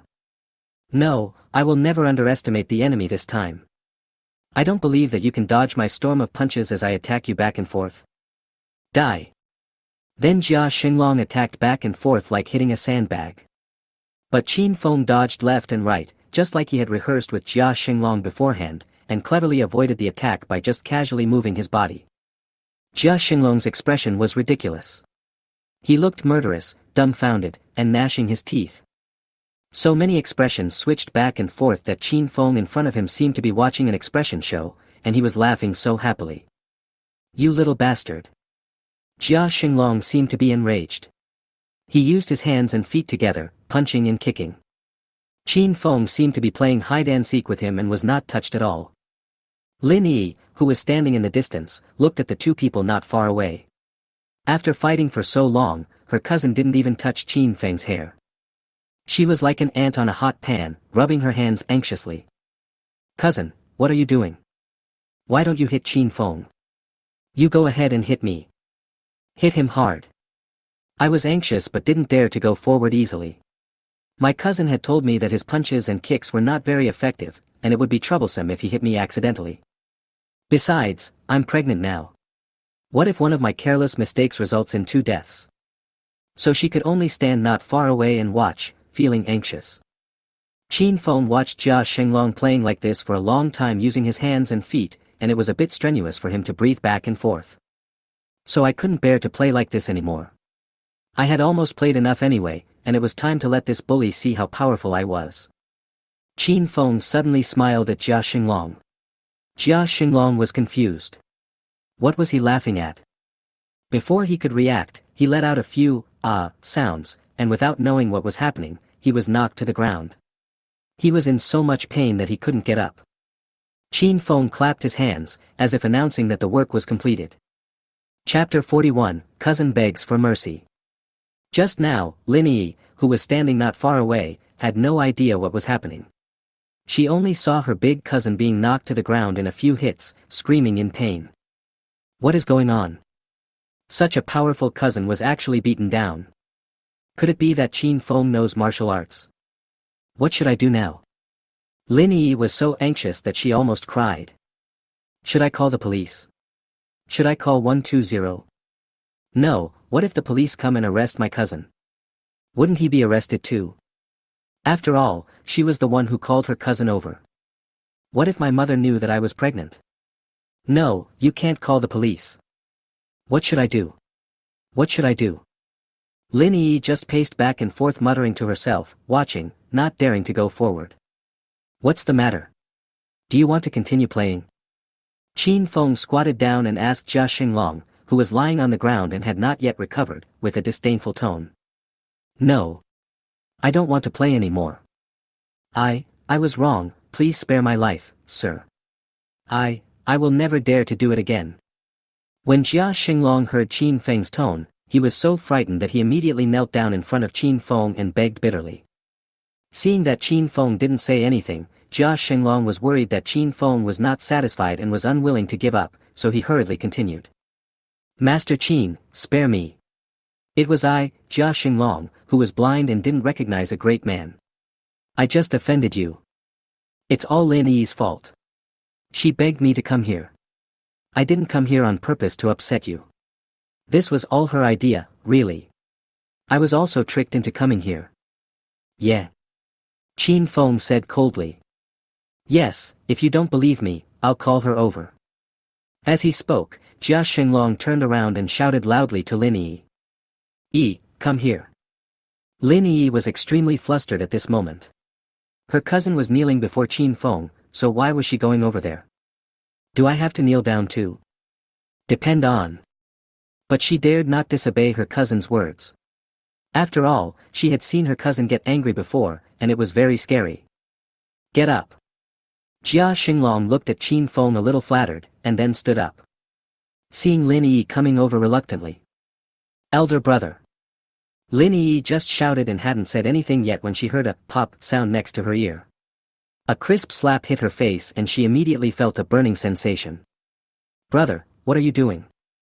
Lin Yi's eyes became moist with pain. Thinking about being beaten by her cousin suddenly, she suddenly became angry and questioned Jia Shenglong angrily. You still dare to ask me? Why don't you apologize to Hero Qin right now? Why should I apologize to him? It's better for him to apologize to me. Qin Feng, you think that because you defeated my brother, I have to submit to you like him, don't even think about it. Return me the 30,000 yuan. Lin Yi was so angry after being beaten that she became furious. Thinking about how she was teased by Qin Feng and how she lost face in front of her sisters, she got furious. At this moment, he had no time to pay attention to his cousin's persuasion, but pointed at Qin Feng and asked for the meal money with confidence. 30,000. How dare you ask me for it? You dare to go on a blind date with me when you're pregnant? Do you think I'm your scapegoat? Pregnant?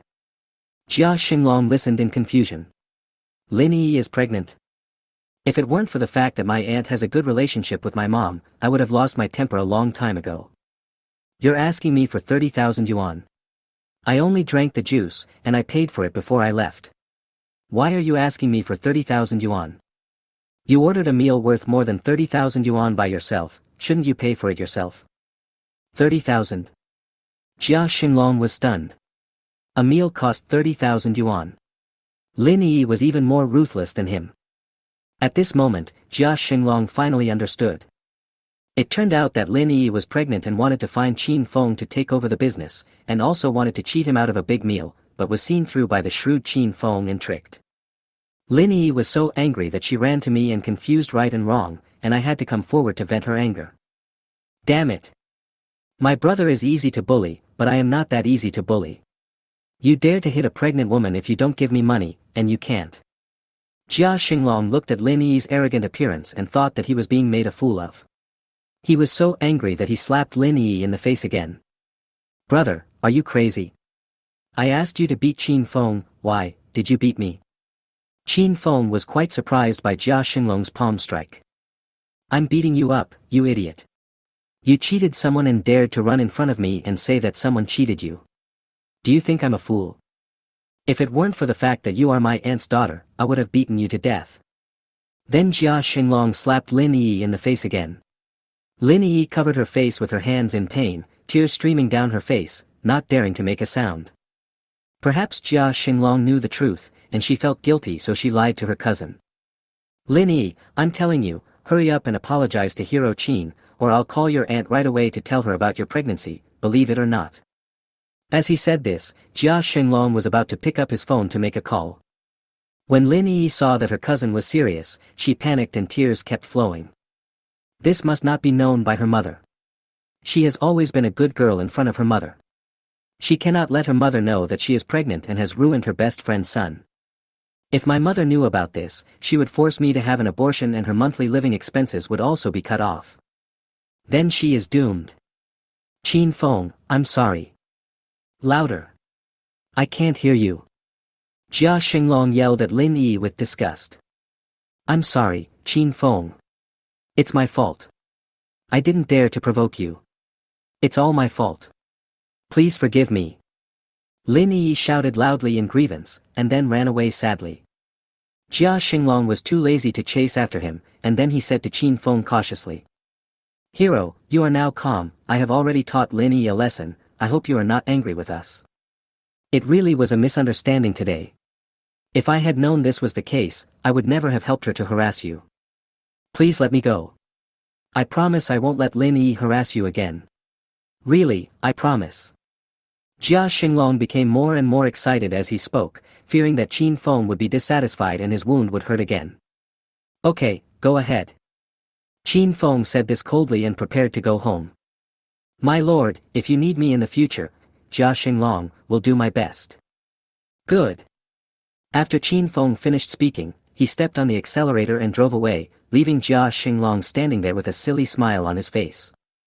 Hero, walk slowly. Jia Xinglong's eyes were full of admiration, as if he had met a real martial arts master. After pausing for a few seconds, Jia Xinglong came to his senses. He should stay away from such people. Otherwise, what if someone remembers the grudge and uses me as a punching bag again? It hurts just thinking about the wound. Chapter 42, The Hongmen Banquet. Forget it, let's go now and go back to settle the score with Lin Yi, my damn cousin. Jia Xinglong has completely lost face today. So, he shouted loudly to Lin Yi who was walking away. Lin Yi, stop right there. Stop right there. Qin Feng's home. Minmin, you don't have to cook tonight. Qin Feng's father Qin Shuxian walked into the kitchen and said to Su Minmin who was about to cook. Not cooking. Are we going to eat out? No, just eat at home. I just went to Aunt Lee's house to get some pickled sauerkraut. I'm planning on cooking sauerkraut fish for you two tonight. Su Minmin thought that Qin Feng's father wanted to invite her and her daughter to dinner, so she quickly dispelled the idea. No, we ate outside, but not in a restaurant, at my brother's house. My second brother just called and said that my niece is coming back today and has prepared a large table of food. He asked our family to come over. It's rare for everyone to be together. Qin Shuxian quickly explained to his wife Su Minmin. No. Su Minmin refused without even thinking about it. This second aunt came to our house at noon to make a scene. She wanted to share the 700,000 yuan relocation payment. When she failed, she invited our family to dinner in the evening. Do you think she wanted to have dinner on purpose? I think this is a hongmen banquet. Thinking of Yao Xiaoyi's expression at noon, Su Minmin was furious. Fortunately, her son Qin Feng was at home and did not leave her alone to face this aggressive shrew. Otherwise, she might not be able to stay at home so leisurely. Minmin, you said it. Maybe they just wanted to have a good reunion with their niece and Xiaofeng because they are rarely at home. It won't be like what you said. Even if it was a hongmen banquet, any problems within the family should be solved. Are we going to stop communicating forever? When Yao Xiaoyi heard what Qin Shuxian said, she was actually a little hesitant, because the family had to meet eventually. After all, it was my second uncle's family who invited my family to dinner, and as the eldest brother's family, it would be bad for us to not go, lest we be laughed at. Qin Feng was listening at the side and felt that what his father said made sense. Mom, I think what Dad said makes sense, let's go. When Su Minmin saw that her son also agreed to go, she was the only one who disagreed to go, and the situation suddenly became a little awkward. Xiaofeng, aren't you afraid that your second aunt will ask us for the demolition compensation again? Su Minmin expressed her concerns. Mom, don't worry. Second aunt won't get a penny of the demolition compensation. Dad and I are here, you don't have to be afraid, Yao Xiaoyi can't cause any trouble. Xiaofeng, how can you talk like that? Don't call your second aunt by her name anymore. It's disrespectful. Qin Shuxian lectured Qin Feng in a fatherly tone, telling him not to be rude to his sister-in-law, as it would seem he had no manners. Su Minmin was now very upset that she didn't have the time to listen to her father scolding her son, but when she heard her son's words of comfort just now, her worries were alleviated a lot. If her son was not at home today, Su Minmin would never let Qin Feng's father go over there. Qin Feng's father is an honest man, and he particularly cherishes their brotherhood. He will definitely not be able to persuade second aunt's family if he goes there. Who knows, half of the demolition compensation might actually be given to them in the end. Then let's go together. Su Minmin agreed reluctantly. Seeing that his wife agreed to go, Qin Shuxian's mouth corners slightly raised. He turned and looked at his son Qin Feng, his eyes full of fatherly love. Especially today, after coming home from get-off work, he heard his wife Su Minmin telling him about two things that happened this afternoon. Second aunt was asking for demolition compensation and buying a villa. Let him feel that his son has grown up. Hey, big brother, big sister, Xiaofeng, you are here. Come in, the food is ready, serve it quickly. When Yao Xiaoyi saw her eldest brother and his family had arrived, she was as happy as if she had seen the god of wealth, and she quickly greeted them warmly. I was originally worried that I had some unpleasantness with my sister-in-law at noon today, and that my sister-in-law and Qin Feng would be unwilling to come. Who knew that they both came, which is even better. Qin Feng's family was surprised to see Yao Xiaoyi so enthusiastic. She looked nothing like the shrew she was at noon. She was like two completely different people. Qin Feng and Su Minmin didn't know what to say. Since the other party was so enthusiastic, it would be bad to pour cold water on them. Just eat and drink as usual as if nothing happened. At first, the dining atmosphere was quite normal, but when the meal was almost over, Qin Feng accidentally saw Yao Xiaoyi winking at his second uncle Qin Shanggu, and he suddenly felt that the dining atmosphere began to become a little weird. Qin Feng knew that the show was about to begin. Just as my mother Su Minmin said before, this meal is not that simple at all, it is definitely a hongmen banquet. Will Yao Xiaoyi give up so easily? Absolutely not. I just didn't expect that after having a quarrel with my eldest sister-in-law and nephew at noon, I could still invite my eldest brother and his family to dinner in the evening. I want to continue to find ways to negotiate the demolition payment. This efficiency is not something that ordinary people can do. Yes, there is really no one else but Yao Xiaoyi. Seeing that her husband didn't react, Yao Xiaoyi pinched Qin Shangwu's thigh so hard that his face almost deformed due to the pain. Second brother, what's wrong with you? You were fine just now, are you feeling unwell? Qin Shuxian noticed that his brother Qin Shangwu suddenly looked unwell, and asked hurriedly with concern. When Qin Feng saw his father like this, he suddenly felt a little helpless. How could my father, who has always been honest and kind, notice anything unusual? Before my mother left, she secretly told me that there was a reason why she was worried about my father coming. As expected, my mother was very foresight. Honest people are easily bullied by bad people. I'm not feeling unwell, it's just, brother, I have something I want you to do me a favor with. Qin Shuxian saw his younger brother Qin Shangwu asking him for help with some embarrassment, so he didn't think much about it and immediately asked. Shangwu, we are brothers. Just tell me what you want to say. There is no need to be so hesitant. If I can help, I will definitely help. Su Minmin immediately became worried when she saw this. Didn't they say that the family should have a good time together? They were fine just now, why did they ask for our help? Could it be? Before Su Minmin could continue thinking about this, Qin Shangwu spoke directly. Brother, this is what happened. I heard from an old classmate a while ago that he made a lot of money in a short time by playing the stock market. I heard him talk so fluently and he seemed to have a method. Seeing that it was so easy to make money, I also wanted to join in and make some money to spend. But who would have thought that not only would I lose all my invested capital, but I also lost all the money I borrowed from loan sharks. Now the loan sharks come to my house every day to make trouble. Chapter 43, This change of attitude is really fast. I really had no choice but to ask my brother. I know that my eldest brother received a lot of compensation from the demolition of his family. I just want to borrow 1.2 million from you. Please rest assured, brother and sister-in-law, I will pay you back as soon as I have money. After Qin Shangwu finished speaking, he looked at his elder brother Qin Shuxian and elder sister-in-law Su Minmin, as if hoping they could help him. Usually. Borrow 1.2 million.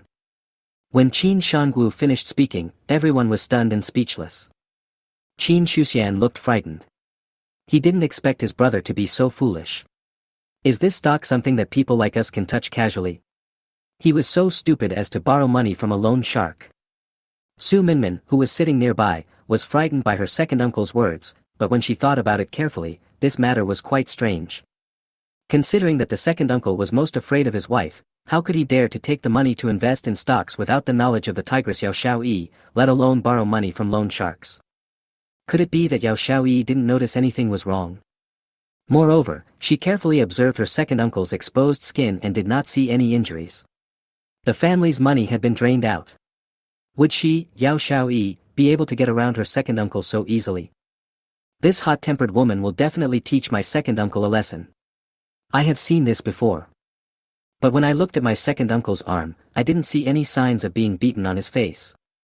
That's not right, Su Minmin suddenly realized, the couple was going through so much trouble, but in the end, weren't they just after the demolition compensation for their family's relocation? Since he couldn't get it from his sister-in-law during the day, he would try to get it from his eldest brother at night. This couple is really... Su Minmin silently wondered in her heart whether this borrowing of money was a conspiracy of the couple, and whether they were finding ways to split the relocation money. Qin Feng, who was sitting next to them, seemed to have expected that the family would bring up the issue of demolition compensation, so there was no big change on his face. But Qin Feng thought it was really strange that his second uncle suddenly changed his temper and asked his father to borrow money. I guess there must be an expert behind this, needless to say, it must be Yao Xiaoyi.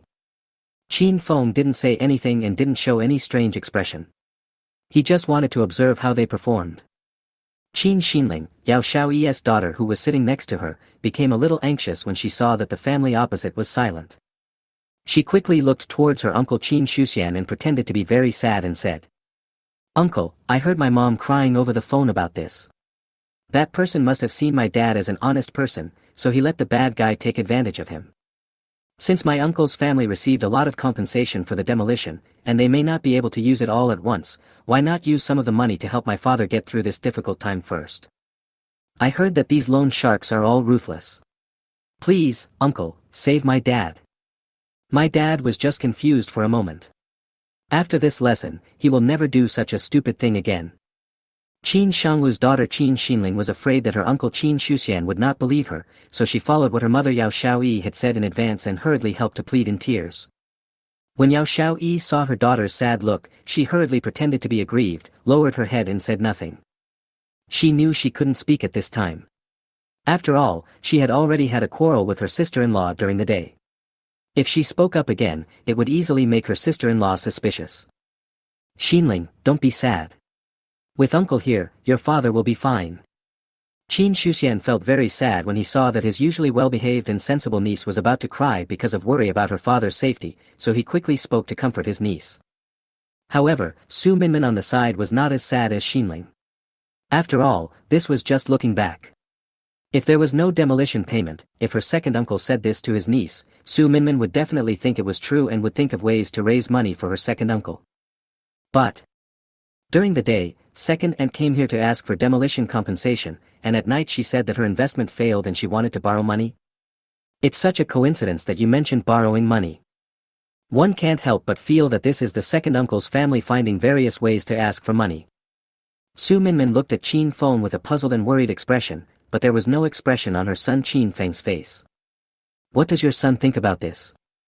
Could it be that he also believed the reasons given by his second uncle? Do we really have to give them the demolition compensation?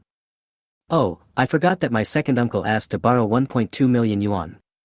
Her family only received 1.9 million yuan in demolition compensation. It was not as much money as they said. How could they only give out a part of it? If you want to borrow 1.2 million, then you have to borrow a large part of the demolition compensation. This is really asking for too much. 700,000 yuan needs to be divided during the day, and 1.2 million yuan needs to be borrowed at night, which means 500,000 yuan more is added. What is going on?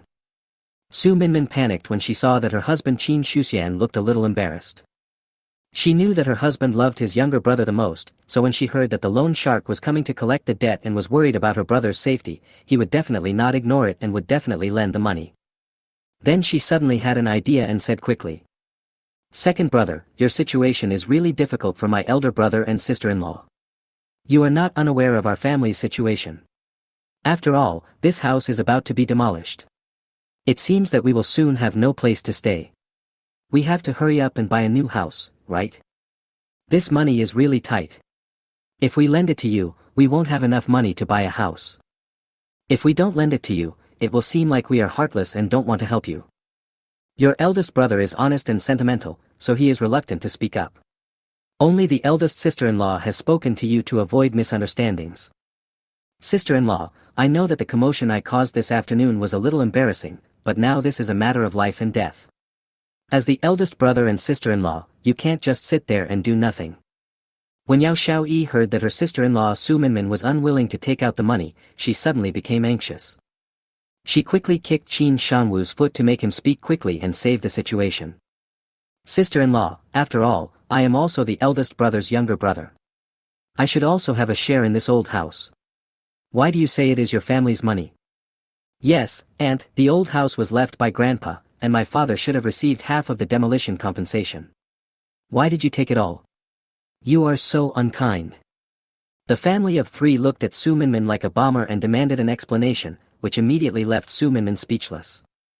It's fine if the child doesn't understand, but how can adults be so ignorant? Qin Feng saw his mother's face flushed and speechless after being bullied by this family of three. He then spoke slowly. "Uncle, when Auntie came to our house to ask for the demolition payment this afternoon, I'm sure she told you about the division and proof of ownership of this old house. I don't need to waste time repeating it here. Chapter 45, Is the World So Small? Is this my younger brother? Why is it that today their family seems like a different person, and everyone is pretending? Was this meal really like what my wife Su Minmin said, a hongmen banquet?" Qin Shuxian's face suddenly turned extremely ugly. He kept thinking carefully in his mind when he had signed and put his fingerprints recently. Could it be? Qin Shuxian suddenly remembered that day when he was in a hurry to go to work, his younger brother Qin Shangwu suddenly appeared and stopped him halfway. For example, the house in the town might also be expropriated. In order to facilitate the formalities, his signature and fingerprint would be needed to prove that the house belonged only to him, Qin Shangwu. But seeing that I was in a hurry to go to work, Qin Shangwu asked me to sign and put my fingerprints first, and he would add the content later. When Qin Shuxian heard that his brother's house was also going to be expropriated, he naturally didn't think much about it. He followed his brother Qin Shuxian's advice, hurriedly signed and stamped his fingerprints on the white paper he gave him, and hurried to work. But who would have thought that my younger brother Qin Shangwu would actually do this? Qin Shuxian seemed to be struck by lightning, his hands were shaking with anger, and he cursed out of breath. Shangwu, Shangwu, you were waiting for me on the road that day on purpose, right? While I was rushing to work, you said your house was going to be expropriated and tricked me into signing to prove that the house in town was mine. I never thought that what you added on the blank paper was to ask me to guarantee you to mortgage the old house for 1.2 million yuan. You spent the 1.2 million and you still want me to fill the hole and pay off your debt. You can do such a thing. I trusted you so much. I'm your brother, Shangwu. When Qin Shangwu saw his elder brother being so angry, there was no change on his face. He seemed to be seeing others making fun of him and it had nothing to do with him. He was indifferent. Shuxian, why are you so confused? Qin Shangwu, Yao Xiaoyi, you are so cruel. You are really useless in order to get a share of the demolition compensation. You actually came up with such a dirty trick to set a trap for your brother. Are you two still human? Su Minmin pointed at the two despicable guys in front of her and was so angry that she almost fainted. Fortunately, Qin Feng was quick-witted and supported Su Minmin who was about to fall. Mom, are you okay? Uncle, Aunt, you are so inhumane. For such a small amount of money, you even want to frame your own elder brother and sister-in-law. Just wait for your punishment. Qin Feng looked at his parents who were so angry about this matter that he couldn't help but curse at his second uncle Qin Shangwu and second aunt Yao Xiao. Qin Shangwu and Yao Xiaoyi were in no mood to care about Qin Feng's family's feelings at this time. They just stood aside and watched coldly. Qin Feng, don't blame your second uncle and second aunt. The only good thing that can be found in this life is your family. We are one family. If you could share some of the compensation with us, we wouldn't have such a bad relationship, right? If you want to blame someone, you should blame this world. Who made us born in this godforsaken place, worrying about our livelihood every day? Only a fool would refuse this big pie that fell from the sky. Your parents said they treat us as a family, so why didn't they say that their brother's family should also have a share and give us a piece of the pie? Hurry up and take out the 1.2 million. The borrower will be here soon. Don't blame me for not reminding you. He is a bully here and he is very ruthless. Don't blame me for making the situation even more embarrassing. Yao Xiaoyi looked at Qin Feng coldly and said. Do you want to tell me something about the division of property this time? I wonder if you have any way to stop me from getting the demolition compensation. Thinking of this, Yao Xiaoyi looked at Qin Feng with a smug smile on her face. Okay, since you won't help us as relatives, we won't be soft-hearted to you in the future. Don't worry. Qin Feng glanced fiercely at the three people standing opposite him, the complacent Yao Xiaoyi, and the indifferent second uncle and cousin. Hey, what's going on? A family gathering. Speak of Chow Chow and he will appear. At this moment, a man's voice came from outside the door, interrupting the unpleasant atmosphere. Brother Xinglong, you are here, please come in. Hearing the familiar voice, Yao Xiaoyi immediately walked to the door enthusiastically to greet the arriving guests. Have the family discussed the 1.2 million yuan? When do you plan to pay it back? The man outside the door asked as he walked into the house. Yao Xiaoyi then said respectfully to the man who came in. My elder brother and his wife are a little stubborn, but since it's written in black and white, they have no choice but to admit it. Just wait and get your money. At this time, a tall man with tattoos all over his body appeared in the living room, followed by two followers standing guard at the door. The man ignored the two strange elderly men who were feeling unwell due to anger and walked in on his own. But I guess this kind of thing is something he's used to seeing and seeing a lot. Then the man said viciously. That's good. You know, I, Jia Xinglong, have very little patience. If this matter is settled early, everyone will be safe and sound. Yes, brother Xinglong, the one who signed this is my uncle, you can ask him to pay the money. As she spoke, Qin Xinling pointed to her uncle Qin Shuxian who was sitting opposite her. Xinglong. Qin Feng stood behind, supporting his parents, and suddenly spoke coldly. Can you call me Xinglong? Do you know who brother Xinglong is in our area? Everyone will avoid him. Xiaofeng, don't blame second aunt for not kindly reminding you. Don't be too proud too soon. You will be in trouble later. Yao Xiaoyi would not let go of the loss she suffered in front of Qin Feng this afternoon. She specially greeted Jia Xinglong and came over in the evening to give this so-called nephew some deterrence. Let him understand the rules and know what it means to respect elders. Then I want to see how Jia Xinglong makes me look bad. As Qin Feng spoke, he looked at the tall man Jia Xinglong who was looking right at him, with an expression of, "I'd like to see," on his face. In fact, when I found Jia Xinglong's name on the mortgage document, I felt that he looked familiar. Maybe he was an old acquaintance. Unexpectedly, the person who came was the Jia Xinglong he knew, so he was even less afraid. For Qin Feng, who now has a lot of money but nowhere to spend it, the 1.2 million is just the tip of the iceberg, but it is a fatal blow to his parents. This is no longer a question of money, but has risen to the level of identifying family relationships. He couldn't let his parents be betrayed and bullied by their family members. "Qin, Hero Qin, why are you here?" Jia Xinglong suddenly met Qin Feng, the master who had beaten him badly during the day, at Yao Xiao's house. He was immediately stunned. "I can't believe my eyes, is this world so small?" I finally recovered and resumed my normal life, but only a few hours have passed. Chapter 46, Becoming a Little Brother in Seconds. How come we meet again? Could it be that God deliberately arranged this to punish him? Hero Qin. Jia Xinglong trembled slightly and looked at Qin Feng and greeted him. "Brother Xinglong, are you okay?" "This is just my ungrateful nephew Qin Feng, a little brat who just grew hair and is very stubborn. You can teach him a lesson later on, so that he knows how to respect his elders. Now he always looks disrespectful to his brother, which makes me angry." Yao Xiaoyi saw that something was not right and quickly fired again. Bang! A crisp slapping sound echoed in the hall. "Brother Xinglong, what are you doing? I asked you to teach Qin Feng's family a lesson, why did you hit me?" Yao Xiaoyi touched her beaten face and looked at Jia Xinglong with a wronged look. She couldn't figure out what was going on. Why was I beaten? Jia Xinglong's sudden slap shocked everyone. "Dad, didn't Jia Xinglong say he was here to pretend to collect debts?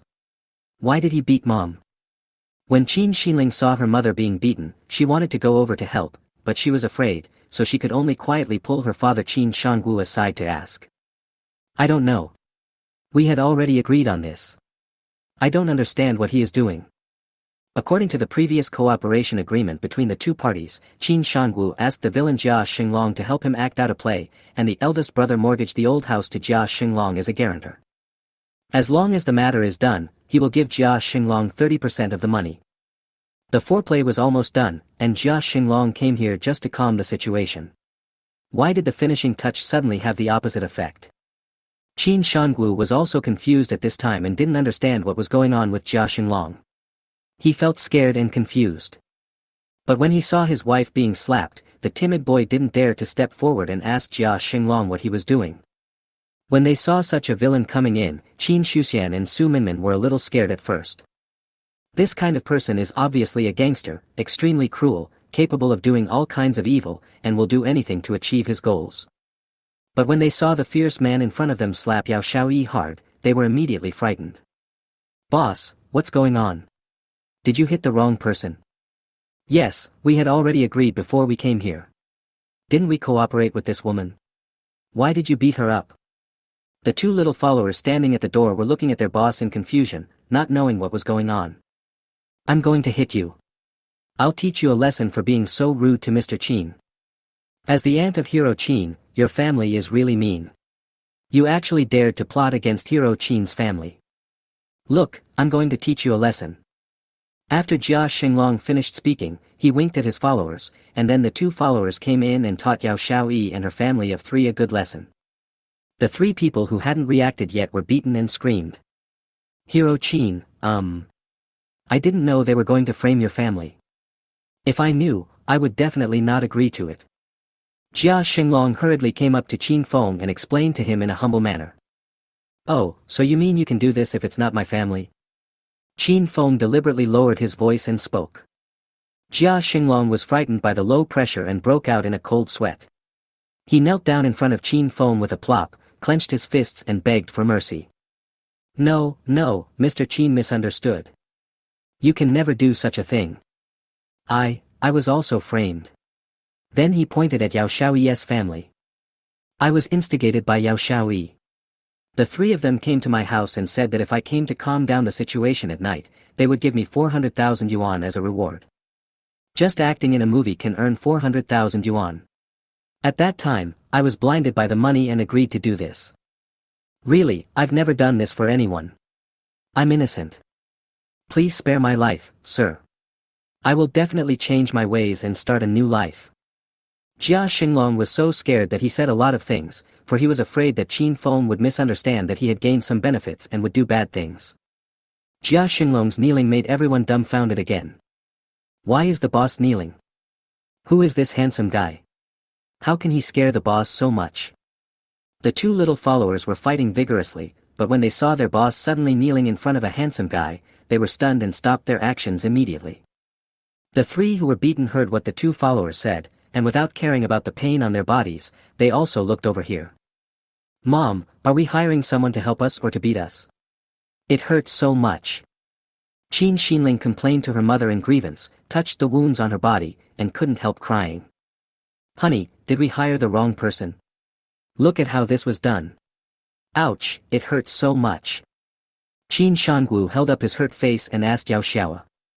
Look, these two little followers don't know why their boss has become like this. How would I know what happened to him? This. I am more wrong than Do Yi. Yao Xiaoyi cried, feeling aggrieved, as she touched her swollen face. Xiao Feng, what's going on? When Su Minmin saw this ferocious-looking big guy, she thought he was here to collect debts. But unexpectedly, the villain first called his son a hero, then beat Yao Xiaoyi and knelt in front of his son. He looked like he was very afraid of his son. Could it be that he knew his son Xiaofeng? What happened? Otherwise, how could such a tall and strong man with such a domineering look be so humble in front of Xiaofeng? That's not right. Even though my son is quite tall, it seems like he can't beat him. I have never heard Xiaofeng say that he knows anyone with bad habits in society. This. Mom, this is a friend I just met, don't think too much about it. Seeing his mother's curious and worried look, Qin Feng hurriedly explained to Su Minmin, while smiling and helping Jia Xinglong, who was kneeling in front of him, to stand up. When Jia Xinglong was supported by Qin Feng, his heart skipped a beat. He said he was his friend.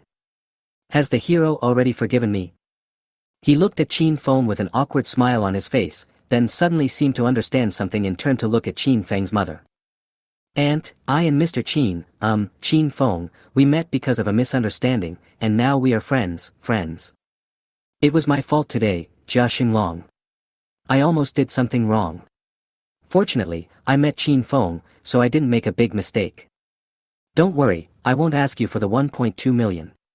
They wanted to frame you. I guess you were scared. Chapter 47, Uncle and his family suffer the consequences of their own actions. Jia Xinglong, who looked ferocious and fierce, was explaining this to Su Minmin with a grin showing all 8 teeth. He knew how awkward his expression was without even thinking about it, not to mention Su Minmin in front of him. What about this receipt? Su Minmin looked at Jia Xinglong awkwardly, whose expression turned awkward, and then asked awkwardly. This, why don't I just tear it up? They were the ones trying to frame you anyway, and I didn't actually lend them any money. Jia Xinglong deliberately lowered his voice and spoke. As he spoke, Jia Xinglong took the mortgage document from Su Minmin and tried to tear it up. But just when he was about to make a move, Qin Feng suddenly reached out to stop him, showing a wicked smile and said. Since Brother Jia is here, we can't let you and your men make a wasted trip. We still need to pay you for your hard work.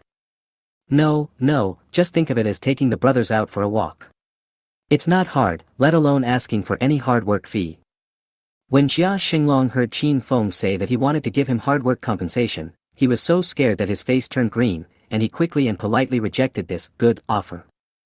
He was afraid that he would get beaten up without anyone noticing if he wasn't careful. It would have been fine if he hadn't said that, but now that Qin Feng said that, he still feels a dull pain in his body. He didn't dare to take any hard work pay, for fear that he wouldn't be able to enjoy it. Brother Jia, don't misunderstand me. The hard work fee I'm talking about is naturally what you deserve. Isn't it clearly written on the mortgage document? Qin Shangwu is the borrower, and my father is the guarantor. If the borrower can't pay back, the guarantor will have to pay it back, right? Jia Xinglong was a little confused at this time. He didn't understand what Qin Feng was doing. He looked at Qin Feng in confusion and still didn't quite understand what this meant. This little house you're in now and the business house next door both belong to my second uncle Qin Shangwu. Can't he afford to pay back this mere 1.2 million? Do you understand what I mean? Jia Xinglong seemed to be enlightened in an instant, and his eyes immediately became bright. I understand. Thank you for your advice, Mr. Qin. I will definitely get it done. Before coming here, I just thought that I could get a sky-high appearance fee of 400,000 by cooperating in the play. Who knew that I would almost offend Mr. Qin because of this? I was so scared that I almost lost my soul. Now he has received 1.2 million in hard work compensation. The plot of this day is even more exciting than a soap opera. This is so shocking, it's amazing. Anyone with a weak heart would probably faint from the shock. Then Jia Xinglong turned around, looked at Yao Xiaoyi's family, and said viciously. Your family owes me this 1.2 million. Do you want to give me the cash right away? Or should I just take over these 2 rooms? Today is the last day, you should think it through. I don't have that much patience to wait. Pay back the money. Check in. Today. After hearing these words, the 3 people were so frightened that they couldn't even stand steadily. Fortunately, Qin Xinling was quick to support her parents. Brother Xinglong, we didn't lend you 1.2 million. Why do we have to pay back so much money? Did you make a mistake? Qin Shangwu spoke first. He had never received a penny from Jia Xinglong, so why should he give the 1.2 million himself? After hearing what he said, Jia Xinglong walked over and slapped Qin Shangwu on the face, then took out the document and showed it to Qin Shangwu, and then cursed him viciously. You still remember this receipt, right? It clearly states that you borrowed 1.2 million from me. It's written in black and white. How could it be fake? There are your Qin Shangwu's autograph and handprint on it. Do you still want to blame me, Jia Xinglong? Qin Shangwu only then realized that the borrower's name was indeed his. He couldn't explain whether he had borrowed the money or not even if he jumped into the Yellow River. At that time, in order to force their eldest brother Qin Shuxian to hand over the money, they took the risk of operating the mortgage document in a formal format, so this note is evidence and it is protected by law. Now, they never expected that they were actually tricked into doing so. It's really a case of losing the rice while trying to steal the chicken, and finally shooting oneself in the foot. Qin Shangwu can't deny the 1.2 million even if he wants to. Thinking of this, he immediately regretted it so much that his intestines turned green. Why was he so stupid? He didn't get any benefit at all, and now he has gotten himself involved. He was so angry that his face turned black. He turned around and slapped Yao Xiaoyi hard on the face, cursing. It's all because of you, you idiot. You wanted to take advantage of my brother's family and insisted on asking for the demolition money. You screwed me. Where can I get 1.2 million to pay them back?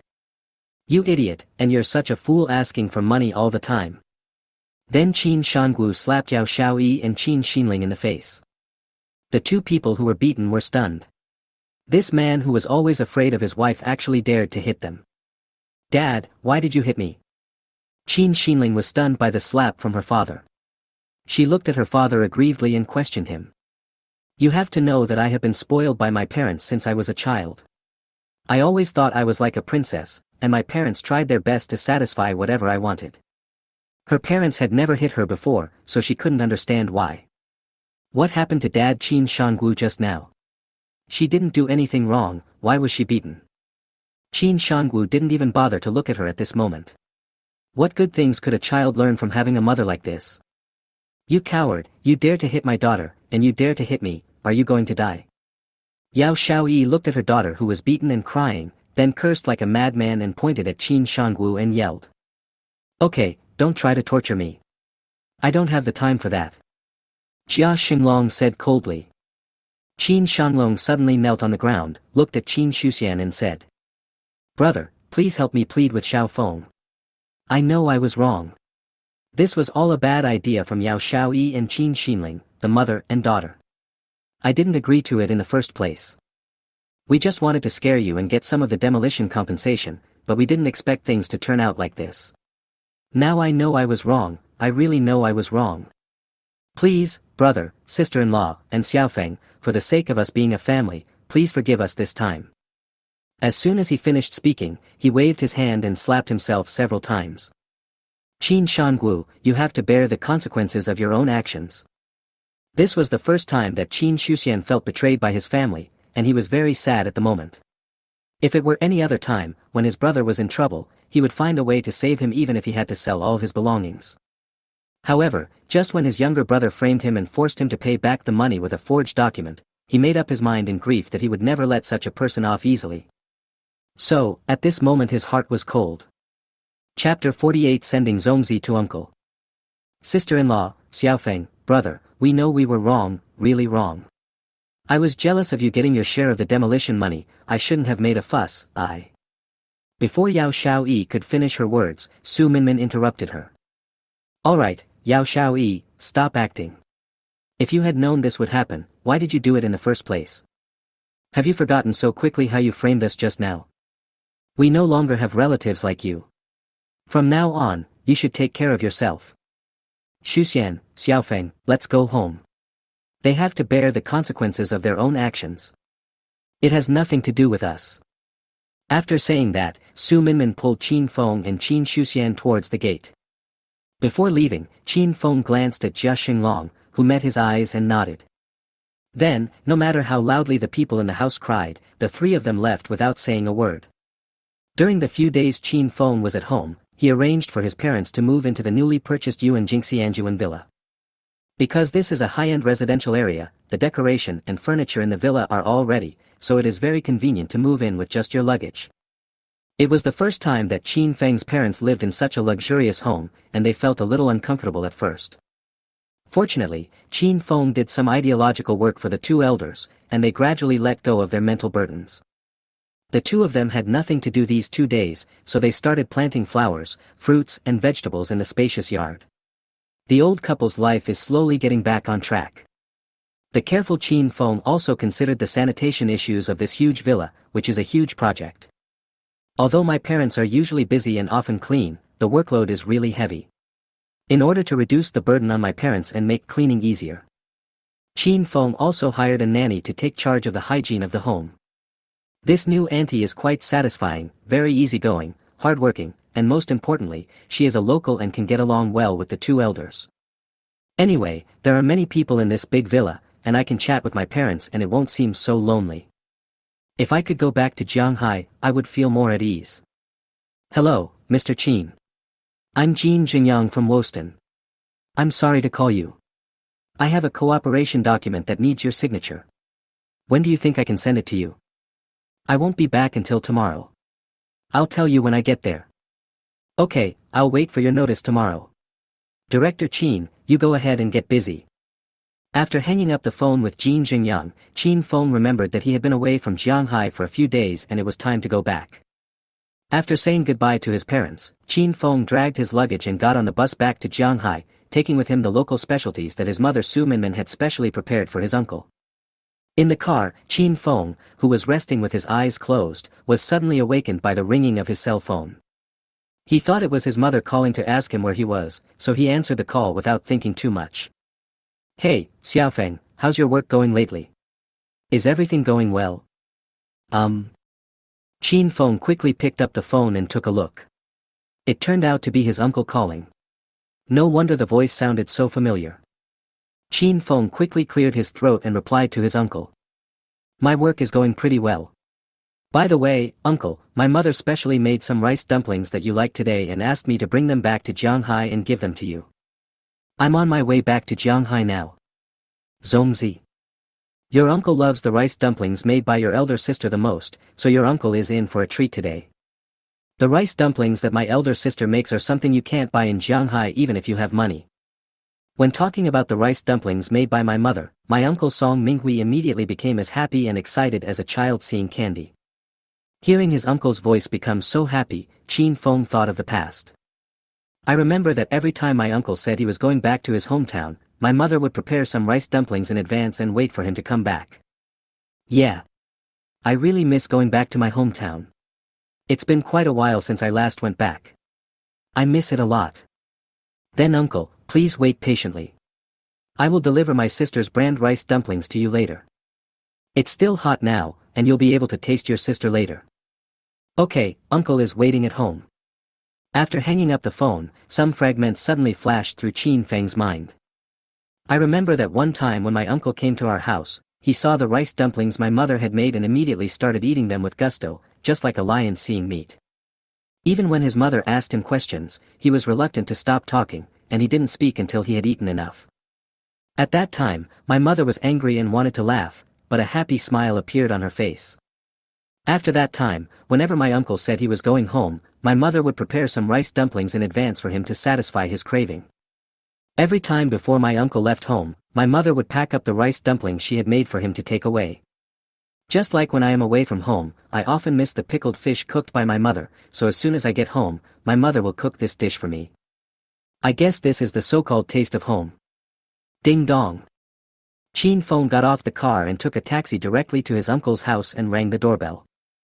Who is it? As he spoke, the door was opened. Xiao Feng, why are you here? The richly dressed woman in front of him was Qin Feng's Aunt Song Huixin. Suddenly she saw Qin Feng coming over and changed her cold attitude and asked. I'm here to give my uncle some rice dumplings. Qin Feng replied coldly, not as politely as he would when meeting other elders. Because he knew from a young age that his aunt despised their family for being poor.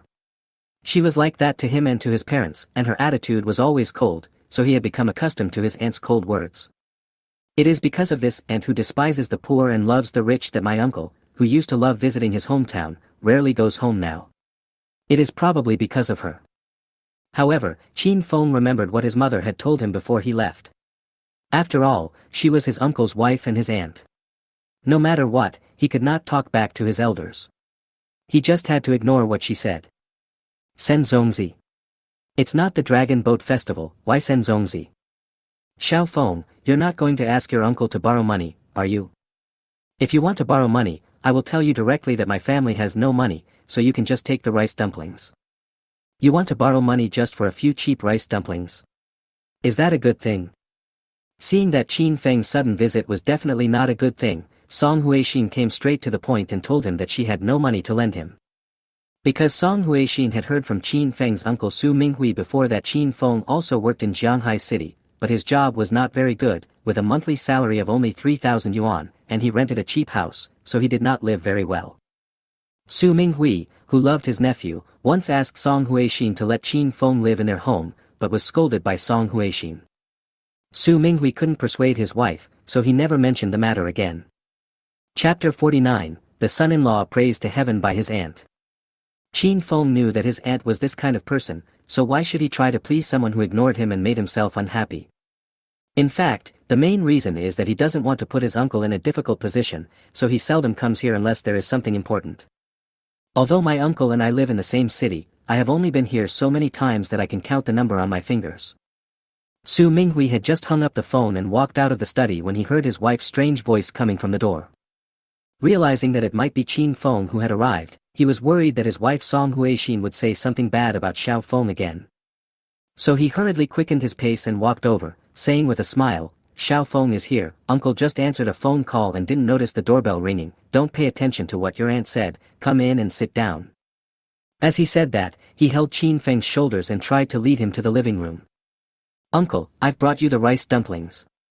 If there's nothing else, I'll leave first. Qin Feng knew that his aunt would have this attitude when he came, and he didn't want to stay here any longer, so he quickly handed the rice dumplings to his uncle. Xiao Feng, why are you so distant with your uncle? Now that you are here, how can you not have a meal with your uncle? After all, he is my nephew. He came from so far away to send me rice dumplings and didn't even invite him to stay for a meal. If my sister and brother-in-law knew about this, wouldn't they be very disappointed? Qin Feng couldn't persuade his uncle, so he was let in. The rice dumplings have already been delivered, why are you staying for dinner? When Song Huixin heard that her husband wanted to keep Qin Feng, a country bumpkin, for dinner, she became even angrier. Huixin, it's rare for Xiao Feng to come home, so you shouldn't make such a fuss, okay? Besides, my daughter and son-in-law happen to be here today. It's so rare for the whole family to be together. Who is his family? We are just relatives, okay? Song Huixin walked up to Su Minghui and whispered, twisting Su Minghui's arm angrily. Su Minghui's hand twitched in pain, and the expression on his face was awkward for a while before he forced out a smile. In fact, Qin Feng saw it all, he just pretended not to know. It was not easy to expose him, so as not to make the situation more embarrassing. Suddenly, Song Huixin looked at her daughter and son-in-law sitting on the sofa. As if she had discovered something, her eyes lit up, the corners of her mouth curled up, and she walked forward quickly. Then, facing the two people on the sofa, his attitude changed 180 degrees and he said with a smile. Xiao Feng, it just so happens that Lingling and her husband are here today. By the way, you probably haven't met Lingling's husband yet. Let me introduce him to you. Why is Qin Feng here? Su Lingling suddenly stood up and looked curiously at the relative in front of her whom she hadn't seen for a long time, her aunt's son Qin Feng. From childhood to adulthood, perhaps influenced by her mother, Su Lingling was not very enthusiastic about Qin Feng's family. She felt that if her classmates and friends knew about having such poor relatives, she would lose face. So she never called Qin Feng cousin, but always called him by his full name, not wanting others to know their relationship. Send rice dumplings to uncle. Qin Feng replied coldly. In fact, he didn't have a good impression of his cousin, his uncle's daughter. Like her mother, she was snobbish and looked down on Qin Feng. Zongzi. Why are we eating zongzi when it's not a festival? They were indeed mother and daughter. When they heard Qin Feng talk about sending rice dumplings, their expressions and tones were exactly the same. Dad likes to eat them. Look, these were made by your aunt today. Xiaofeng brought them to me from his hometown today. Su Minghui quickly picked up the rice dumpling in his hand and showed it to everyone, with a happy smile on his face, but his heart was completely different and he didn't dare to show it. Hey, I don't know what's wrong with the two women in this family. Every time they see Xiaofeng, they have this attitude and the atmosphere is always cold. He is so helpless. But there is no way. On one side are my wife and daughter, and on the other side is my nephew. I have to help neither of them. He had no choice but to act according to circumstances and help smooth things over and ease the atmosphere. When Song Huixin saw her husband speaking for the poor nephew again, she felt a little unhappy, so she deliberately changed the subject. Xiao Feng, this is Lingling's husband, Sun Jicheng. He should be about the same age as you. He is now the general manager of Longyuan Food Company, Limited, the largest food supplier in Jianghai City, with an annual salary of 1 million. Every time Song Huixin introduced or talked about her son-in-law to others, her mouth smiled like a sunflower and she always looked very proud, not to mention how proud she was. Now that her son-in-law is here, she has to show off in front of Qin Feng so that this brat can see what kind of successful person is and broaden his horizons. Hello, Qin Feng, I'm Sun Jicheng. After Song Huixin introduced herself, Sun Jicheng quickly stood up and greeted Qin Feng with a smile. In fact, when his mother-in-law introduced herself, he took the opportunity to take a look at Qin Feng in front of him. He was wearing a piece of street stall clothing and even sent rice dumplings from his hometown.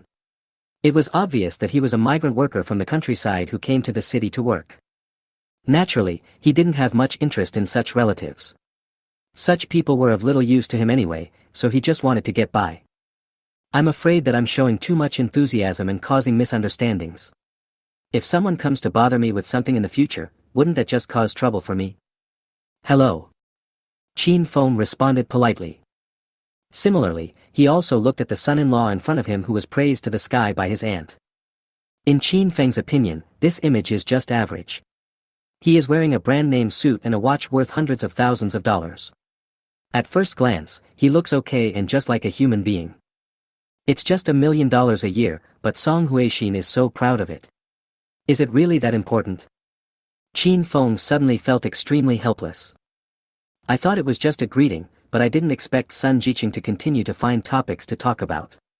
He was simply a worm to Song Huixin, asking whatever she was thinking. If they are not from the same family, then they shouldn't enter the same house. What kind of mother-in-law is, what kind of son-in-law will catch her eye? The logic behind what these families say is the same, just look for opportunities to hurt others. Qin Feng, where are you employed? Qin Feng was about to answer, but before he could finish his words, Song Huixin answered for him anxiously, as if she was playing a quick quiz game. Xiao Feng works as a clerk in a small company, with a monthly salary of only 3,000 yuan. How can he compare with you? Isn't what my aunt said right? After saying that, he did not forget to give Qin Feng a look of contempt. A clerk only makes 3,000 yuan. How can you live in Jianghai City with this salary?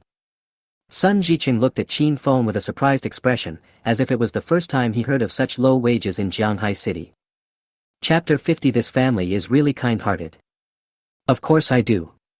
I still have to pay rent and live in a basement. How pitiful. Song Huixin then hurriedly added, as if she knew very much about Qin Feng's affairs. Qin Feng looked at the two people in front of him who were singing the same tune. There was no expression of embarrassment or difficulty on his face. He just continued to watch these two fools perform a double act coldly. How about this, since you're Lingling's cousin, if you don't mind, you can just come to my company and work as a clerk. If you work hard, you can earn at least 6,000 yuan a month. If you've decided, you can come anytime. It's best to tell me in advance and I'll just say hello to the HR department. Although this money is not a lot, it can make your life in Jianghai City better. You don't have to live on 3,000 yuan a month. Don't young people need to socialize? Sun Jixin seemed to be doing a good deed and wanted to find a good job for Qin Feng. What's there to dislike about such a good job? 6,000 yuan is exactly double your current salary. Where else can you find such a good job? Xiao Feng, what else are you considering? Go and resign tomorrow and report to Jiqing's company. If Su Minmin knew about this, she would be so happy. You should thank our Jiqing for this great opportunity. Song Huixin excitedly helped Qin Feng analyze the benefits of this matter, and was as happy as if she had helped her son find a good job. Mom, look at what you said, it's just a little help. When Sun Jiqing heard his mother-in-law praising him again, he quickly waved his hand and said. Su Lingling saw her husband trying so hard to help this poor cousin find a way out, and she couldn't understand what her husband was doing. What's the point of helping such a poor relative, and he went to my husband's company. Doesn't he know how many eyes are watching him from behind as the general manager? I'm afraid that if Qin Feng goes there and doesn't work seriously and makes mistakes, wouldn't that be a hindrance to my husband? The more Su Lingling thought about it, the more she felt that this was not the right way to do it, otherwise she would have to worry in the future. Jiqing, what are you doing? Isn't this causing trouble for you? Su Lingling couldn't help but lean close to her husband's Sun Jiqing's ear and whispered. It's nothing, it won't have any impact, don't worry. Sun Jiqing whispered to comfort his wife beside him. Su Lingling was about to say something, but was interrupted by Qin Feng unexpectedly. I'm not interested. Qin Feng couldn't help but stop them because of the warm-heartedness of these three people. It's so funny to think that I am worth tens of billions now, and yet someone is going to so much trouble to arrange a monthly salary of 6,000 yuan for me. Not interested. He is actually not interested in a job with a monthly salary of 6,000 yuan. You're not mistaken, he would actually refuse. The plot twist was a bit sudden, leaving Sun Jiqing, Su Lingling and Song Huixin all confused. I thought Qin Feng would be so excited to hear such good news that he wanted to curry favor with everyone, but I never expected that he would actually refuse. Is this guy out of his mind? Are you still pretending to be noble? Just when he noticed out of the corner of his eye that Song Huixin was about to reach out and scold Qin Feng for being ungrateful, Su Minghui reacted extremely quickly and pressed down Song Huixin's arm. Then, with an auntie's smile on her face, she looked at everyone and said hurriedly. Okay. Xiao Feng is already such a grown-up, he will take care of his own affairs, so there is no need for you to worry about him. It's time for dinner, Huixin, hurry up and prepare the food. Seeing that a new round of flames was about to break out, Su Minghui took the opportunity to move his wife to the kitchen. Fortunately, a firewall was built in the middle to isolate the flames. Having been poured with cold water, Sun Jiqing now looked at Qin Feng more and more displeased. I gave you a way out but you refused to take it. You insist on pretending to be noble, right? At this moment, Sun Jiqing became excited. He suddenly wanted to invite the whole family to bring Qin Feng to visit his new home and let this kid know who the final winner is. Don't you live in a basement? Today I will take you, a poor boy, to see what a high-end residential area is and let you feel the sense of accomplishment and happiness of living in one. As he spoke, Sun Jiqing hurriedly said. Dad, you don't have to trouble Mom so much today. Didn't we just move into a new house 2 days ago? Last time I said I would find a chance to bring you two to visit our new home. Everyone has time today, and Qin Feng is here too, so let's go to our new home for dinner. Anyway, there's a nanny at home. I'll just call and tell her. We can start eating right away when we get there. It'll be quick. Yes, then let's just go to our new home to eat, so that my mother doesn't have to prepare a table of dishes. After eating, we can visit my new home. The environment of Shanghai Garden is so beautiful. After dinner, I will take you for a walk in the community. When it comes to the new home, Su Lingling is so excited that she wants to invite her parents to go and see it together. Okay then. Qin Feng will come with us and have a couple of drinks with uncle. This time Qin Feng did not refuse. Thinking that the house his grandson bought happened to be in Shanghai Garden, and they were in the same residential area anyway, Qin Feng couldn't refuse his uncle's kindness, so he had to agree to have dinner together in their new house. Before going out, Qin Feng suddenly received a call from Jin Jingyang, the executive director of Webtoon. Hello, Mr. Qin, I am Jin Jingyang from Webtoon. The hotel is planning to develop a new project and cooperate with the largest supplier in Jianghai City. The director of Longyuan wants to meet with you to discuss this matter. Is this convenient for you? Okay, then bring someone to my house now. After hanging up the phone, Qin Feng got into his uncle's car and set off. It didn't take long to reach Shanghai Garden. After parking the car, the group walked in the community. Song Huixin walked around, suddenly took a deep breath, and then said in an intoxicated manner. The air here is so fresh. High-end residential areas are really different. The environment is so beautiful. The fragrance of flowers fills my nose, just like being in a park. It's so beautiful. When Song Huixin came here for the first time, she was attracted by the environment of the community. Mom, the houses here are over 50,000 per square meter. How can the environment be bad? Su Lingling joked when she saw her mother's surprised look. More than 50,000 per square meter. When Song Huixin heard this number, an expression of surprise immediately appeared on her face. Mom knew it was expensive here, but I never thought it would be this expensive. Last time you told me that you bought a 180 square meter house, right? That would be around 10 million yuan, right? Oh my god. Chapter 51 Who has delusional disorder?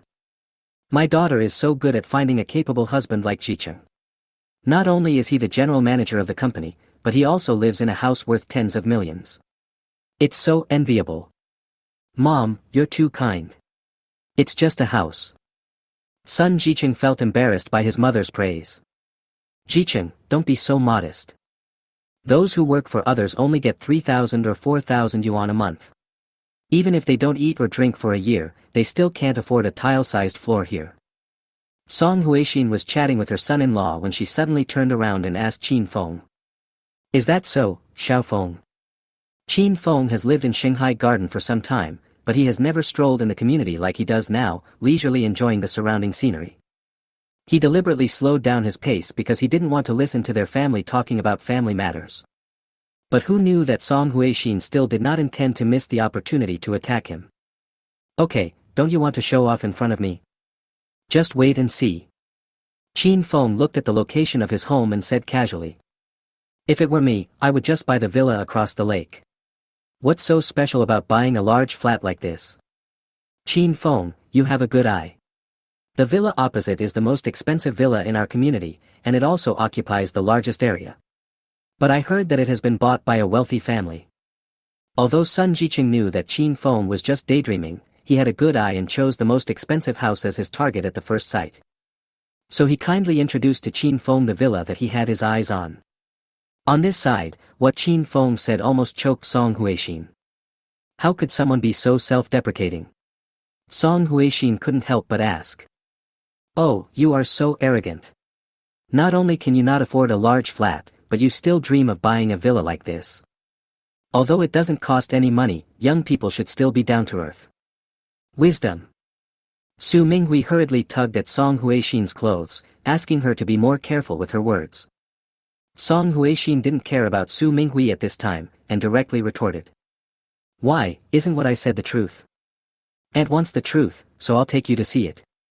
After saying that, Qin Feng walked towards Villa number 1 across the lake. Just take a look. I'm just afraid you won't want to leave after seeing it. Song Huixin quickly took her husband Su Minghui's hand and followed him, not forgetting to say to Su Minghui. I think this kid is really delusional.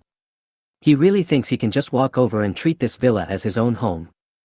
Minghui, I'm not saying anything bad about you, but your nephew is just so irrelevant. How can he compare to our Jicheng?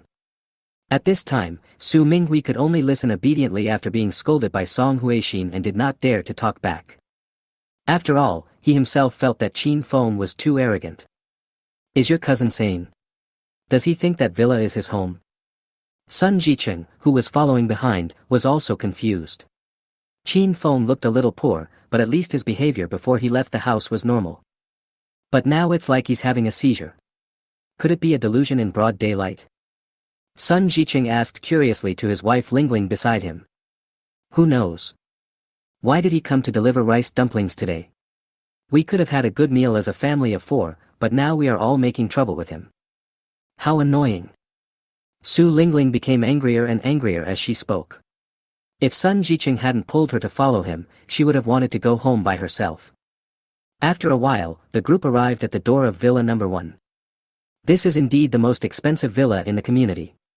Even the entrance is decorated so well, showing the owner's wealthy status everywhere. Qin Feng saw their envious looks, then he took out the key from his pocket and asked them casually. Would you like to go in and sit for a while? After these words were spoken, the 4 people in front of him widened their eyes and were stunned for a few seconds. Song Huixin was the first to react, and quickly said with a smile. Xiao Feng, what did you just say? Let us go in and sit down. Oh my god, Xiaofeng, you have a fever that has damaged your brain, right? Open your eyes and look carefully. Is this your home? Can you afford such a big and luxurious villa? Please stop making a fool of yourself. Oh my god, I feel like my wrinkles are about to burst out from laughing. Song Huixin smiled and held the corners of her eyes with her hands, as if she was afraid that wrinkles would appear on her face if she was not careful. Sun Jicheng, who was standing by, seemed to have heard a joke and couldn't help laughing out loud and asked. Qin Feng, please stop joking, okay? Is this kind of joke funny? You are so boring. Are you still dreaming in broad daylight? Wake up. Su Lingling couldn't stand it anymore and started complaining to his father directly. That's right, Dad, look at your good nephew. Let's go and stop embarrassing ourselves here. Even his uncle looked at Qin Feng helplessly. He really didn't know if this kid knew what he was doing now. Qin Feng looked at the 4 people in front of him and he felt helpless. This is my home, how could they say I'm crazy? Daydreaming? This is my home, what's so funny? Qin Feng said helplessly, I'm too lazy to talk nonsense with them here, anyway, you can believe it or not, forget it. Oh my god. You still have the nerve to say it's your family. When the head of the family comes out, I don't think you're afraid of being embarrassed. We still have to look good. Wake up quickly. Of course not. You only earn 3,000 yuan a month, and now you tell me that this villa worth hundreds of millions is your home? Do you think we are fools? Qin Feng, even though this is the first time we meet, if you want to show off in front of me, there's no need to brag so much. Just when Qin Feng was once again refuted and ridiculed by everyone because of a single sentence, several luxury cars worth millions of dollars were seen on the side of the road driving towards Villa Number 1. The sharp-eyed Sun Jicheng was the first to notice it, so he pointed at the luxury cars and said to Qin Feng.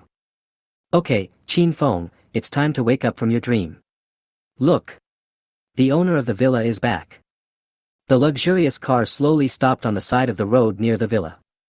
Sun Jicheng suddenly found that the luxury car seemed a little familiar. That's not right.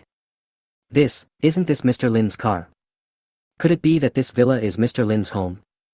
Sun Jicheng hurriedly said to Su Lingling beside him with a smile, after all this time, it turns out that this villa is the home of my boss, Mr. Lin. I will go to greet him later. Is this your boss's? Needless to say, that luxury car belongs to our boss. The car has already arrived at his door. You will know it later. Chapter 54, The System Upgrade Mission is so exciting. When Sun Jicheng heard that he was going to be expelled, he panicked and cried and hugged Lin Longyuan's thigh and begged for mercy, hoping to find a glimmer of hope, otherwise he would really be doomed. Su Lingling, the wife, was so frightened that she burst into tears. She hurriedly squatted beside Sun Jicheng and pleaded pitifully like Sun Jicheng. Director Lin, you valued Jicheng the most before.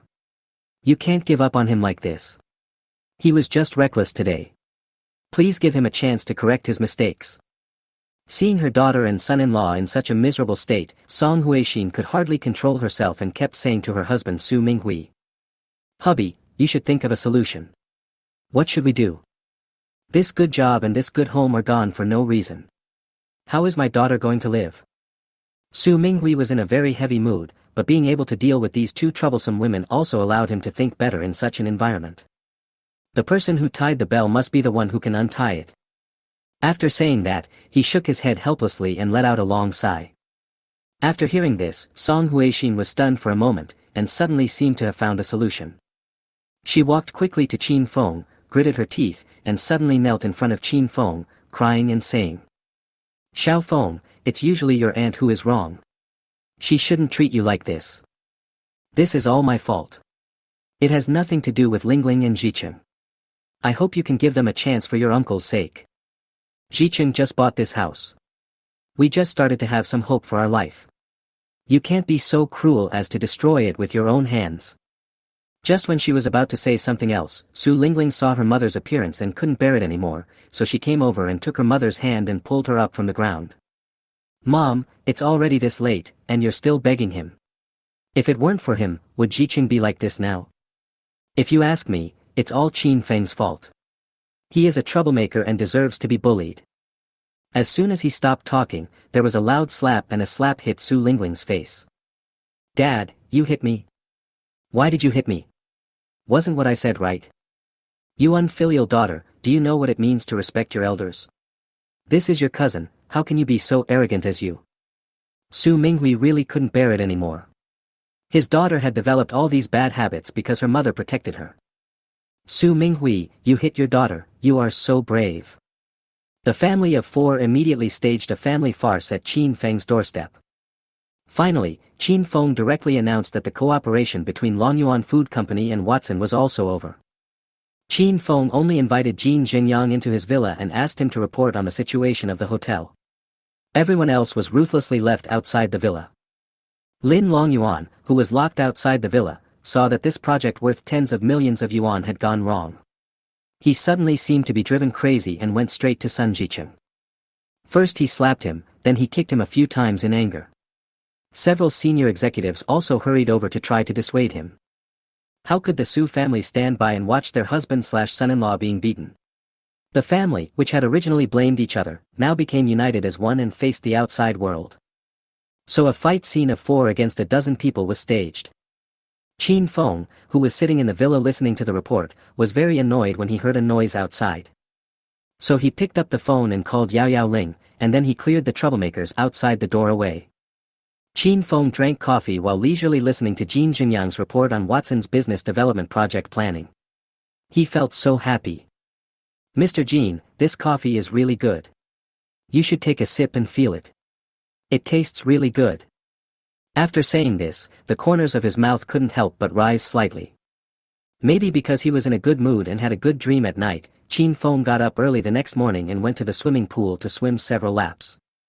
Qin Feng, who had just finished washing up, was sitting on the bed looking at his mobile phone. Suddenly, the familiar system sound rang again. "Ding dong, the system has been successfully upgraded. Congratulations to the host for winning a lottery task. The host can choose to accept or reject it." System upgrade. Qin Feng realized it only then. No wonder the system hadn't run for a few days when he returned to his hometown. He originally thought that there might be some problem with the system, but when this familiar voice sounded again, he realized that he missed the system a little. However, after so many days without any rewards, Qin Feng was still looking forward to whether the system would give him a little surprise as a reward this time. But after hearing what the system said, Qin Feng was a little puzzled. "Let's just draw the lottery, why do we need to complete tasks to draw the lottery? What kind of gameplay is this? This is the first time I encountered a lottery played like this. But think about it, before this, you could get the reward by killing instantly through the system, and after playing for a long time, it doesn't seem very attractive anymore. This time it's quite special. You have to complete the task to get the reward, just like playing a game." Qin Feng instantly became interested when he thought about it. So Qin Feng couldn't wait to ask the system, "What is the lottery task?" The lottery task is a task randomly assigned by the system. The host must first choose to participate in the lottery before having a chance to obtain the system task. Damn it. Is this task randomly drawn? Interesting. Then will there be any reward if the task is not completed? Chin Feng continued to ask curiously. The system will determine the intensity of rewards and penalties based on the difficulty of the task issued. If you fail to complete the task, there will be punishment. Yes. The lottery mission is different from the ordinary mission. There are rewards and penalties. The rewards are tens, hundreds, or even more times higher than normal rewards. The punishment is as strong as the reward. So please make a decision, host, whether to participate in the lucky draw mission. Warm reminder, once the mission is released, the host cannot give up the mission, otherwise he will be punished 1,000 times. What? So cruel. However, Chin Feng was indeed tempted when he thought that he could get so many times the reward as long as he completed the task. It's like betting 1 billion on 10 billion. Do you think this is a big temptation? As for the punishment, it is a bit harsh, but I don't know what the specific task is. It may not be as difficult as I imagined. After all, the system has never let me down. And this time it's a system upgrade, maybe it's a big welfare giveaway, right? Just as Chin Feng was analyzing the pros and cons of this lottery task, the system's voice sounded again. Host, please decide immediately whether to participate in the lottery mission. If the host is afraid of failure and has no confidence, you can choose to give up. Chapter 56, Chivalrous Heart. Another cat friend followed suit and sent a message. Yeah, I want to see your body. Who wants to watch you dance? If you don't take off your clothes, I'm leaving. The girl suddenly became a little angry. She stopped and said angrily. Please be mindful of your words and actions. I am here to share with you the dance with ethnic characteristics, not to perform for money. If you don't like it, you can leave. Please don't pollute the environment here. As soon as these words were spoken, the two cat friends were immediately annoyed. Hey, you're still pretending here, are you really that noble? I don't believe you're not here for the reward. After saying that, a big kiss worth 99 meow coins immediately appeared on the screen. This is a gift from me. Do you like it? Then 5 or 6 big kisses filled the screen. Is my sincerity enough? If you are happy, please give us some benefits. I am waiting for your little surprise. Are you upset with us because we didn't give you any tips just now? Yes, if you want to gain popularity, no one will care about you if you don't give your brothers and grandfather some benefits. I like Sister Mitao. She knows how to behave, gives a lot of benefits, and makes her cat friends very happy. Yeah, I'm a Peach fan too, why are you all here? I came in after seeing Sister Mitao's profile picture. Who knew it was this? I even suspected that she wanted to take advantage of Sister Mitao's popularity and deliberately posted a photo that looked very similar to Sister Mitao. That's right. These days, taking advantage of someone's popularity is nothing new. No, I still have to go tell Sister Mitao. I can't let her take advantage of someone's popularity for nothing. Yes, let the Peach fans come and take care of her. Suddenly, a few cat friends came in and started to slander the girl without knowing the truth.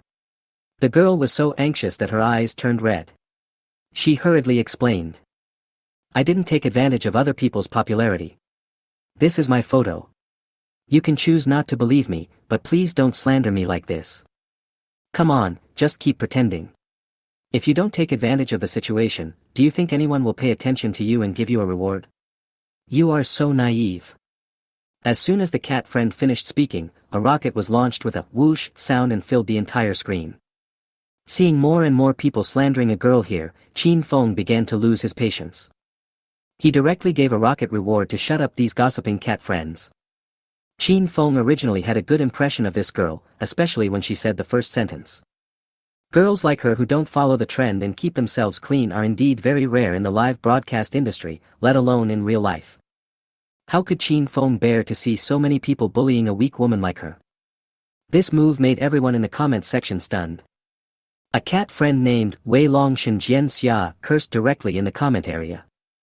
Who is so blind? Didn't they see that I just said that no one gave her a reward? As soon as I finished speaking, someone launched a rocket.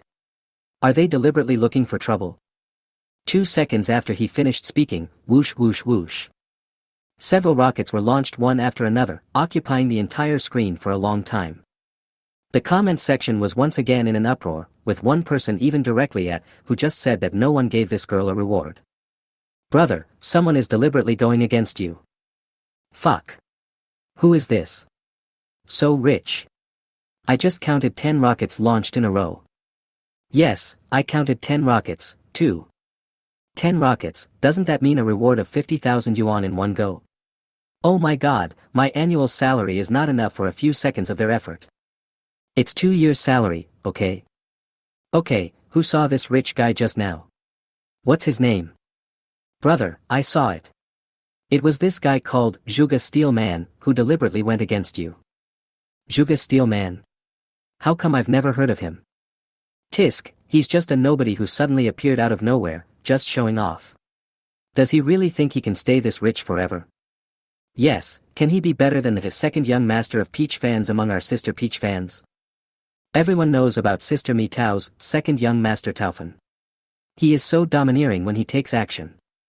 Yes, every time he is here, I have the honor of seeing Sister Peach giving out big benefits, it is so satisfying. Can this Zhuge Steel Man be compared with the second young master of Peach Fun? It's ridiculous. Yes, just crush them.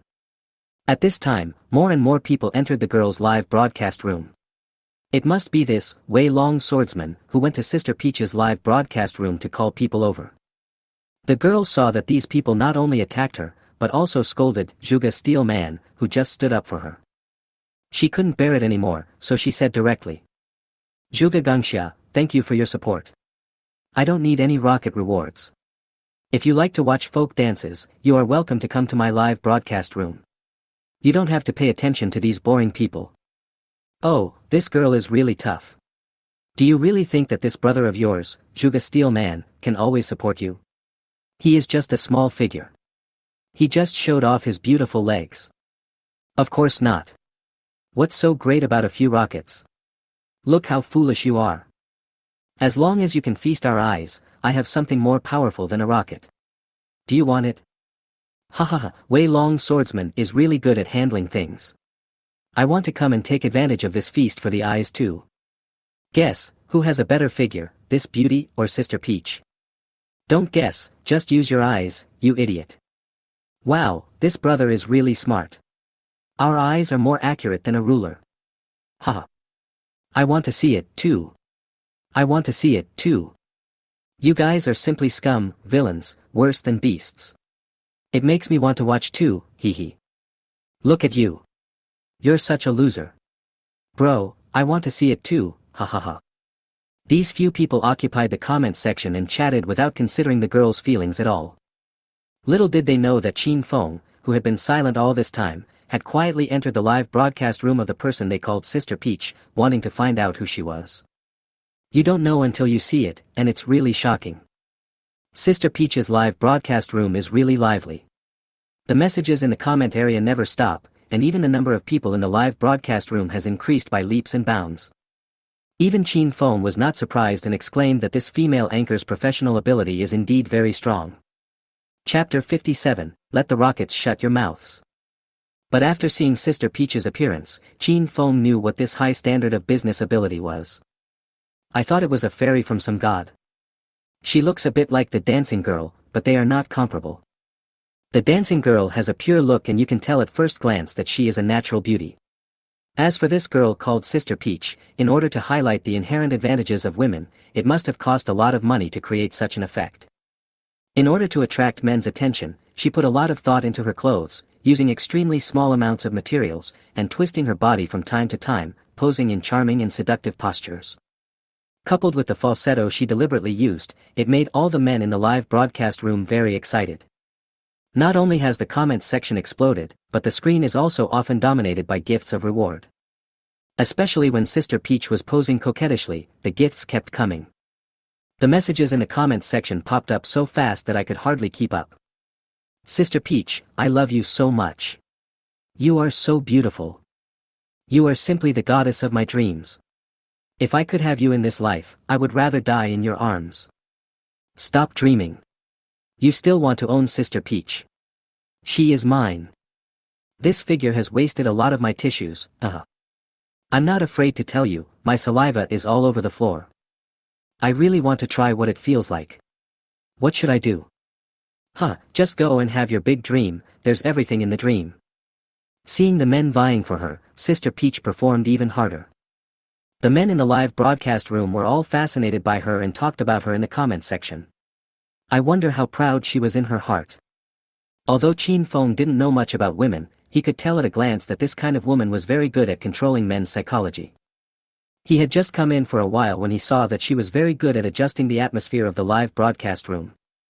From time to time, a small craze would be created during the live broadcast, and these men would willingly give her gifts. These various gifts appear on the screen continuously, as if they are free.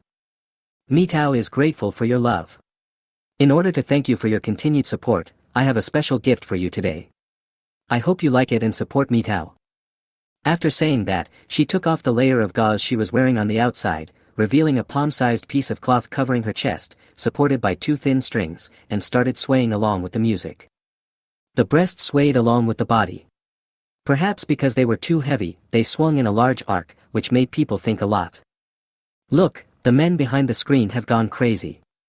Gifts came pouring in one after another, and the comments section was so overwhelmed that it was almost overwhelmed. Fuck, what kind of beauty is this? My nose is bleeding all over the floor. Will I die from excessive blood loss? What should I do? I'm going crazy. I really want to rush into her live broadcast room. Today's benefits are great, I want more. Chin Feng couldn't bear it any longer, so he went back to the Bai girl's live broadcast room. Unexpectedly, he had just left for a short while when the scumbags in the live broadcast room shamelessly started to tease the girl with obscene words, making her almost cry. Many of them are Sister Peach's fans, and Chin Feng has seen these people talking in the comments section of her live broadcast room. After making fun of people over there, they come over here to stir up trouble. These people are so mean. You guys shut up right there. If you have the guts, come and compete with me to see who can give more rewards. If you don't have any, get out of the live broadcast room. Chin Feng angrily typed this sentence in the comments section and posted it, then directly launched 20 rockets. I'm going to blow you beasts to death just because you're talking so much. In an instant, the screen was bombarded by a series of rockets. When the girl saw Zhuge Steel Man speaking for her again, a long-lost smile appeared on her face. I originally thought that the silent Zhuge Steel Man would leave silently after being scolded by these people and would never come back, but who knew that he would come back, and come back with the obsession to help her. As soon as Chin Feng's words came out, the men in the comments section immediately became excited. Can you make us shut up? Where did this wild monkey come from? You are so arrogant. Who do you really think you are? That's not it, isn't it just 20 rockets? If you have the guts, you can compete with our Sister Peach in a live broadcast and see if you can beat our Peach fans. Yes, if you have the guts, come join the live PK. We Tao fans will crush you in a minute. Then we'll see who will shut up. Zhuge Steel Man, come on, do you dare to join? I guess he was scared by the Peach fans and peed his pants, so he ran away. Ha ha ha ha ha. He must have been so frightened that he dared not speak. Ha ha. Seeing these people forcing Zhuge Steel Man, the girl panicked. She didn't want Zhuge Steel Man to participate in this live PK just to speak for her. This kind of PK is simply a waste of money, not to mention that now it is Zhuge Steel Man fighting against millions of Peach fans alone. The gap in strength is too obvious, and it is impossible for him to win. Unless he is an extremely wealthy man with so much money that he has no place to spend it, who would be willing to invest so much money into the platform. Although the girl was very grateful to him for helping her vent her anger, she really couldn't bear to see him waste his money on such things. These people can say whatever they want, just ignore them. Zhuge Steel Man, thank you for helping me, but I don't want you to waste your money on me. It's not worth it to get angry with these people. Don't worry, I'm fine. Don't pay any attention to them. We don't care about live PK and we won't participate. Seeing the girl say this, Chin Feng became more determined to help the girl stand up for herself, so he edited the message in the comments section and prepared to send it out. Don't be afraid, with me here, no one dares to bully you. It's just a live PK, call all of you Tao fans. I can make you all shut up by myself. Qin Feng didn't bother to pay attention to them and directly fired 20 more rockets. For a moment, the entire screen was once again dominated by the rockets, and all the words of people in the comment section were blocked. I'll let you be arrogant. I'm going to block the screen and see how you guys make trouble. After Qin Feng said this, the group of people became excited and couldn't help but shout in the comment section. Chapter 58, It's just a reward competition, who's afraid of who? Hey, Zhuge Steel Man, are you going to play a hero to save the beauty for us? Do you have what it takes? Idiot. You want us to shut up? You are so arrogant. Don't you realize how capable you are? Talking is useless. Come on, who's afraid of who? Yes, who is afraid of who? You little brat, I think you want to die. Well, just wait. I'll tell Sister Peach and her fans right away, and you'll cry. Yes, don't run away, I'll show you the strength of us Peach fans later. I'll give you a few seconds to show off. I think you're just trying to be a hero. You'll turn into a bear in a second. Ha ha ha. It's okay for bears, but I'm afraid they'll be scared to the point of peeing their pants and becoming incontinent. Beauty, watch carefully to see how this boy will die. What nonsense are you talking about? Come and PK if you have the guts. I'm waiting. The loser has to write in the comments section, I was wrong, I am an idiot. Do you dare? Qin Feng directly made a harsh statement, in this live PK, I want to see how powerful these idiots are. It's not certain who will cry. I have the system to protect me, 200 million. I can crush you idiots by myself. Qin Feng calmly waited for them to challenge him, so that they could see how powerful he was. Who is the real boss? Zhuge Steel Man, who do you think you are? So arrogant. What a big tone. This kid is too arrogant. If we don't teach him a lesson, he won't even know his last name. Of course not. He really thinks he is so powerful. Let him see how powerful we are today. Brother Wei Longshan Jian Xia, don't worry, we are all loyal fans of Sister Mi Tao and will definitely support you and Sister Mi Tao. Go and make the arrangements quickly. We will make him suffer in the end. Yes, yes, yes, our peach powder is the best, no one can beat it. Who's afraid of who? Come on. I don't believe that all of us Peach fans can't beat you alone. Just wait. A bunch of Peach fans in the comments section were so excited that they started shouting to make Qin Feng look bad, and the anger of Wei Long Swordsman was also burning. No one has ever dared to mess things up so arrogantly. If I don't teach him a lesson today, do you really think Peach fans are so easy to bully? Okay, I'll show you how to die clearly in the live PK later. Just wait for me.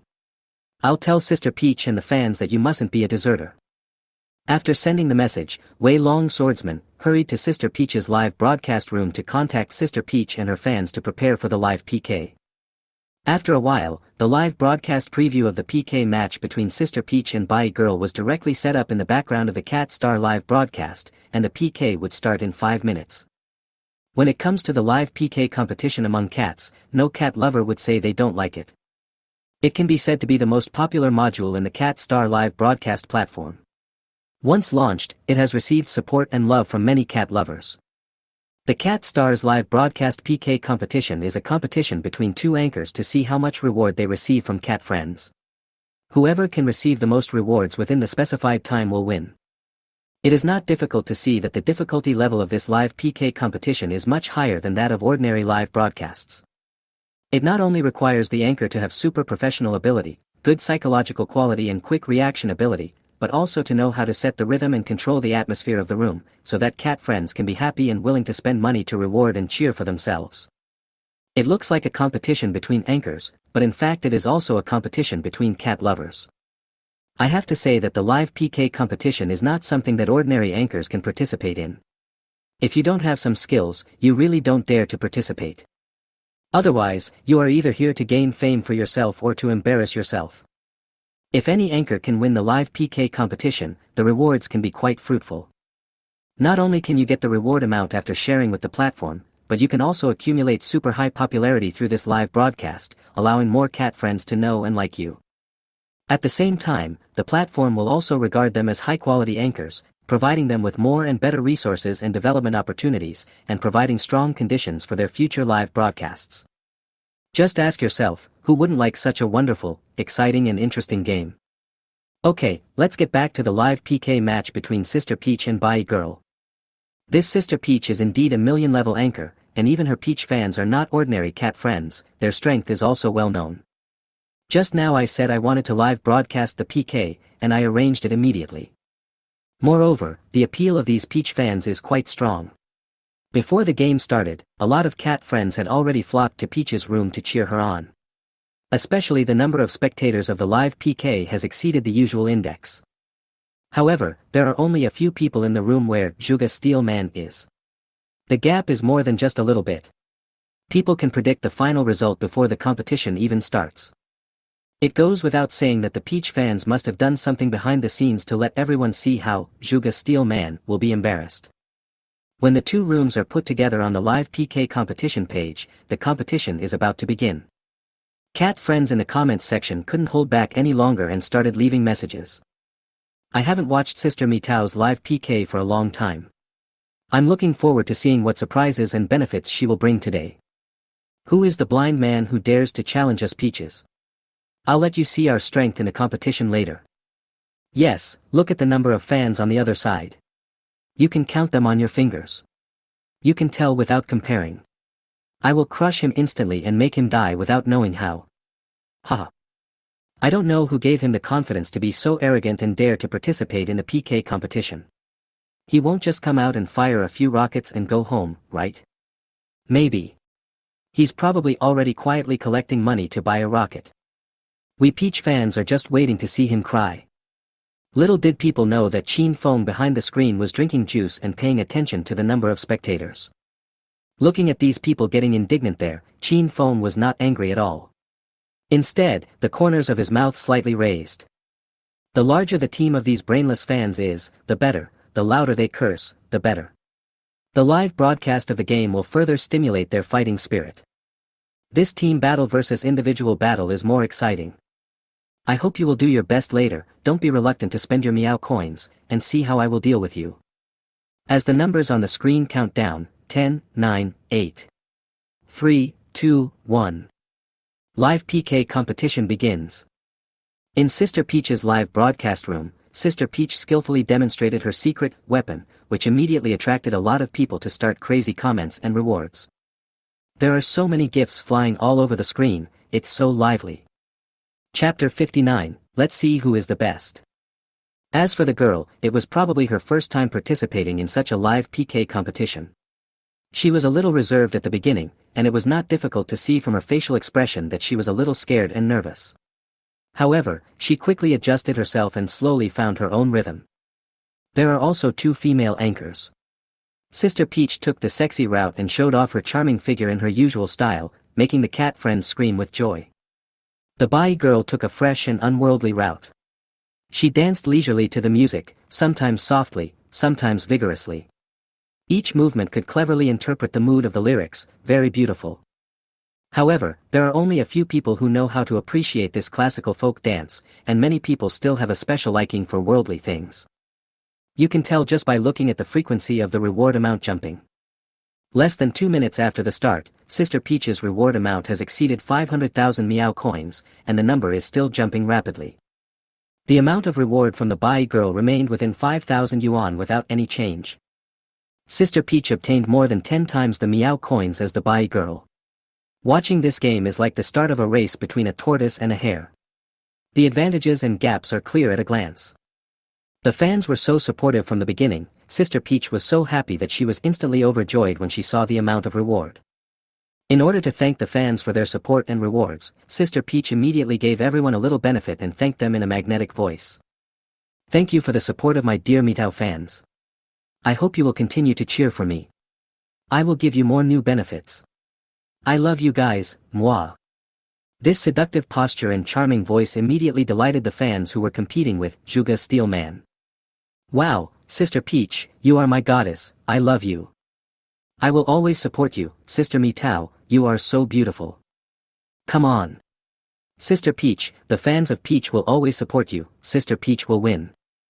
There was a chorus of cheers in the comments section, but Wei Long Swordsman couldn't help but start provoking.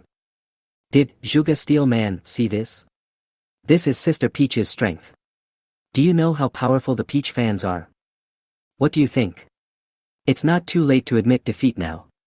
If you fail, don't blame us Tao fans for not giving you a chance. Ha ha ha. That's right, do we still need to compete? This is a sure win, don't overestimate yourself, kid at Juga Steel Man. Sister Mi Tao will always be our goddess, we love you. Come on. What kind of dance is that Bai girl doing? She's wearing so many clothes. Aren't you hot? I feel like sweating just looking at her. Isn't that the one who is clamoring to crush us? Why are you still silent? Did he sneak away? I'm afraid he saw our Sister Peach coming on strong and was afraid he'd lose everything, so he took the opportunity to run away.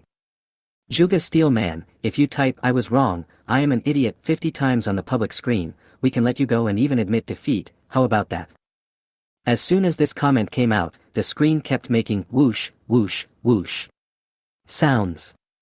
Little did people know that Qin Feng had unceremoniously fired 50 rockets in the gift bar on the phone screen, instantly increasing the reward amount for Bai Girl to nearly 300,000 Meow coins. Although 5,000 Meow coins per rocket is not very expensive, it is rare to fire 50 rockets in a row. With this operation, Juga Steel Man alone gave a reward of 250,000, which made the two anchors look pale. Sister Peach was originally showing a smug smile and posing to set the rhythm, but she didn't notice what was happening, and the screen was shaken by waves of rockets. Seeing that the value of the Bai Girl's Meow currency was jumping up, her face suddenly became ugly. She quickly called out to her fans, hoping that everyone would give her more rewards. She didn't want to lose to this unpopular Bai Girl, otherwise she would be too ashamed to stay in the Cat Star live broadcast. And he is also a millionaire anchor, that's really embarrassing. My dear Tao fans, Sister Mi Tao, was invited to participate in the live PK competition today. I hope you will support me. Come on, Mi Tao fans. On the other side, the Bai girl who was dancing gracefully noticed that her reward amount was instantly increased to 300,000 Meow coins. She was stunned for a moment by the operation of Juga Steel Man, but after a few seconds, a charming smile appeared on her face, and then she continued to complete the dance as if nothing had happened. Although the Bai girl didn't know who Juga Steel Man was, and that he was so generous and spent so many Meow coins for her, wouldn't that be a bad thing? However, seeing how determined he was to protect myself, I thought that he might really be a wealthy man and would know his limits. After she figured it out, she stopped worrying too much. No matter what the final outcome is, as long as Juga Steel Man doesn't give up on her own initiative, she has to do her part as the anchor well and not embarrass him. Therefore, in order to thank Juga Steel Man for his support, she felt that the best way to repay him was to interpret the unique folk dance well. What do you think of these 50 shots? Are you happy? Do you want to continue? Juga Steel Man then made a provocative remark in the comments section, which immediately caused dissatisfaction among the Peach fans, and the messages in the comments section were about to explode. Don't be too arrogant, kid. This is just the beginning. You think your 50 rockets are so amazing, but you are still far behind us. That's right. It's still a long way from our Sister Mi Tao's reward amount. If you have the ability, you can surpass us. Mi Tao fans, we must not embarrass Sister Mi Tao, hurry up and get the gifts, go go go. Go, brothers. For Sister Peach, we must unite and defeat this arrogant Juga Steel Man and teach him a lesson. As soon as the news about Wei Long Swordsman was released, the entire screen was flooded with various gifts, which was dizzying. After a while, through the unremitting efforts of Peach fans, Sister Peach's reward amount directly jumped to more than 2 million at a straight line speed. Peach babies, you guys are really awesome, huh? Sister Peach couldn't hold back her inner joy and blew a kiss to all the fans in front of the screen. This is just a small token of our appreciation. Don't worry, Sister Peach. With us here, the victory will belong to you, Sister Peach. Chapter 60, Let me show you how powerful I am. Yes, we Peach fans will never let the villain succeed. If we don't teach this kid a lesson, he really thinks he can go to heaven. Ah. Bah. Of course not, let him see how powerful we Peach fans are. He really thought that no one could deal with him, ha ha ha. Are you convinced by Juga Steel Man now? If not, we can continue to play with you. Do you believe that we can kill you in a few minutes? Brother we will follow your command and will never give him a chance to fight back. Ha. I guess this kid must be scared to death and crying in the toilet. Hee hee. Thank you, fellow Peach fans, for giving me this face. I'm not exaggerating. We Peach fans are really strong. Who can beat us? What's more, this kid is the only one who can hold up half the sky. You think too highly of yourself. I can knock him to the ground in a minute and he will cry and call for his mother. Haha. Wei Long Swordsman also bluntly declared the achievements of the Peach fans and their disdain for Zhuge Steel Man. But before he could be happy for 2 seconds, Qin Feng gave him a Jedi counterattack. Aren't you going to clamor? Then let me show you how powerful I am. Are you happy with 50 rockets? Are these 50 fantasy castles beautiful? Is 50 carnivals cool? When Zhuge Gengxia posted these 3 messages and clicked into the gift area, people in the comment area thought he was just talking nonsense and started leaving comments to mock him. Fuck. You even picked the most expensive ones to play with. You're really boasting. If you have the guts, just show off. I don't believe you, that boastful. That's not it. If you have the guts, why don't you do it for real? Yeah, there's no point in just shouting here, who doesn't know how to do it? I still have 100 carnivals. Haha. Tisk, bragging doesn't cost money, everyone can do it, this Zhuge Steel Man is just trying to scare us, there's no way he's serious. Yeah, this place costs at least 3 million Meow coins. Does he really think he's the son of a wealthy family? He can just bring as many as he wants. It was the first time that Qin Feng gave out gifts so lavishly. Because his hands were a little unfamiliar, it took him more than 10 seconds to get all the gifts ready. When he returned to the live PK page, he saw that the entire screen was already occupied by numerous rockets, dream castles, and carnivals. Looking at his masterpiece, Qin Feng couldn't help but raise the corners of his mouth slightly. After an unknown amount of time, the screen finally returned to calm. Even the comments section was quiet. The 2 female anchors were stunned. They just stared at the screen stupidly with incredible expressions on their faces, and neither of them said a word. After Qin Feng's little effort, the reward amount for Buy Girl jumped directly from the original 300,000 to 3 million. Are you happy? Is it beautiful? Isn't that cool? Zhuge Steel Man was the first to break the silence and directly pushed 3 messages asking Peach fans whether they liked the gifts just now. It would have been better if he hadn't posted this message, but once he did, a bunch of people responded. Zhuge Steel Man, are you still in need of friends? I want to be friends with you. Zhuge Steel Man, you are too showy, aren't you? Are you really a boy? If so, I don't recommend being your woman, let's date. Don't fight with me for it, Zhuge Steel Man is mine, and I'll be angry with anyone who tries to steal it. TSK, how can you say it's yours? Who do you think you are? Zhuge Steel Man, you are my idol. I like domineering men like you. I love you, Zhuge Steel Man. A group of people suddenly came to flatter Zhuge Steel Man, and everyone rushed to make friends with the rich man. Some of them are fans of Peach, and some are cat friends who came to watch the game today. No matter what, Zhuge Steel Man is the focus now. How come you guys are so useless? Are you all from the slums? Haven't you ever seen this little money? Yeah, everyone is like a crazy fan of a handsome guy. Is it that serious? Brother At, you are the most generous among us Peach fans, you have to set a good example and not let us lose like this. Yes, Brother At Wei Long Shen Jian Xia, we listen to you. We will never bow down to this guy, Zhuge Gang Xia. Peach fans, we can't be scared, hold on, stand up. Brother At Wei Long Shen Jian Xia, please speak up. Brother At Wei Long Shen Jian Xia, are you still there? Brother At, you are the leader of our Peach group, you have to hold on. For a while, everyone in the comments section was calling out to Wei Long the swordsman, asking him to come out and shake up the scene. It has to be said that this magical operation of Zhuge Steel Man really shocked the Peach fans. No one expected that this unfamiliar cat friend would spend so much money to fight with the Peach fans. It wasn't long after the start, but he alone had donated 3 million Meow coins, which was more than the several hundred people in their Peach fan group. Is he really a god-level tycoon? Too much money and nowhere to spend it. Even if you are a wealthy person, this should be the upper limit, right? Who would be willing to spend nearly 10 million to reward an unknown anchor? Even a fool wouldn't do that.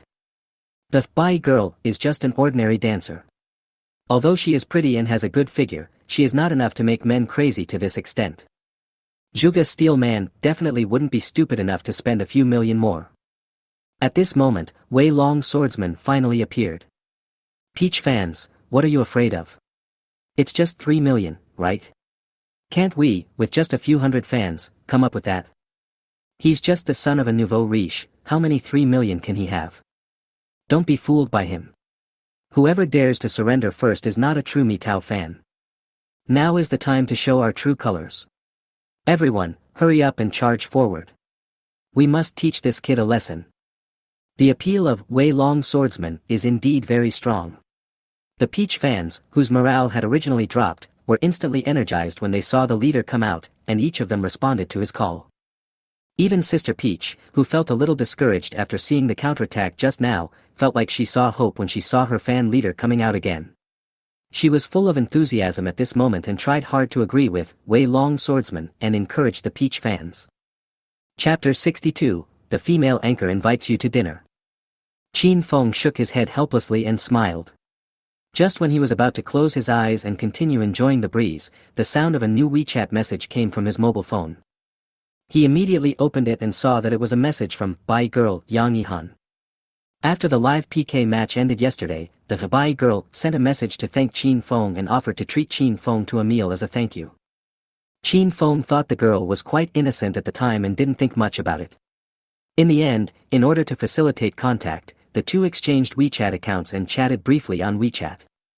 I didn't know until I started talking, and I found out that we were both in the same city by coincidence. Moreover, the Bai girl also told Qin Feng that her real name was Yang Yihan and she was a senior student at Jianghai University. Yang Yihan also said that she would definitely invite Qin Feng to dinner when she had time, and hoped that he would not refuse. Qin Feng didn't think much about it. After all, they were both in the same city. If Yang Yihan really wanted to invite him to dinner, it would be difficult for him to refuse. It was just a meal, nothing special. Besides, he had rewarded her with tens of millions of Miao coins, so it wouldn't be too much for her to treat him to a meal, so he agreed. But what Qin Feng didn't expect was that the meal came quite quickly. Mr. Qin, are you free today? I would like to invite you to dinner tonight. Have a meal. This girl just added me on WeChat yesterday, and today she wants to treat me to a meal. This is quite efficient. The corners of Qin Feng's mouth couldn't help but rise slightly. Seeing the beautiful woman inviting him to dinner, Qin Feng was embarrassed to refuse. After all, they are in the same city and not far from my home. Okay, then I'll pick you up directly at the school gate later. The boss is actually going to pick me up at the school gate. This sudden little happiness made Yang Yihan jump up happily on the spot. Okay, see you later. Yang Yihan's happy look happened to be seen by her roommates in the same dormitory, and they all cast curious glances at her. What good news could make the usually gentle and elegant school beauty Yang Yihan so happy? So several people started to express their concern. Yihan, what are you so happy about? Yeah, look how happy you are, tell it to your sisters. It's so rare to see my beautiful Yihan so happy. Does she have a boyfriend? Nothing. I'll go to the classroom first. Yang Yihan said with a shy smile, then picked up her book and walked out of the dormitory. It was rare to see Yang Yihan looking shy just now, and the roommates couldn't help but smile at each other secretly. Everyone is also more curious about whether Yang Yihan, the school beauty who usually keeps a distance from men, is really in love. In the blink of an eye, it was time to go home from school in the afternoon. It just so happens that today is Friday, and tomorrow and the day after tomorrow are weekends. At this time, many students in school will choose to go home or stay out with their family or friends to spend a wonderful weekend. The school gate is always jammed with cars. Look, Qin Feng is already riding his donkey through the congested Jianghai University Road. Looking at the congested road, Qin Feng couldn't help but smile. Fortunately, I had foresight. While I see others struggling to find a parking space, I can drive my cute little donkey smoothly all the way without any obstacles. He had passed by Jianghai University before and had seen that the road would be very congested on Fridays, so he readily chose the bare electric car that had just been sold out today to go out. While riding his bike, Qin Feng couldn't help but be distracted by the cars on both sides. He didn't know until he saw them, and he was really shocked. Parked on both sides of the road are cars worth tens to millions of dollars, such as BMWs, Mercedes-Benzes, and Land Rovers. The closer the car is to the door, the more expensive it is. Is life so good these days? They drive such nice cars to pick up their kids, and besides some elderly parents, there are also many young people. What's even more frightening is that the school gate was blocked by more than a dozen cool cars, including Bentley, Porsche, Ferrari, McLaren, etc. It has become a small luxury car showroom. Chin Fong suddenly realized that it was no wonder that cars like BMW and Mercedes-Benz on the roadside were parked so obediently on the roadside opposite the gate and did not dare to park in front of the school gate. Maybe he is afraid that his car will look out of place in front of these luxury cars, or maybe he wants to stay away from these cars. I was afraid that if I wasn't careful I might have a close contact with these luxury cars, and even if I sacrificed my own car I might not be able to pay for the compensation, so I had better be sensible and not get myself into trouble. Chin Fong looked around, parked his car under a tree opposite the school gate, and walked straight towards the school gate. When passing the area where luxury cars were parked at the school gate, I found that there were a dozen stylish and handsome young men gathered together in front of the cars, talking and laughing. It was not difficult to guess that they should be the owners of these luxury cars. A group of rich second generations gathered here to pick up their girlfriends from school. Seeing that these people were about the same age as him, Chin Fong didn't think much about it, so he walked over. Suddenly, a rich second generation guy wearing a baseball uniform took the initiative to talk to Chin Fong. Are you here to pick someone up too? Chin Fong responded politely. The second generation rich man first looked Chin Fong up and down, then with a look of disdain on his face, he continued to ask, are you here to pick up the school beauty Yang Yihan? Chin Fong saw that the other party looked a little unfriendly, so he naturally didn't need to pretend to be polite and responded coldly. Yes, what's the matter? Puff. The rich second generation in baseball uniform couldn't help but burst out laughing, then turned around and said to the other rich second generations with a smile. Hey, look, there's a guy riding a two-wheeled electric bike here who says he's here to pick up the school beauty Yang Yihan. As soon as these words were spoken, they immediately attracted the attention of the rich second generations who were originally chatting and joking with each other. What? Riding an e-donkey? The rich second generation A who spoke first couldn't help but burst into laughter as if he had heard a very funny joke. Do you know who Yang Yihan is? Would she be interested in your car worth thousands of dollars? As soon as rich second generation B finished speaking, rich second generation C immediately added. Of course not. Do you think Yang Yihan is an ordinary girl? She is not only the campus beauty of Jianghai University, but also a popular live streaming celebrity. In yesterday's live PK competition, a very rich man spent tens of millions of Miao coins on me. Do you think I would be interested in riding your e-donkey? Don't be silly, boy. Chapter 63, Take the heroine to play school. Then he pointed to the red Ferrari behind him and said with disdain. Look, I'm driving a Ferrari and I don't even dare to ask if Yang Yihan will show me favor. You guys riding an electric donkey should stop daydreaming. Rich second generation D also pointed at his Porsche and shook his head helplessly. Everyone wants to win the heart of a beautiful woman. Even my Porsche may not be favored by Yang Yihan, let alone you. You'd better give up this idea as soon as possible. Several rich second generations were talking to each other, and Chin Fong was really helpless, so he asked coldly. Who says you have to use a luxury car to pick someone up? You guys are too vulgar. Vulgar? You dare to say we are vulgar? Rich second generation B was a little angrily. He pointed at his nose with his finger, then looked at Chin Fong with wide eyes and continued. Look at all these beautiful college students in Jianghai. They all go out on dates in other people's luxury cars. Is there anyone who would be so infatuated as to be willing to sit on the back of a bicycle? Rich second generation C also said a little unhappy. That's not the case. What's more, she is a popular female anchor who has been rewarded with tens of millions of Miao coins. Her worth is different. Which woman doesn't like rich men these days? Who would care about you if you don't have money? Just as he finished speaking, he saw the rich second generation be anxiously pointing at a beautiful girl who had just walked out of the school gate, and then said in a disdainful tone. Look, this is Jianghai University's most popular beauty, Xiao Yingying. She has a nice face and figure, right?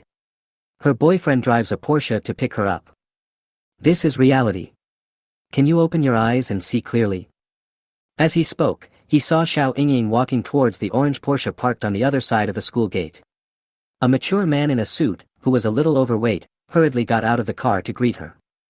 Xiao Yingying smiled and took the arm of the man who came to greet them, and then the two of them happily got into the car and left. This scene really aptly confirms the reality spoken by the rich second generation. Perhaps scenes like this are very common at the entrance of universities. Isn't there a saying that goes, "I'd rather cry in a BMW than laugh on a bicycle"? But looking at the self-righteous expressions of the rich second generations, Qin Feng didn't take it seriously. He just watched coldly without saying much. Because he knew in his heart that the Yang Yihan he knew was definitely not the kind of girl they were talking about. Although he and Yang Yihan had not known each other for a long time, just from his understanding of Yang Yihan in the live broadcast room, he believed that she was not such a vain person. If she were such a person, I wouldn't be so persistent in giving her so much money. Qin Feng believed in his own judgment and also believed that Yang Yihan was not such a person. The rich second generation seemed to have found the right opportunity, and they began to mock Qin Feng one after another. "Brother, you'd better give up on this idea as soon as possible. Is Yang Yihan someone you can pursue? Why don't you look in the mirror and see how poor you look? That's right. With your poor appearance, I'm afraid you won't even have a chance for people to look at you straight in the eye. Don't be a toad and want to eat swan meat. Go home and have a shower and sleep early." Listening to the cold words of the rich second generation, Qin Feng did not show a trace of strangeness on his face. It was as if he had developed an immune system. He directly filtered out their words and ignored them, standing there waiting. The rich second generation who first spoke to Qin Feng saw that Qin Feng was still standing there, looking like he was not giving up, so he couldn't help but point at Qin Feng and curse. "Hey, how can you be so shameless? Don't you understand what I'm saying?" Qin Feng still stood there expressionlessly. The rich second generation was so angry that he wanted to curse, but was persuaded by the rich second generations beside him. "Well, don't bother with this kind of person. He probably just has trouble accepting the facts for the time being. When he sees Yang Yihan coming out, he will know what it means to be slapped in the face by reality. Face the reality. Yeah, ignore him. Let him wait if he wants. Let's continue our conversation." Several rich second generations focused their attention together again and started chatting among themselves. That's right, don't ruin our mood. Didn't we just talk about how Mr. Murong picked up girls? Yes, Brother Murong, please teach us this technique of picking up girls, so that we can get rid of being single sooner. I've heard that Murong Yen is very good at picking up girls. He's always accurate and has never made a mistake. It seems that Murong Yen has been prepared for today. I guess Yang Yihan can't escape your grasp. Hearing this, the baseball uniform rich second generation, who was originally a little angry at Qin Feng for not knowing what was good for him, immediately changed his expression after hearing this. He looked at the rich second generation who had just spoken with a wronged look and said, "Oh, if you say so, wouldn't we have no chance of success long ago?" The rich second generation in a light blue casual suit waved his hand and said with a smile, "Don't listen to his nonsense, I just tried my best." Qin Feng then looked at the person who was speaking. He should be Murong Yen, the master of picking up girls, as everyone knows. Compared with the other rich second generations, this guy seemed calmer in his words and actions. He must have been well prepared and looked very confident. "Brother Murong, please don't be so modest with us. Your story of picking up girls has long been known in our circle. If anyone tries to get a girl to meet you, it will probably be a waste of effort." "Ah, so powerful. It's over. This is the first time I came here to date an internet celebrity school beauty, and now I'm up against a master. Isn't it all in vain?" "Well, seeing what you said, I wouldn't think so. It's rare for me to meet Brother Murong here today, so I feel very lucky. Even if I really lose today, I can just see Brother Murong's unique way of picking up girls. Isn't that also a gain? Maybe my skills in picking up girls will be improved instantly, so my chances of winning next time will be higher, right? Yeah, after hearing you say that, I suddenly got the idea, ha ha ha ha." Just as these second-generation rich people were chatting and laughing at the door, Yang Yihan just came out of the bathroom in the dormitory after changing into a skirt, which immediately caused exclamations from her roommates. "Yihan, you look so beautiful in this dress. This is just like a fairy descending to earth, okay? Yihan, are you going on a date? I can't take my eyes off you even though I'm a girl, let alone a boy." Ihan, if you were to walk down the street like this, you would surely seduce a lot of men. Usually, the boys in school are completely fascinated by her. If they see her outfit today, I guess they won't even walk. Chapter 64, Romantic Confession Scene. Stop making fun of me. A blush appeared on Yang Yihan's face. She lowered her head embarrassedly and walked to the table and sat down. Ihan, are you going on a date today? You are dressed so beautifully. It's rare to see you dressed up so carefully. You are already beautiful, and now you are even more beautiful. My roommate shouting looked at the beauty in front of her and couldn't help but praise her again. Well, I made an appointment with a friend to go out for dinner today, so I dressed up a little. At this time, another roommate who was sitting on the bed quickly replied with a naughty smile, "Is it your boyfriend?" As soon as these words were spoken, all the girls in the dormitory burst into laughter. You guys are so mean. I won't talk to you anymore. I'm leaving now. Have a happy weekend, everyone. Yang Yihan knew that she was outnumbered and would be laughed at by these little girls if she continued to talk at this time, so she quickly packed up her things and prepared to leave this place of trouble, otherwise she would be laughed at to death by everyone. After saying that, Yang Yihan walked towards the school gate. Yang Yihan was feeling a little excited as she walked on the road, and her steps were faster than usual. Little did she know that her carefully dressed appearance had attracted countless envious eyes, and everyone treated her as a beautiful scenery on campus. Outside the door, the second-generation rich were chatting happily. Suddenly, Morong Yan's phone rang. He quickly picked up the phone and looked at it. A smug smile appeared on the corner of his mouth, and then he said lightly, "Our goddess is ready to come out." Really? Brother Morong, how did you know that? Yeah, you know all this? Brother Morong, could it be that you have planted a spy in the school? What should I do? I'm a little nervous after hearing you say that. Morong Yen didn't say anything, but picked up the phone and pressed a button and said, "Is everything ready?" Good. After saying a few simple words, Morong Yen hung up the phone. What are you preparing for, Brother Morong? It seems like Brother Morong really came prepared. I'm a little excited about it. Hey, it seems that I am just here to make some cameos. Brother Morong, can you give us a spoiler? It's so mysterious. You'll find out in a moment. Morong Yen smiled, his eyes fixed towards the school gate, and said nothing more. Like everyone else, Qin Feng involuntarily turned his gaze to the school gate, and was curious about what tricks this rich second-generation Morong Yen would use. Not long after he finished speaking, he saw a dozen drones suddenly appear in the sky and slowly fly towards the school gate. Each drone had a few pink and white balloons tied to it. I have to say that this immediately attracted the attention of countless people. Wow, it's so beautiful. A drone confessing love is so romantic. Yeah, I wonder which girl is so lucky to have a boyfriend who knows how to be so romantic. I'm so envious. A girl who is being confessed to should say yes immediately, right? So touching. If it were me, I would say yes immediately. Why haven't I met a boyfriend like this? I'm so jealous. Everyone looked at the drone with balloons hanging in the sky, curious about which girl this romantic surprise was prepared for, what the girl looked like, etc. Just when everyone was curious about where these drones were going, the drones suddenly stopped in a row in front of a girl as if they had received an order.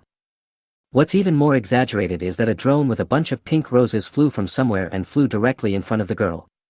After the girl took the roses, the drone seemed to have received another command and released all the balloons into the air. It was at this time that everyone finally saw who the lucky goddess was who was confessed to by the drone. As expected, it was the school belle Yang Yihan. But what was even more surprising was that the school belle was wearing a pink dress today, which made her look even more beautiful. Look, it's the school beauty Yang Yihan. I was just wondering which girl in our school would be so lucky, and it turned out to be her. She's always been beautiful, but I didn't expect her to be even more beautiful today. I envy her so much. I really hope I can have her beauty and figure, so that I can be the one being confessed to today. Don't be such a fangirl, maybe in your next life, Look at those rich second generations over there. This is probably their work. No one would spend so much money hiring drones, balloons, and flowers. Yeah, look at those luxury cars, each one is richer than the other. I really hope I can be noticed by such a handsome guy. How enviable. People around couldn't help but discuss it, as if it was natural for such a beauty to receive such a confession. Brother Morong, this is your masterpiece, right? Fuck. I'm a man and I was almost moved. This is so romantic. Brother Morong is indeed a master in love affairs. This method is really amazing. He even used drones. Why didn't I think of using this to pick up girls? Brother Morong, do you still need a younger disciple? I will take you as my master. It's so romantic. I want to be a girl and be confessed to like this once. I will never forget it for the rest of my life. The rich second generations were so surprised by the scene before them that they couldn't help but exclaim in admiration. This is just the beginning, there are more surprises to come. Morong Yen finished his words with a smile, and then he produced a bouquet of flowers made up of several cute pink dolls from somewhere and held it in his palm. He then smiled at everyone and strode forward. Oh, I really met a strong rival in love today. I lost before I even made a move. That's not true. I was quite confident before I came here, but after what Morong Yen did, I suddenly felt like I had no chance and was just here to serve as a foil. Yes, this foil is quite good. With these luxury cars parked like this, the confession is quite high-end. Yes, the protagonist is Morong Yen, and we can only serve as foils.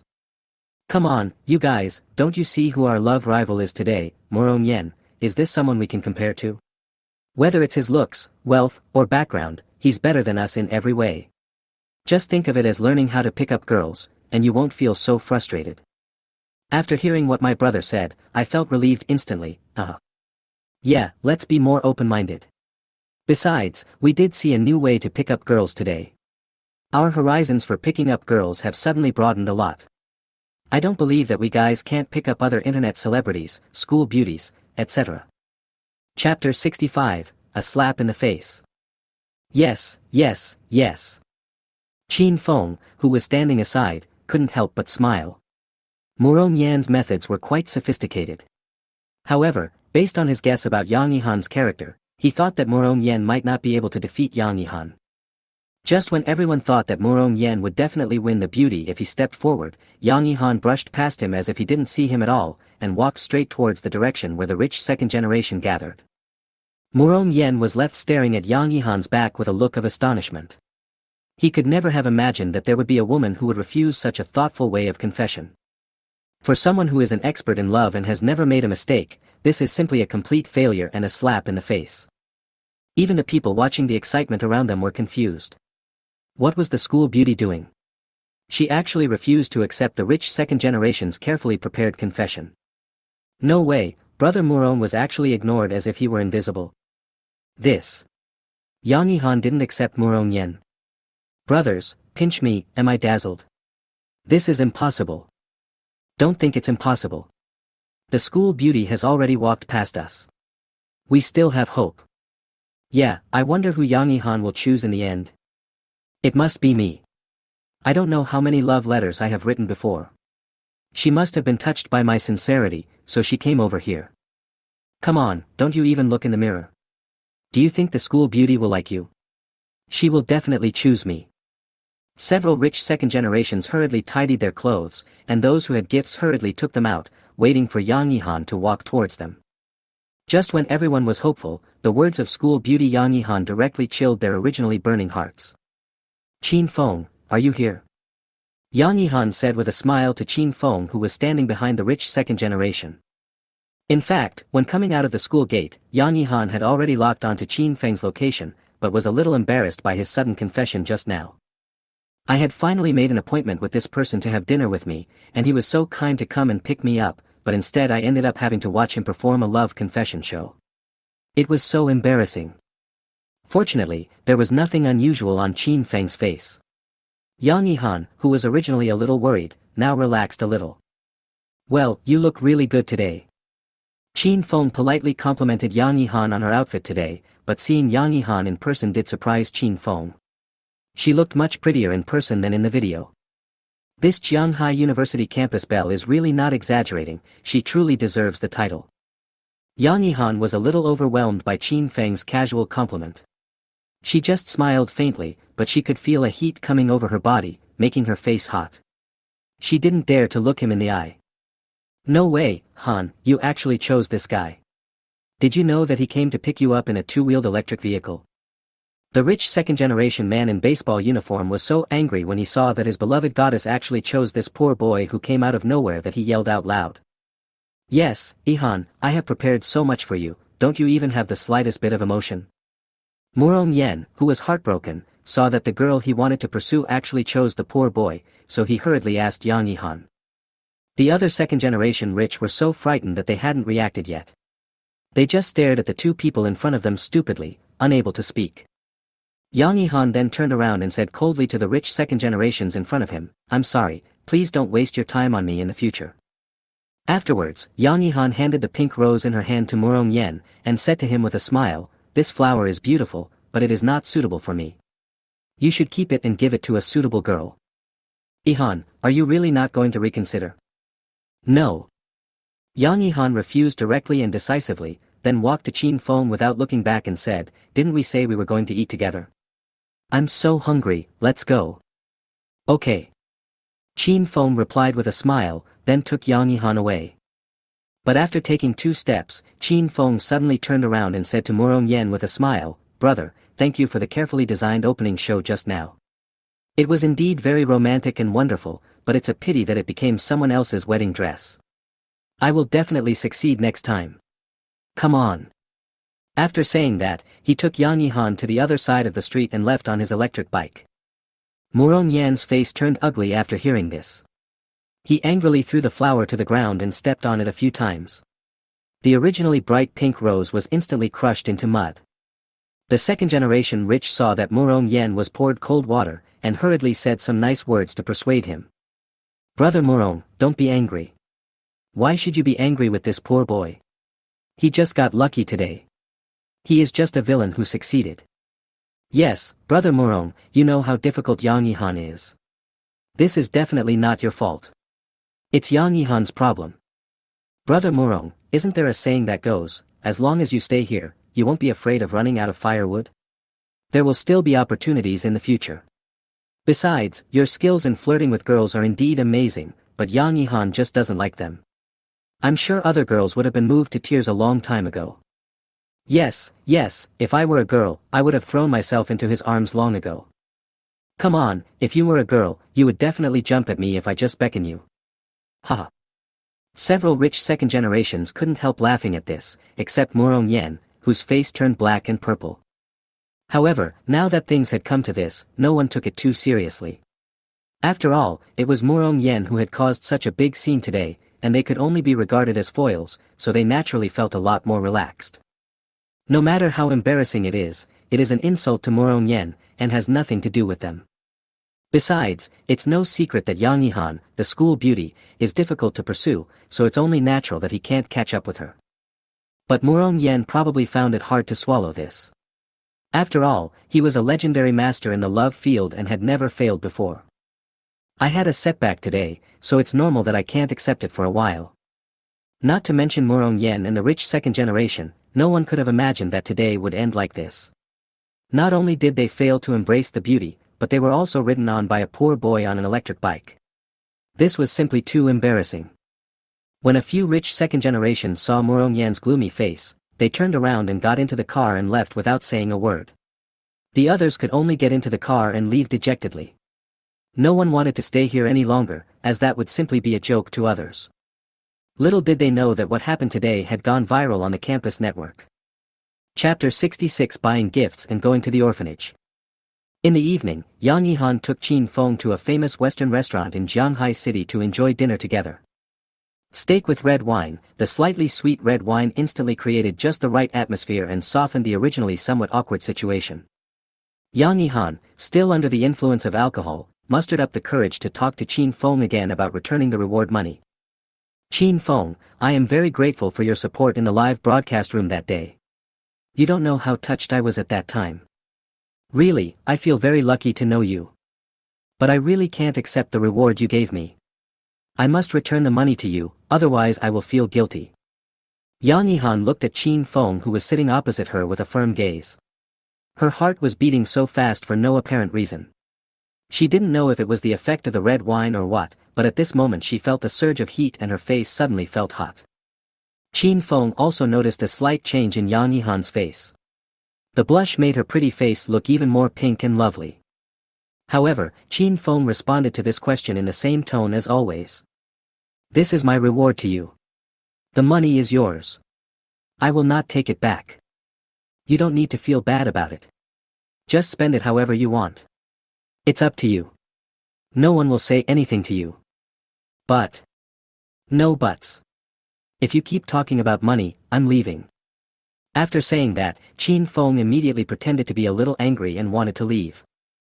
Hey, you know what, this works pretty well. No, I won't say anything.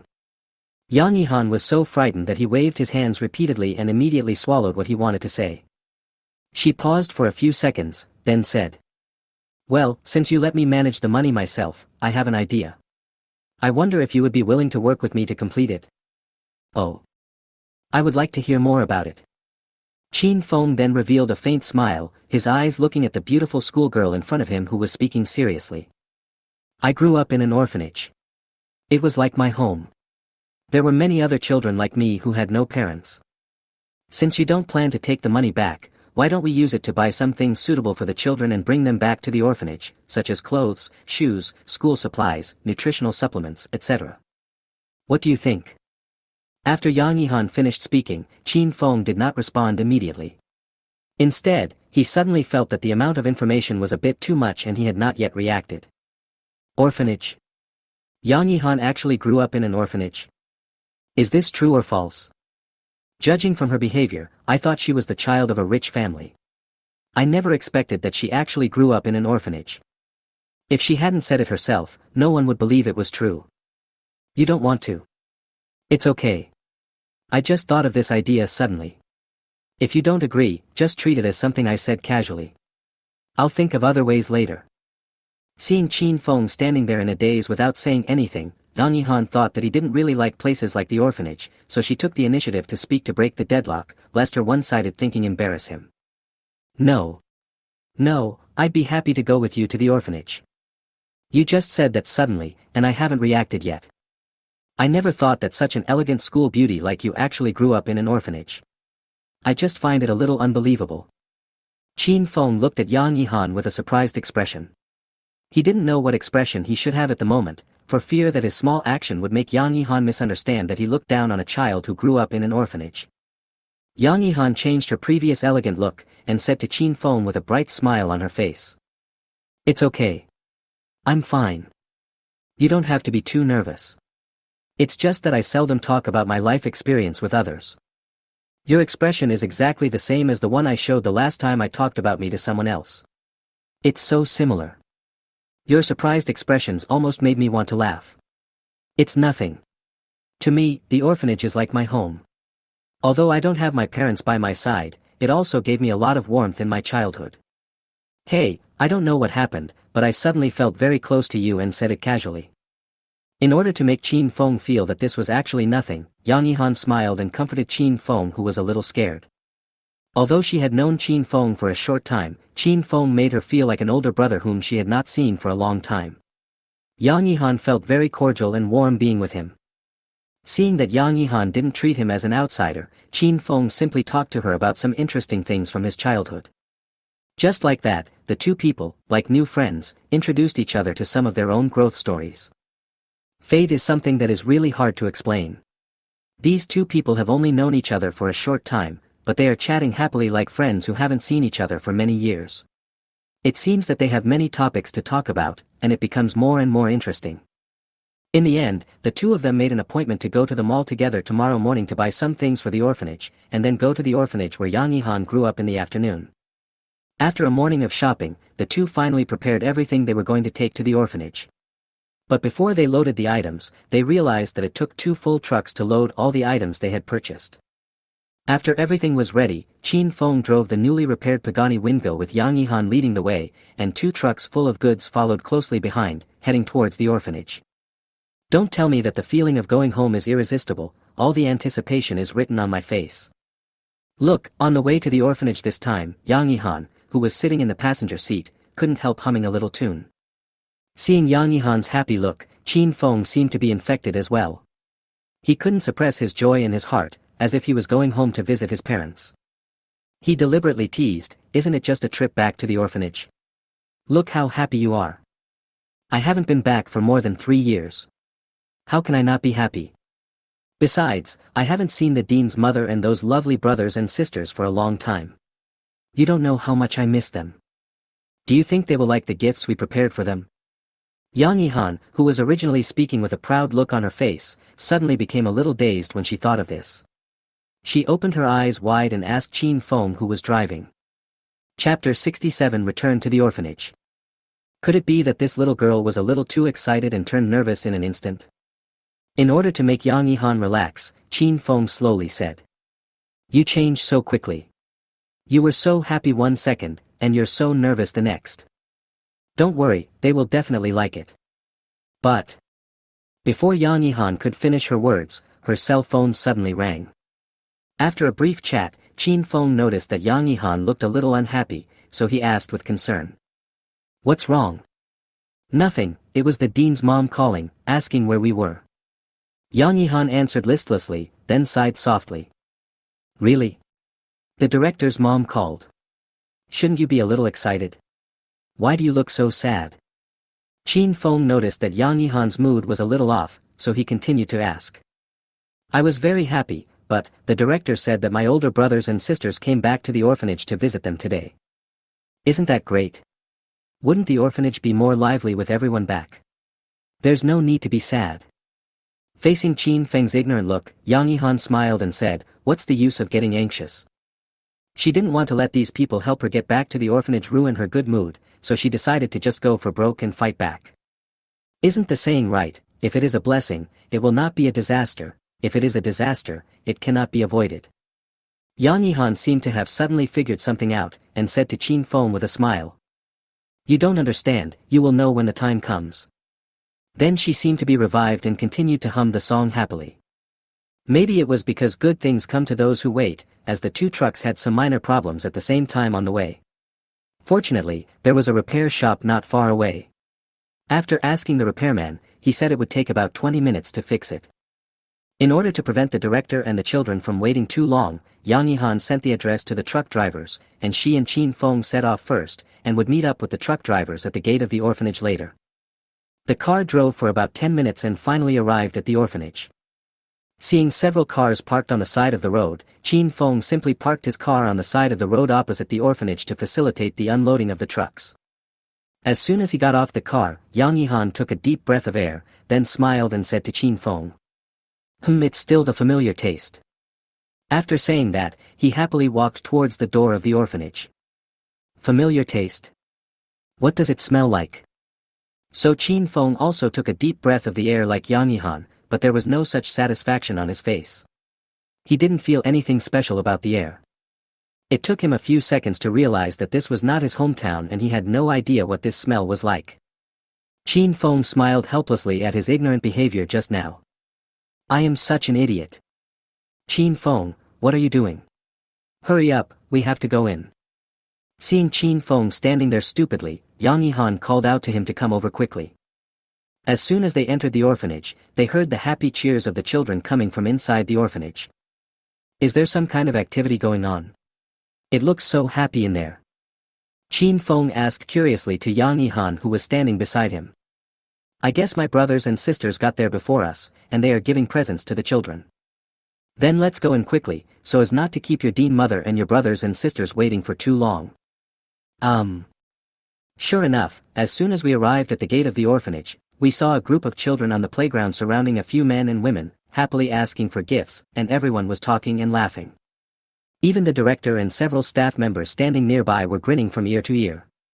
This moment made the seemingly old orphanage much more lively and joyful. "Yihan, you're here." About a minute or two later, the sharp-eyed director's mother was the first to notice Yang Yihan coming, so she excitedly quickened her pace and walked over. "Dean Mama, are you okay?" Yang Yihan excitedly hugged the director's mother whom she had missed for so long, and tears flowed down her face uncontrollably. "Silly child, why are you crying? You won't be pretty if you keep crying." The director's mother gently wiped away the tears on Yang Yihan's face and said jokingly. Yeah, I'm not crying. I was just so happy to see the dean's mother that I couldn't hold back. The director's mother smiled and scratched Yang Yihan's nose with her fingers, saying. You've grown up so much, but you're still easily upset. You haven't changed at all, my little crybaby. Dean Mom, you're making fun of me again, how mean. Yang Yihan sniffed, then coquettishly threw her whole body into the arms of the director's mother. Unfortunately, Yang Yihan is no longer the small child she used to be. She has grown into a big girl now, and the director's mother can no longer hold her in her arms like she used to. Despite this, it still cannot affect the deep affection between mother and daughter. This scene looks so heartwarming. Qin Feng, who was standing aside and watching, was moved and even missed his mother Su Minmin a little at this moment. After more than 10 seconds, the director's mother finally realized that there was a tall and handsome young man next to Yihan, and she hurriedly asked Yang Yihan with an embarrassed smile. Yihan, you're so excited that you even forgot to introduce this handsome guy to me. Dean Mama, this is my friend, Qin Feng, who is here with me to visit everyone today. After Yang Yihan introduced herself to the dean's mother, Qin Feng smiled and greeted her. Hello, dean's mother. Hello, thank you for coming back with Yihan to visit us. The dean's mother looked at Qin Feng with a satisfied smile, and seemed to have a good impression of Qin Feng. Hey, my cute little sister is back. Suddenly, a woman dressed sexy walked towards Yang Yihan and the others. Qin Feng immediately looked up. The woman who was speaking had delicate makeup on and was quite pretty. The tight dress showed off her figure to the fullest. At first glance, she is indeed a beauty, but looking at the way she walks, she is enchanting and sexy. Any ordinary man might be attracted to her, but for Qin Feng, it makes him feel daunted. Ting, your sister Yihan and her friends just arrived. The director's mother said enthusiastically, unable to suppress the joy on her face. Sister Yihan, long time no see. You are getting prettier and prettier. You brought your boyfriend back with you today. Thank you for the compliment, Sister Ting. You are becoming more and more feminine. This is my friend, Qin Feng, not my boyfriend. Hey, it's not shameful to have a boyfriend in college, why are you embarrassed to admit it? Chapter 68 Return to the Orphanage Part 2. It's not what you think. We are just ordinary friends. Okay, you don't need to explain so much to me. Whether he's your boyfriend or not, you're an adult now, why are you still shy? Yang Yihan wanted to roll her eyes after hearing what Mai Tingting said. She hadn't seen her sister for a few years, but she was still the same as when they were little. She never listened to other people's explanations and only judged things based on her own ideas. Tingting, what are you talking about? Yihan's friends are still here, stop messing around. The director's mother knew that Mai Tingting was a person who would never give in, so in order to avoid being laughed at by others, she hurriedly pulled Mai Tingting's hand and kindly reminded her. Dean, I'm not kidding. It's just that Yihan came back today and I played a little joke on her after not seeing her for a long time. Don't worry. Mai Tingting smiled and took the director's mother's hand, then acted like a child and acted coquettishly to comfort the director's mother's slightly worried mood. After hearing this, the director's mother's originally ugly expression suddenly relaxed a little. She looked at Yihan and Qin Feng without any embarrassed expression on their faces, and did not say anything else. At her age, she naturally knew that the way these young people get along with each other was different from that of their older generation. She felt that it was rare for everyone to come back, and perhaps they hadn't seen each other for a long time, so the young people were just joking. Well, you two sisters probably haven't seen each other for a few years, so you young people should chat more. By the way, take Qin Feng to the orphanage for a walk. I will go over there to see your brothers and sisters, and you two can have a good chat. Okay, Mother Dean. Yang Yihan and Mai Tingting answered in unison. After the director's mother finished speaking, she smiled and nodded to Qin Feng, then turned to look at the group of children who were scrambling for gifts. Yang Yihan looked at Mai Tingting. She had no intention of taking the initiative to chat with her, but Mai Tingting looked at Yang Yihan with a provocative look. Yang Yihan knew in her heart that her sister was about to start acting up again. Yang Yihan knew this look very clearly.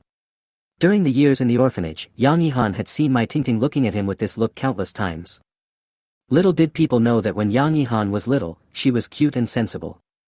She would often take the initiative to help the director and mother with things and care for other children, so both the adults and children in the orphanage liked her.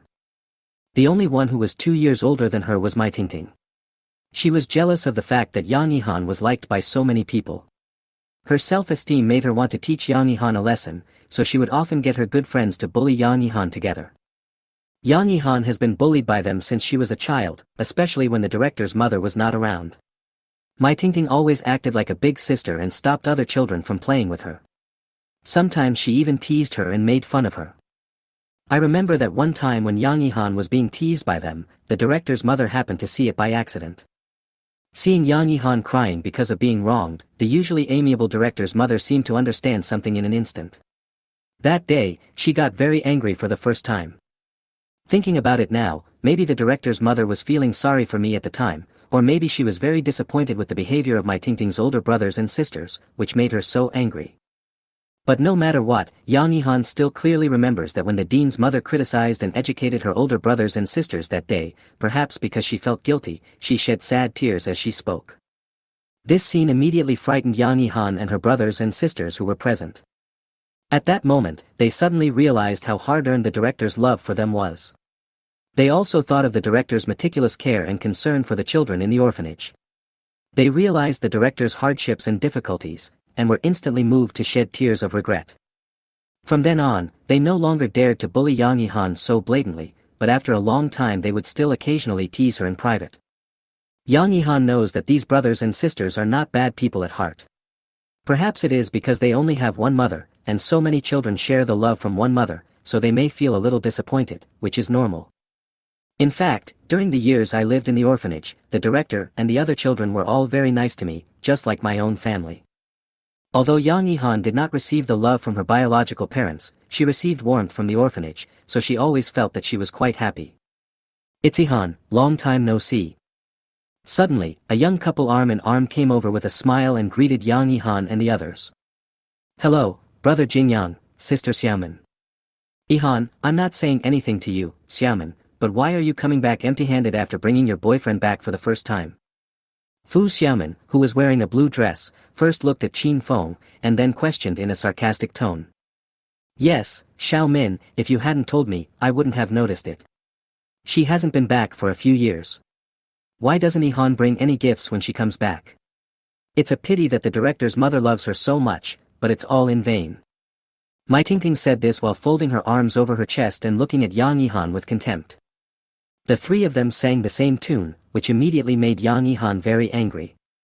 Qin Feng was about to say something for her, but was stopped by Yang Yihan. She glanced at them nonchalantly, and then replied coldly. "The car carrying the gifts had some problems on the way and will be here soon." It would have been fine if Han hadn't said anything, but he actually said he bought a car full of gifts, which instantly aroused the dissatisfaction of the three people. From the tone of voice, did they find a special car to transport the gifts? Who are you kidding? Yes, look at yourself. As a student, how much money can you afford to buy a gift? That's not it. It's just a boyfriend in college. He doesn't look like a rich second generation. If he really doesn't have money to buy gifts, it's okay. Don't lie just to save face, Sister Yihan. The three of them refuted Yang Yihan's words one after another, without any politeness at all. "Everyone, Yihan and I have come to the orphanage today to visit the director and the children. We have prepared the gifts and they will be here soon. You don't need to worry about it." Seeing these three people being so aggressive, Qin Feng really couldn't stand it anymore, and he spoke directly in a bad mood.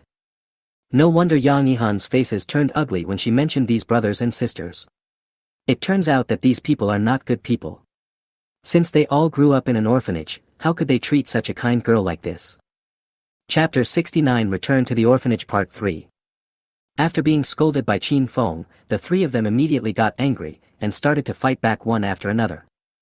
"You, who do you think you are, to dare to speak to us like that?" Xiao Min was so angry that she pointed at Qin Feng's face and cursed, then she pulled Jing Yang's arm and continued aggrievedly. "Jing Yang, look at what kind of boyfriend Yihan found. He actually dares to be so rude to us. What kind of person is he dating?" Jing Yang's face suddenly changed after being instigated by his girlfriend Xiao Min. He frowned and said, "Who do you think you are, kid? This is an orphanage. It's where we grew up. Do you have the right to speak?" When Mai Tingting saw Jing Yang also got mad, she immediately felt like she had found a backer and said bluntly. That's right. If you have the ability, then just conjure up a gift right away. If you don't have it, then stop bragging here. What are you pretending to be? A car full of gifts? Who are you kidding? Can you afford it? Seeing that Mai Tingting had also spoken, Jing Yang immediately put on the appearance of a good brother and said. Ihan, I'm not saying anything bad about you, but you're already dating at such a young age. College romances rely on sweet talk to win over girls' hearts, so you better keep your eyes open. That's not the case. What's the point of just being good-looking? Only your family members who know how to love you are sincere to you. Your sister Tingting has found a rich boyfriend now, and she even bought a lot of gifts to visit her brothers and sisters.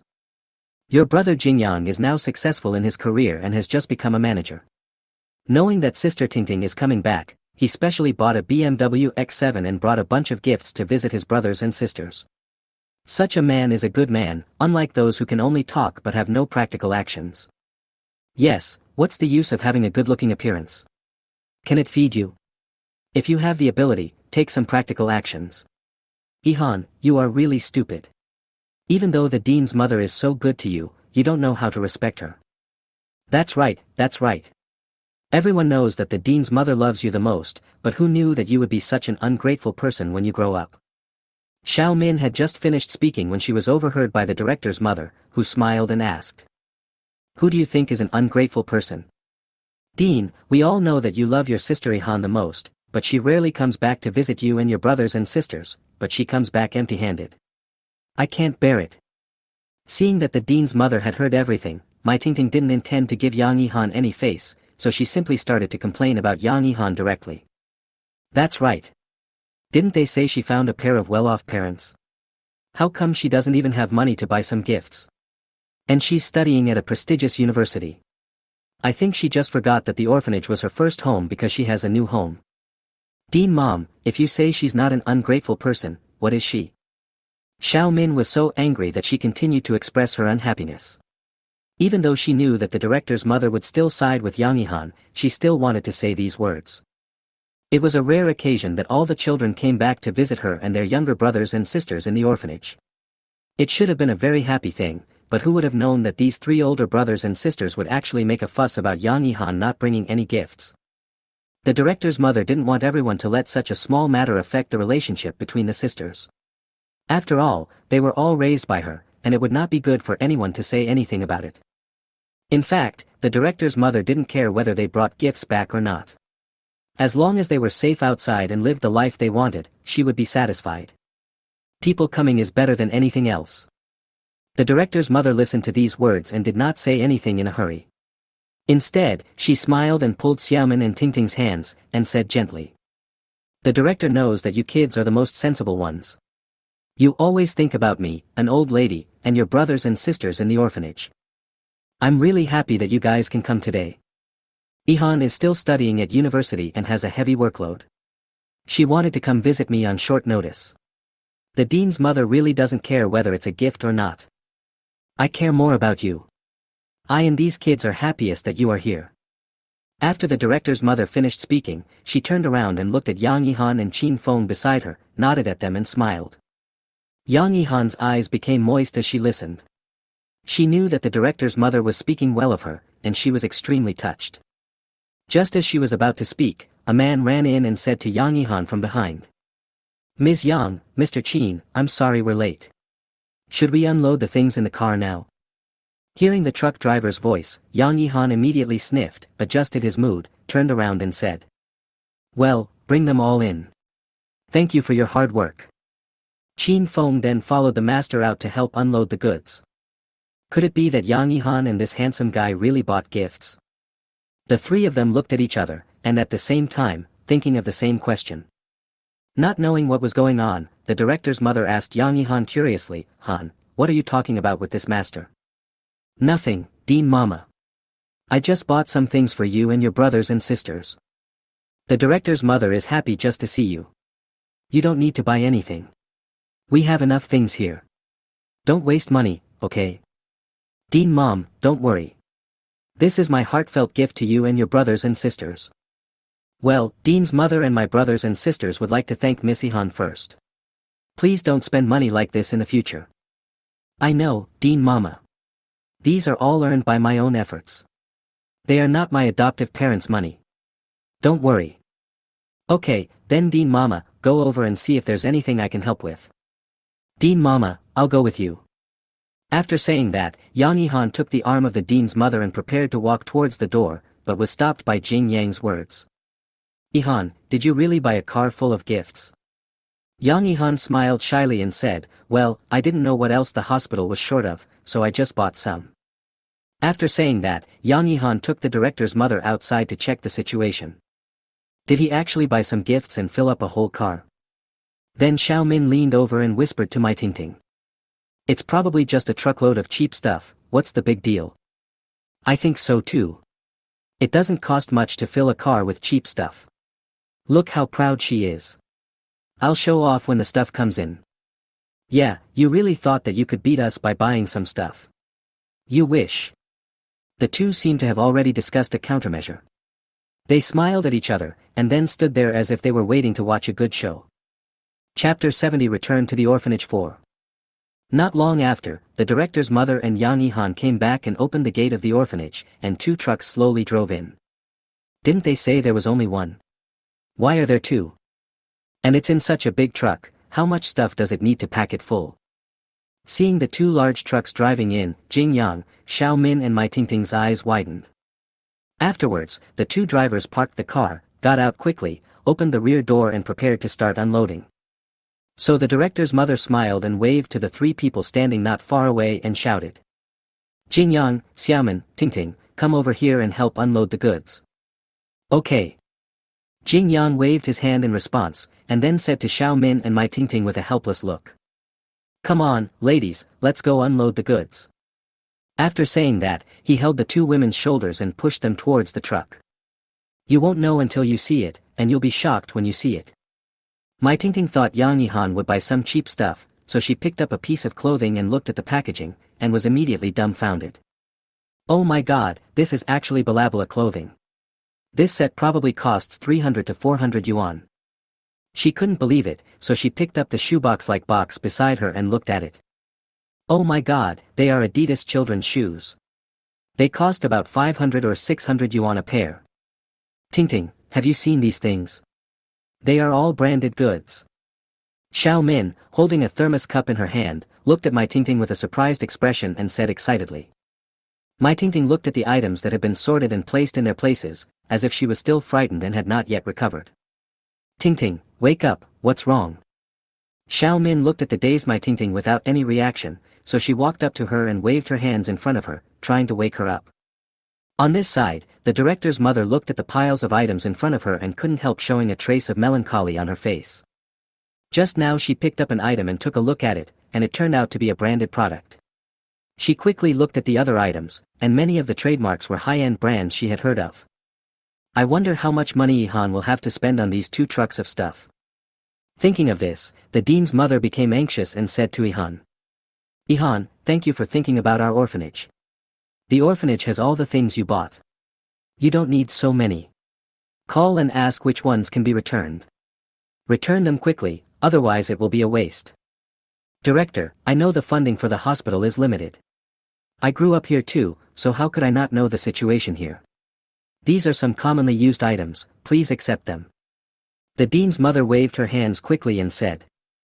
No, I can't let you spend so much money. I'll feel bad if you do that. Return all these things quickly. Be obedient, Yihan. Director Mama, this is Yihan's gift to you and the orphanage. Please accept it. Besides, Yihan is now a popular anchor with a very substantial income, so you don't have to worry about her spending money. This won't cost her much. Is that right? Yihan. Seeing that the director's mother refused to accept the items, Qin Feng hurried out to smooth things over. Yes, Dean Mama, I am able to earn money now, and these don't cost much to me, so please don't save money for me. Dean Mother, can't you fulfill my filial piety?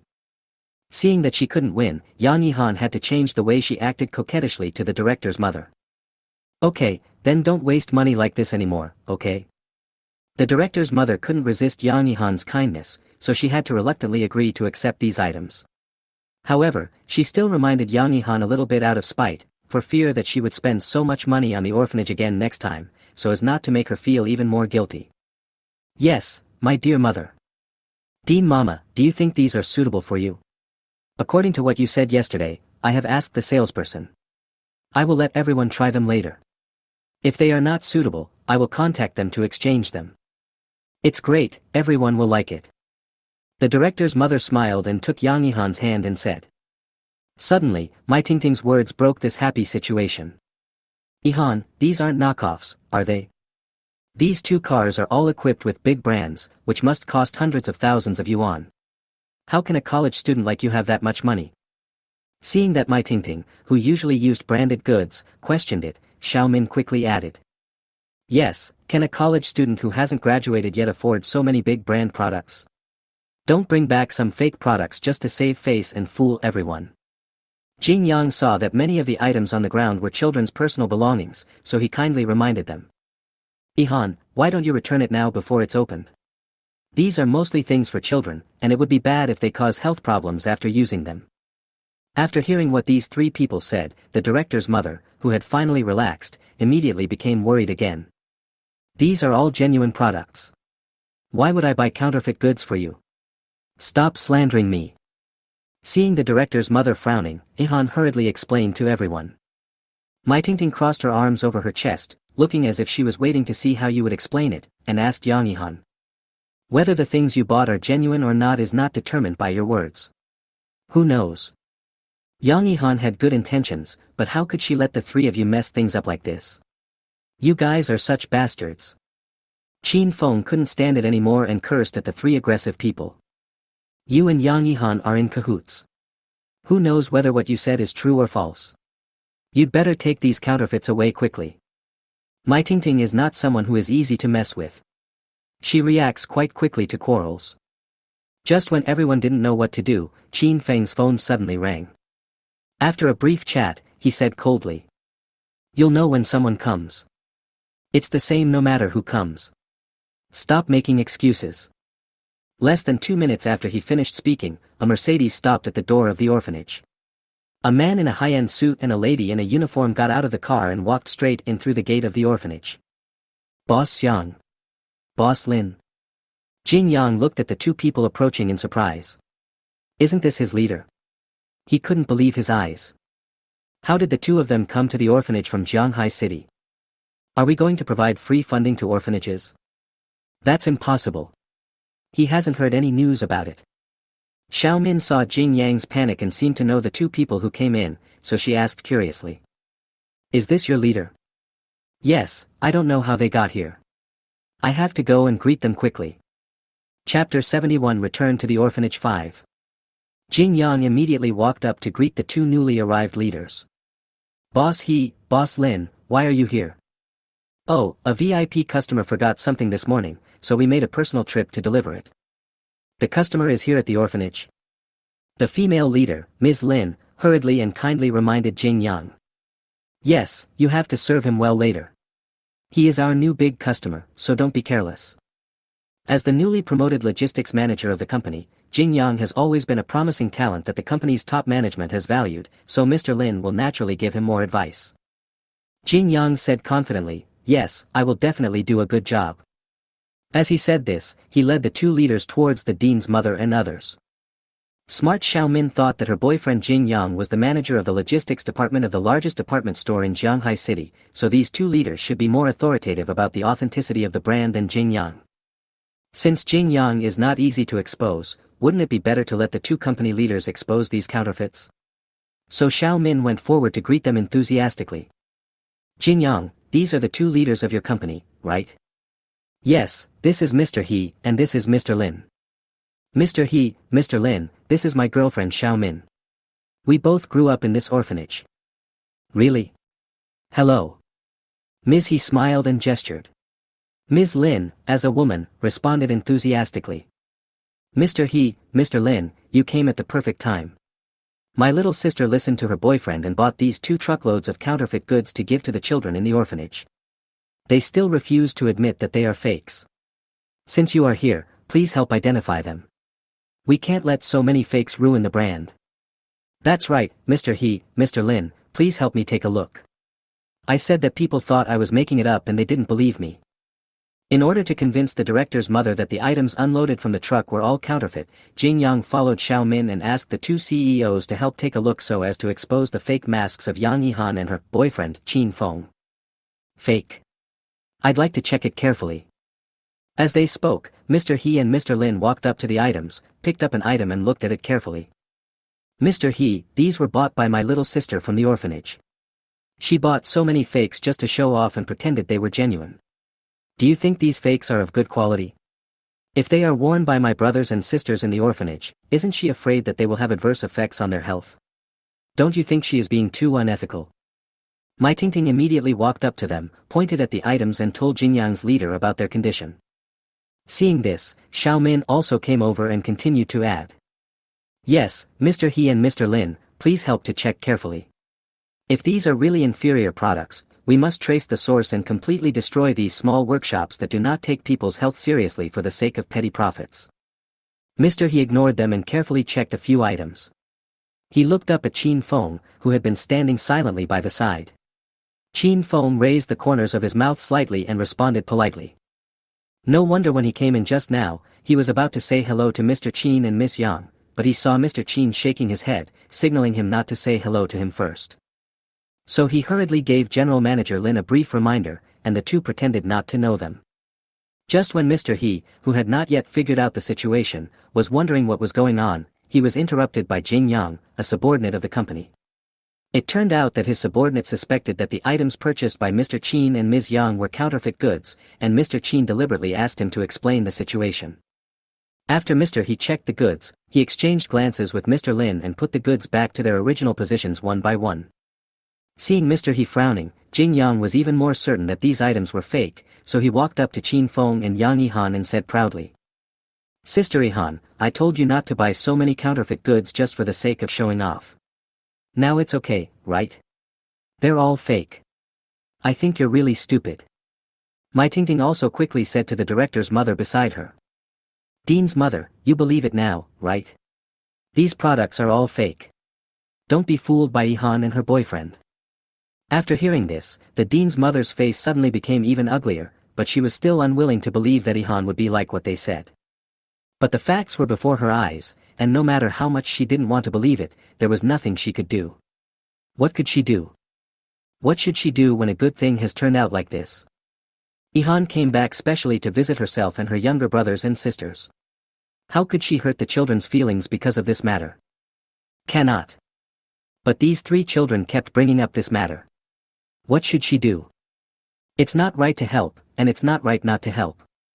She raised these children by herself and loved them all as if they were her own children. How could she not want to see any of them being wronged or sad? Yihan saw the embarrassed expression of the dean's mother, so he walked to her side, took her wrinkled hand and said. Dean Mom, I won't buy inferior goods for my brothers and sisters. You must believe me. Dean's mother looked at Yihan's aggrieved look and felt distressed, so she gently touched Yihan's delicate and smooth hand and said softly. Dean Mom believes Yihan, don't be sad. Xiao Min saw this scene and shouted loudly. Dean Mama, the facts are already before us, are you still insisting on protecting Yihan? Yes, Dean Mama, my boss has checked and found that this batch is indeed fake. Sister Yihan was deceived by this man. How can you be so confused? Seeing that the dean's mother was unwilling to accept the fact, Jin Yang's eyes suddenly turned red with anger. He spoke confidently and did not forget to point his finger at Qin Feng opposite him and curse him. Suddenly, a crisp slapping sound made everyone's eyes widen. Mr. He, why did you hit me? Jin Yang held his hurt face with one hand and asked Mr. He with a wronged look. I'm going to hit you. How dare you be so rude to our big customer? Shouldn't you hit me? Mr. He had a dark face and pointed at Jin Yang and cursed. Jin Yang was suddenly punished by his leader, and everyone was dumbfounded. Especially Jin Yang's girlfriend Xiao Min, when she saw her boyfriend being beaten, she was very anxious and immediately asked. Mr. He, you said Jin Yang was rude to a big customer. Who is this big customer? You can't wrongly accuse Jin Yang. He is your employee. Employee, I don't have such an employee. He can't even recognize his own products, and he dares to slander Mr. Chin for buying fake products from our mall. Am I wrongly accusing him? Chapter 72 Return to the Orphanage 6. Mr. Chin is a big customer. Are all the things they purchased from Jinyang Company? It's impossible. After hearing what Mr. He said, Xiao Min was so panicked that she was speechless. Mai Tingting looked at the expressionless Qin Feng opposite him, as well as Yang Yihan and the director's mother who were confused about the situation. He quickly pulled the corner of Jing Yang's clothes and asked. Jing Yang, what's going on? Jing Yang, who was originally stunned, hurriedly walked to Mr. Lin and asked hurriedly. Boss Lin, is what boss he said true? Qin Feng is a big client of our company.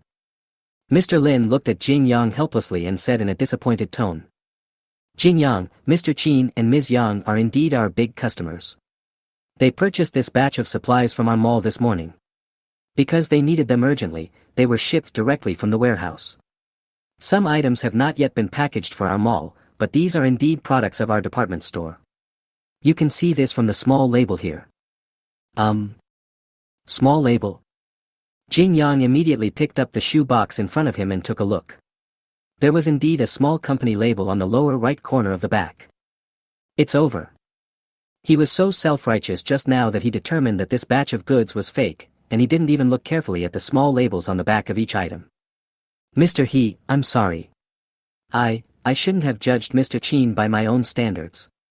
I wrongly accused Mr. Qin and called my own products counterfeit. I deserve to die. I was negligent. Please forgive me once, Mr. He and Mr. Lin. I will never make such a foolish mistake again. After saying that, Jing Yang slapped himself hard twice.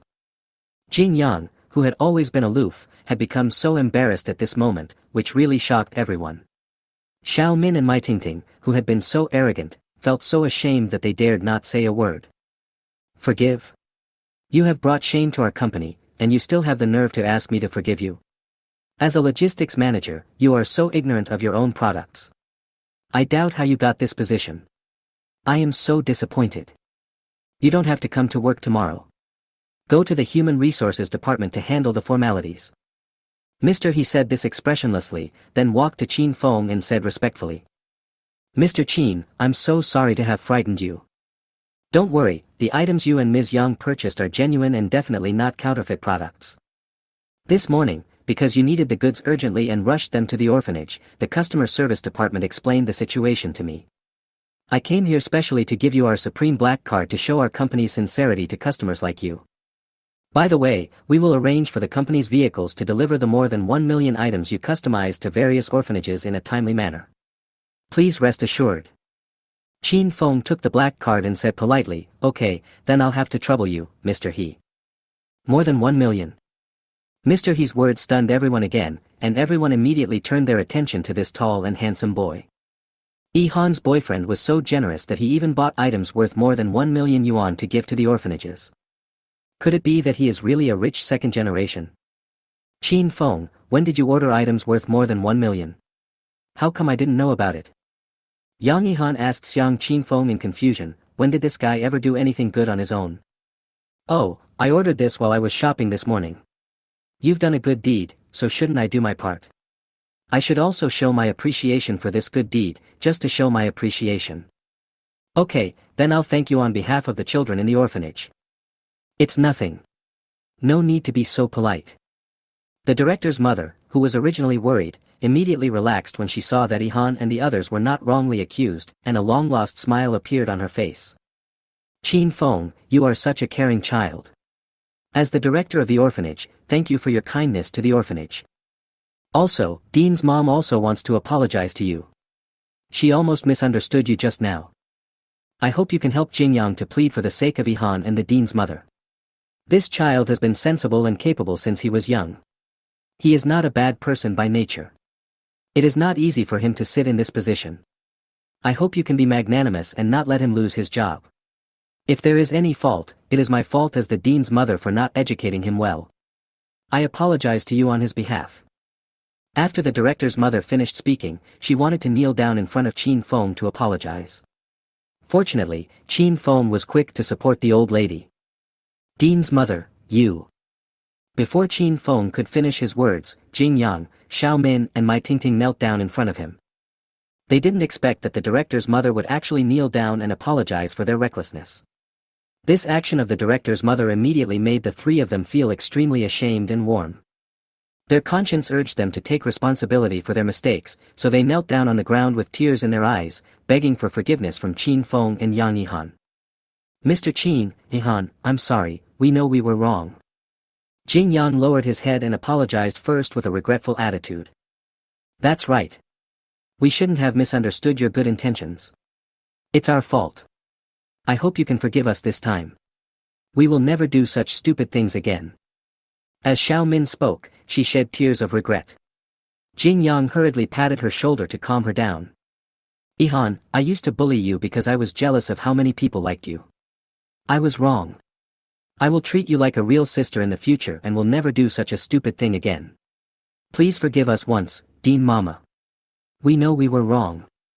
Mai Tingting, who has always been noble and confident, now acted like a child who had made a mistake. She couldn't help but shed tears of regret and apologized. The director felt very relieved when she heard what they said. She was so excited that she shed tears that these children finally realized their mistakes. Yihan looked at her brothers and sisters, as well as the dean's mother, and felt mixed emotions. She hurriedly pulled Qin Feng's clothes and said, Qin Feng. Qin Feng knew what Yang Yihan wanted to say, so before she could finish her words, Qin Feng spoke first. Yihan, don't worry, I know what to do. As soon as he finished speaking, Qin Feng bent over and helped up the three people who were kneeling on the ground, then turned to Mr. He and said, Mr. He, this is a misunderstanding today. I believe that Manager Jing made an unintentional mistake. Please give him a chance to correct his mistakes. I believe that Manager Jing will work harder. When Mr. He heard Qin Feng asking for help and pleading, he naturally couldn't refuse. In the end, Mr. He did not fire Jing Yang directly, but demoted him from manager to supervisor as a punishment. Upon hearing the result, the three of them excitedly held the hands of Qin Feng, Yang Yihan, and the dean's mother, and expressed their gratitude. Later, at Yihan's suggestion, General Manager He and General Manager Lin also joined in the activity of distributing gifts to the children in the orphanage. The children's bright smiles made the adults feel a lot of joy and happiness. Chapter 73, The Mysterious Major Shareholder. The next morning, before Qin Feng woke up, the familiar voice of the system pulled him back from his dream. Ding dong. System activated. Host, please kill instantly. 55% of Shuyang Media's shares, flash sale price 0.5 yuan. Shuyang Media. Qin Feng couldn't believe his ears. The system actually gave him Shuyang Media as a benefit. He knew the system was awesome, but Qin Feng never expected such a day would come. The system really gave me a big surprise again. It was such a huge surprise that instantly frightened Qin Feng so much that he sat up straight from the bed. You should know that Shuyang Media is a top-notch enterprise. Its business scope covers 8 major areas including catering, hotels, tourism, entertainment, real estate, advertising, and aviation. It has a one-stop industrial chain service integrating food, accommodation, transportation, and entertainment. There are only a handful of companies of this size, and their assets are spread all over the world. The media once reported that Shuyang Media's valuation exceeded 700 billion yuan, and it is definitely far more than that now. If we calculate based on the valuation of 700 billion yuan at that time, if we hold 55% of Shuyang Media's shares, wouldn't that be hundreds of billions? When Qin Feng thought of this, he was so excited that he immediately picked up the phone beside his pillow, opened the calculator and started to calculate, 7,000 asterisk 55% equals 3850, in 100 million. 385 billion. Oh shit. Didn't I accidentally enter the 100 billion level again? Isn't this too easy? Seconds. Seconds. Seconds. Before the system urged him, Qin Feng was already impatient to take over Shuyang Media. Just as Qin Feng was grinning happily, a share contract of Shuyang Media fell from the sky and hit him on the head. Hey, who is it? Qin Feng yelled out in pain from being hit, but when he saw the words on the contract, the expression on his face changed instantly. It turns out that the feeling of being hit by money can also be very happy. Good luck will indeed bring a good mood. Qin Feng instantly felt that he was surrounded by sweet air today, and the oxygen he breathed in seemed particularly fresh.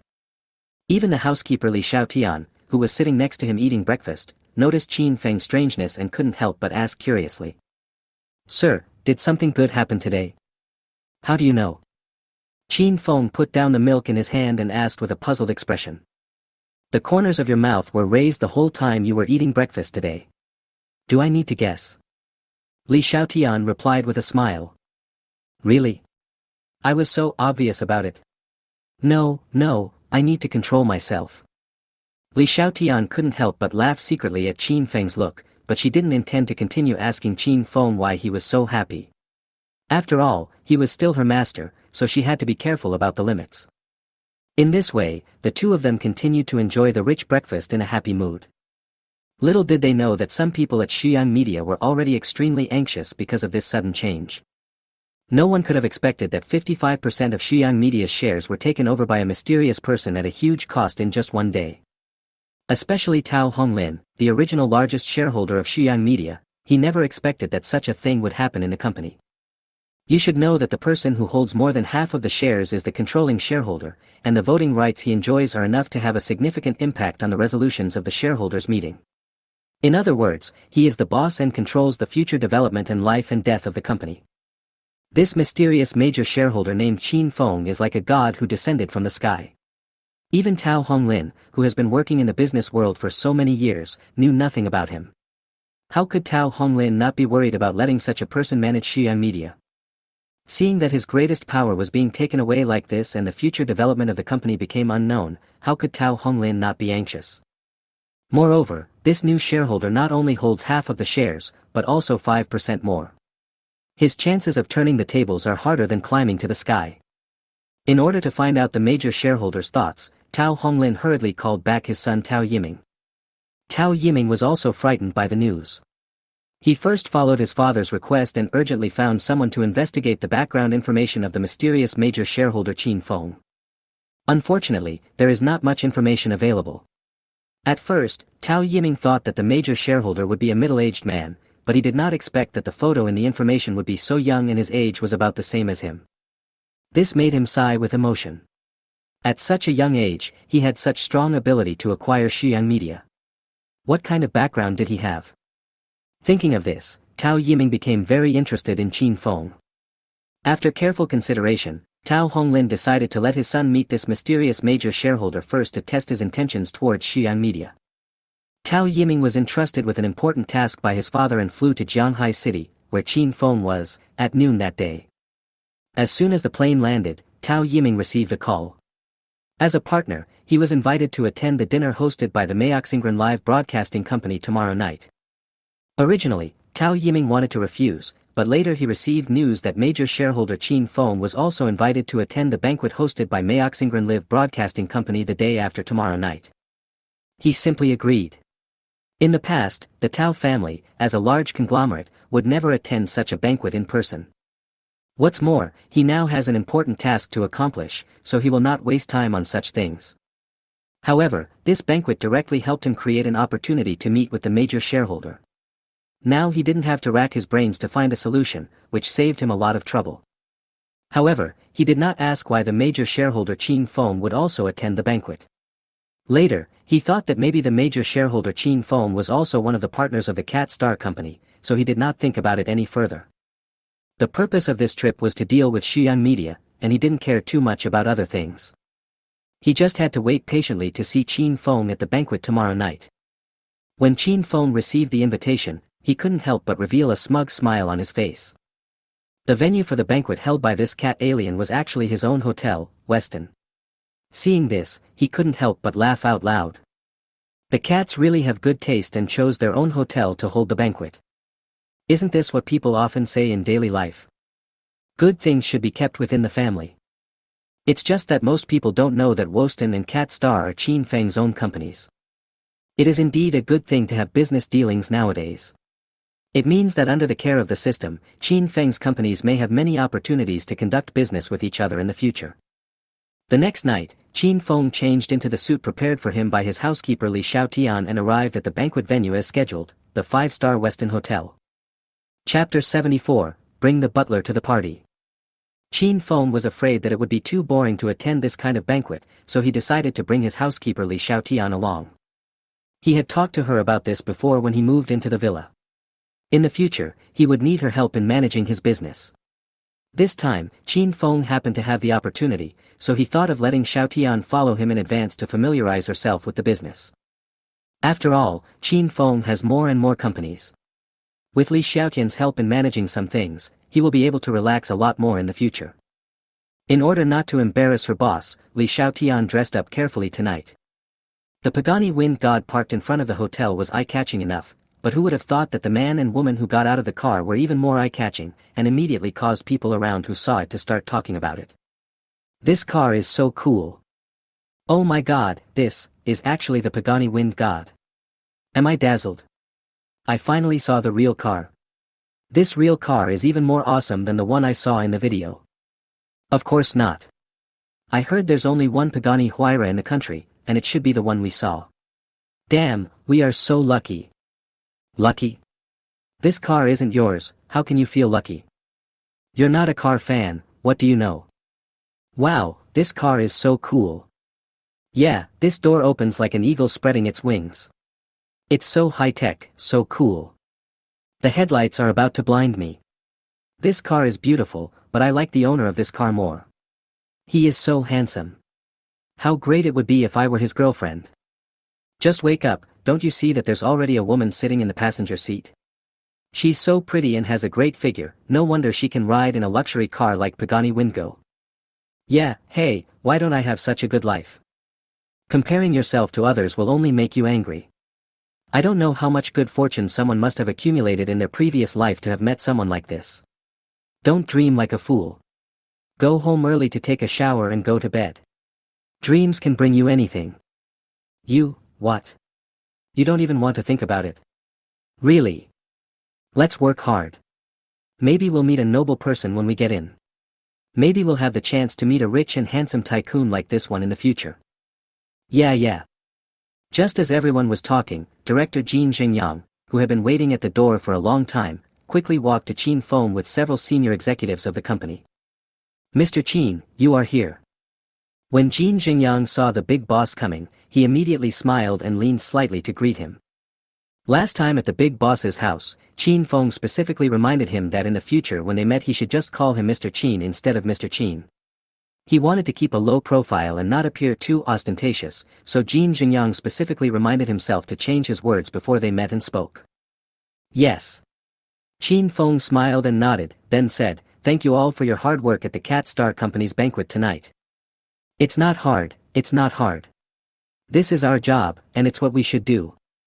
After Jin Xingyang finished speaking, he did not forget to smile and gesture to the beautiful woman next to Qin Feng as a courtesy. The dignified executive director of Webtoon, Jin Xingyang, actually behaved so respectfully in front of this young man, which immediately confused those who were just surprised. Everyone was even more curious about the identity of this young man. Look, Mr. Jin from Webtoon has come to greet this handsome guy in person. Who is this handsome guy? How dare he enjoy such treatment?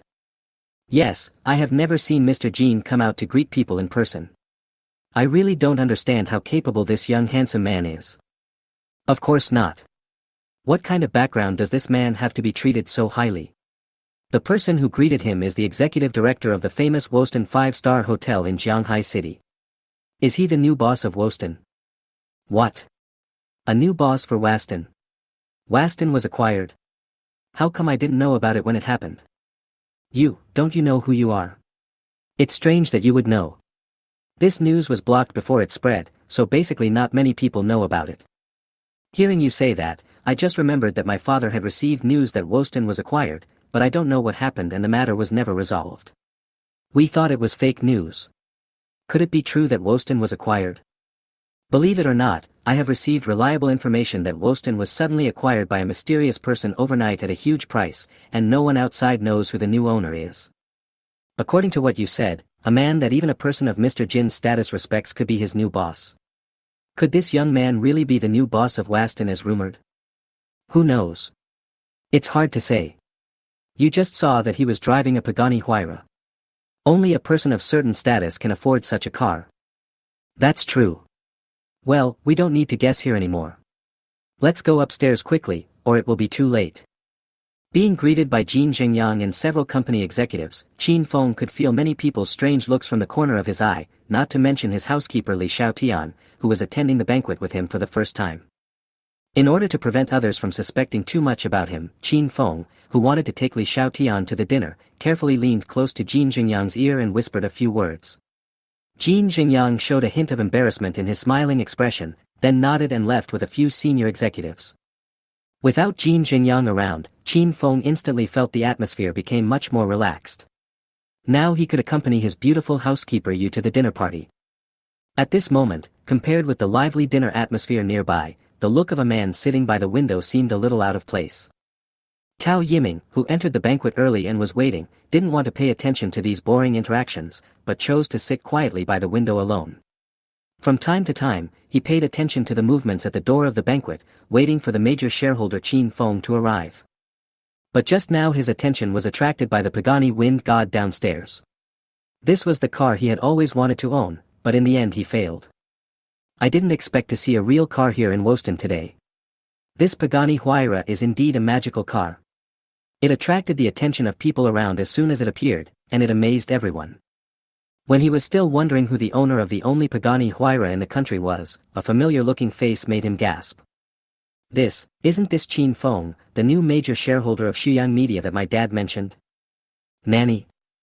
Chapter 75, Be low-key, and low-key again. How could it be him? Tao Yiming's brows immediately tightened.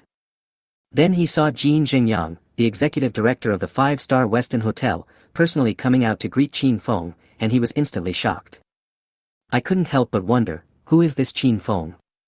What are you thinking about, Master Yiming? Just as Tao Yiming was lost in thought, a familiar voice brought his thoughts back to the banquet. Tao Yiming looked up and saw that the person coming was Xiang Yixing, the son of Xiang Zhanyan, the general manager of Maoxingren. He knew him during their previous business dealings. The two of them were of similar age and both liked cars, so they had met several times and could be considered friends. However, Xiang Yixing is different from Tao Yiming. Compared with cars and beauties, Xiang Yixing seems to be more interested in women.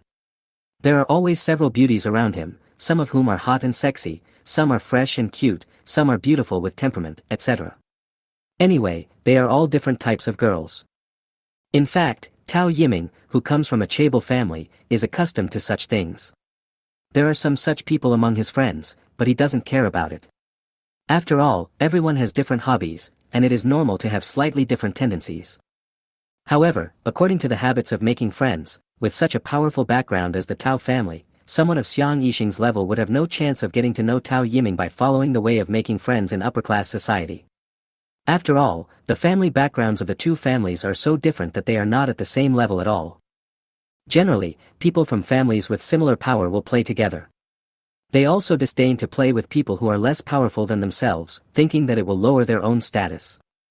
But fortunately, Tao Yiming never likes to use the other party's background as a threshold for making friends, so that people with Xiang Yixing's background level will not have the opportunity to talk to Tao Yiming at all. It's Master Xiang. It's nothing. I was just thinking about something. Brother Yiming, you don't look very well. Are you worried about the changes in Shuyang Media? Xiang Yixing sat down with a glass of cocktail. He saw Tao Yiming, who was always domineering, at a loss, so he asked a few questions. In fact, he received news during the day that Shuyang Media had changed its major shareholder. He didn't quite believe it at first, but when he saw Tao Yiming's expression, he became a little convinced. After all, with the strength of the Tao family, who can suppress them so easily? Moreover, Shuyang Media is worth a lot of money, and it is impossible for anyone to be stupid enough to spend a huge amount of money to buy Shuyang Media. But it seems that this mysterious person appeared, and before he even appeared on the stage, he directly threatened the Tao family and snatched away the Tao family's decision-making power over Shuyang Media. You are quite well informed. Tao Yiming didn't intend to hide it, so he just replied calmly. Is it true that the news about Shuyang Media's changes is going to happen? Xiang Yixing's eyes widened instantly, he leaned forward hurriedly and asked in a low voice. Brother Yiming, do you know who this new shareholder is? Well, I won't tell you. Anyway, he is a mysterious man. Tao Yiming deliberately whetted Xiang Yixing's appetite. It was because he was so curious. Besides, it was not that he didn't want to tell Xiang Yixing. He himself didn't know much about this major shareholder. It would be useless to tell Xiang Yixing. So he just answered like this. Mysterious man. Is Tao Yiming deliberately keeping me in suspense? It's really suffocating. Looking at Tao Yiming's mysterious appearance, Xiang Yixing became more and more interested in this rich man. Brother Yiming, who is this mysterious man? Speak up. Are you really planning to play a guessing game with me? Just tell me some information, or I'm going to die. After Xiang Yixing finished speaking, he immediately put on a pitiful look and stared into Tao Yiming's eyes with longing. It would be easier to deal with if a woman acted coquettishly towards a man, but when a man acted coquettishly towards another man, Tao Yiming felt goosebumps all over his body and felt terrible. Okay, stop disgusting me. Anyway, this person is a big shot. You will know when the time comes. If my dad wasn't too busy to leave, it wouldn't be my turn to come here and meet people. Having said that, Tao Yiming directly picked up the wine glass and took a sip, his eyes becoming more serious. Fuck, this mysterious person seems to be really awesome. Okay, Brother Yiming, I'm not going to force you to reveal any more information about the mysterious man today. However, Brother Yiming, if you have the chance someday, you should be more generous and tell me more about this important person. Don't be stingy like you are today, as if I am competing with you for a woman and the news is kept secret. After Xiang Yixing finished speaking, he picked up the wine glass on the table and signaled Tao Yiming to remember to satisfy his curiosity. Tao Yiming smiled, picked up his glass and clinked glasses with him. I have to say that the banquet held by the Maoxingren Live Broadcasting Company was both grand and down-to-earth. Why do I say so? Since we have chosen to host the guests in a luxurious 5-star hotel like Webtoon, delicious food and fine wine are naturally the most attractive to win the guests' hearts, and there is no need to say more. As guests of honor at the banquet, the company spared no expense in inviting several popular stars to perform, with dances, songs, and talk shows, all of which were the most popular programs of the moment, pushing the atmosphere of the entire banquet hall to higher and higher levels, and the atmosphere was so lively and lively. Little did Qin Feng know that when he walked into the gate of Webtoon, someone downstairs had already notified several senior leaders of the Cat Star. As Qin Feng and Li Xiaotian stepped out of the elevator, they were greeted enthusiastically by several people standing at the entrance of the banquet hall. However, Qin Feng remained low-key as always. He exchanged a few words with them and then entered the venue. After all, today is the first time to attend Cat Star's banquet. Qin Feng doesn't want everyone to know that he is the boss of Cat Star and ruin the atmosphere of the banquet. Therefore, when he went to Cat Star to hand over his work, he specifically told the senior executives not to reveal his identity as the boss to the outside world. Especially in an occasion like this, he didn't want the guests to focus too much attention on him, the banquet was the focus. It's just that this scene happened to be seen by Tao Yiming, who had been paying attention to the movements at the door. What is going on here? A big question mark popped up in Tao Yiming's mind again. Who is this Qin Feng? He was just attending an ordinary banquet, so why did the top executives of these two powerful companies in Jianghai City come out to greet him in person? This treatment level is high enough. Chapter 76 The Irrepressible Light. As soon as this handsome man and beautiful woman entered the scene, they were indeed a beautiful sight and immediately attracted a lot of people's attention. Especially the two beautiful girls sitting diagonally opposite Tao Yiming, could not help but start discussing. Look, this guy is so handsome, wow, with this appearance and this figure, how come I have never seen him at a banquet before? The beautiful woman in a red tight skirt stared at Qin Feng, who had just entered the banquet hall. She couldn't help but grab the hand of her female companion beside her and shook it constantly, excitedly telling her discovery. Come on, wipe your mouth quickly, your saliva is almost all over the floor, you are such a loser. The beautiful lady in a blue evening dress whose hands were numb from the shaking found her companion's infatuated look so funny that she couldn't help but complain about her. What are you talking about? Look back first. Who knows who will be drooling all over the floor later? Who wouldn't be tempted by such a top-notch man, let alone that even someone like me who rarely gets moved feels like a deer running wildly. My sister just didn't see him, but when she sees him, she might be even crazier than me. Cut. The beauty in the blue evening dress doesn't believe that there are any perfect men. There are many people who want to flirt with her.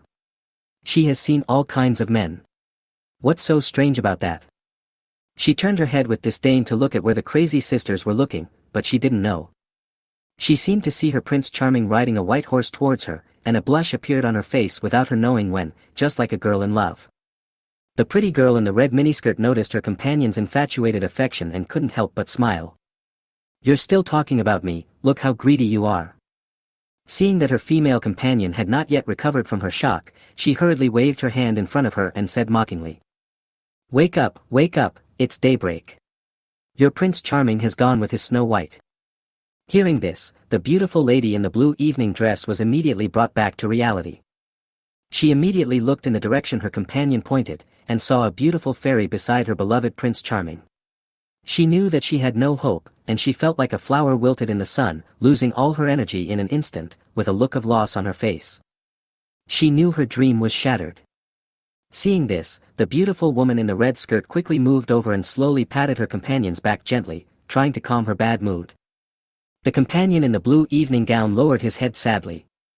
"What I didn't expect was that my best friend would fall so deeply in love with me in such a short time."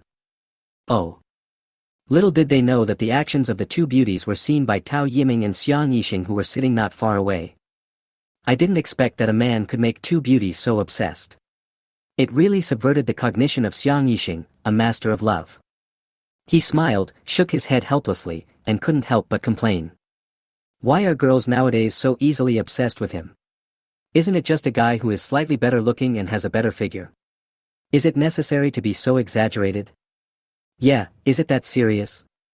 She's just a girl with a fresh temperament and a more prominent figure. Someone was almost attracted to her just now. Do you think it's an exaggeration? Tao Yiming pretended to speak in a cold tone, picked up the wine glass in his hand, slowly put it to his mouth and took a sip, but in fact he secretly glanced at Xiang Yixing's expression with his eyes.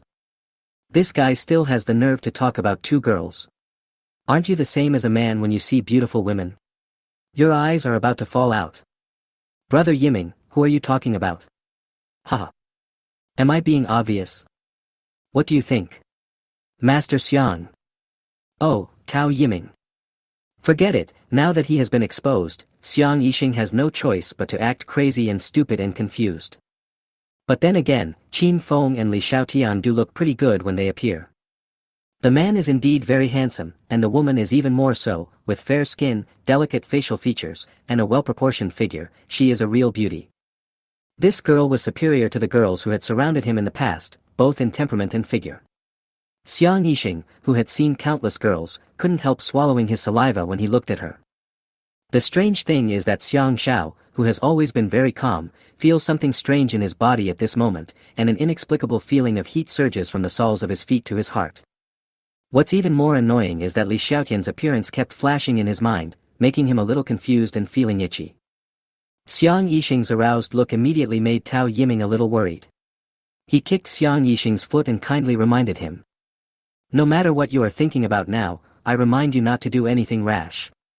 If my dad hadn't specifically told me that before I figured out the intentions of the major shareholder, I must not reveal the other party's identity to outsiders to avoid alerting the enemy. So Tao Yiming kindly reminded Xiang Yixing, fearing that this guy would lose his mind when seeing a beautiful woman. I know, Brother Yiming. You don't understand me, Xiang Yixing. I won't do anything rash. Xiang Yixing pretended to be calm and assured Tao Yiming so that he could rest assured.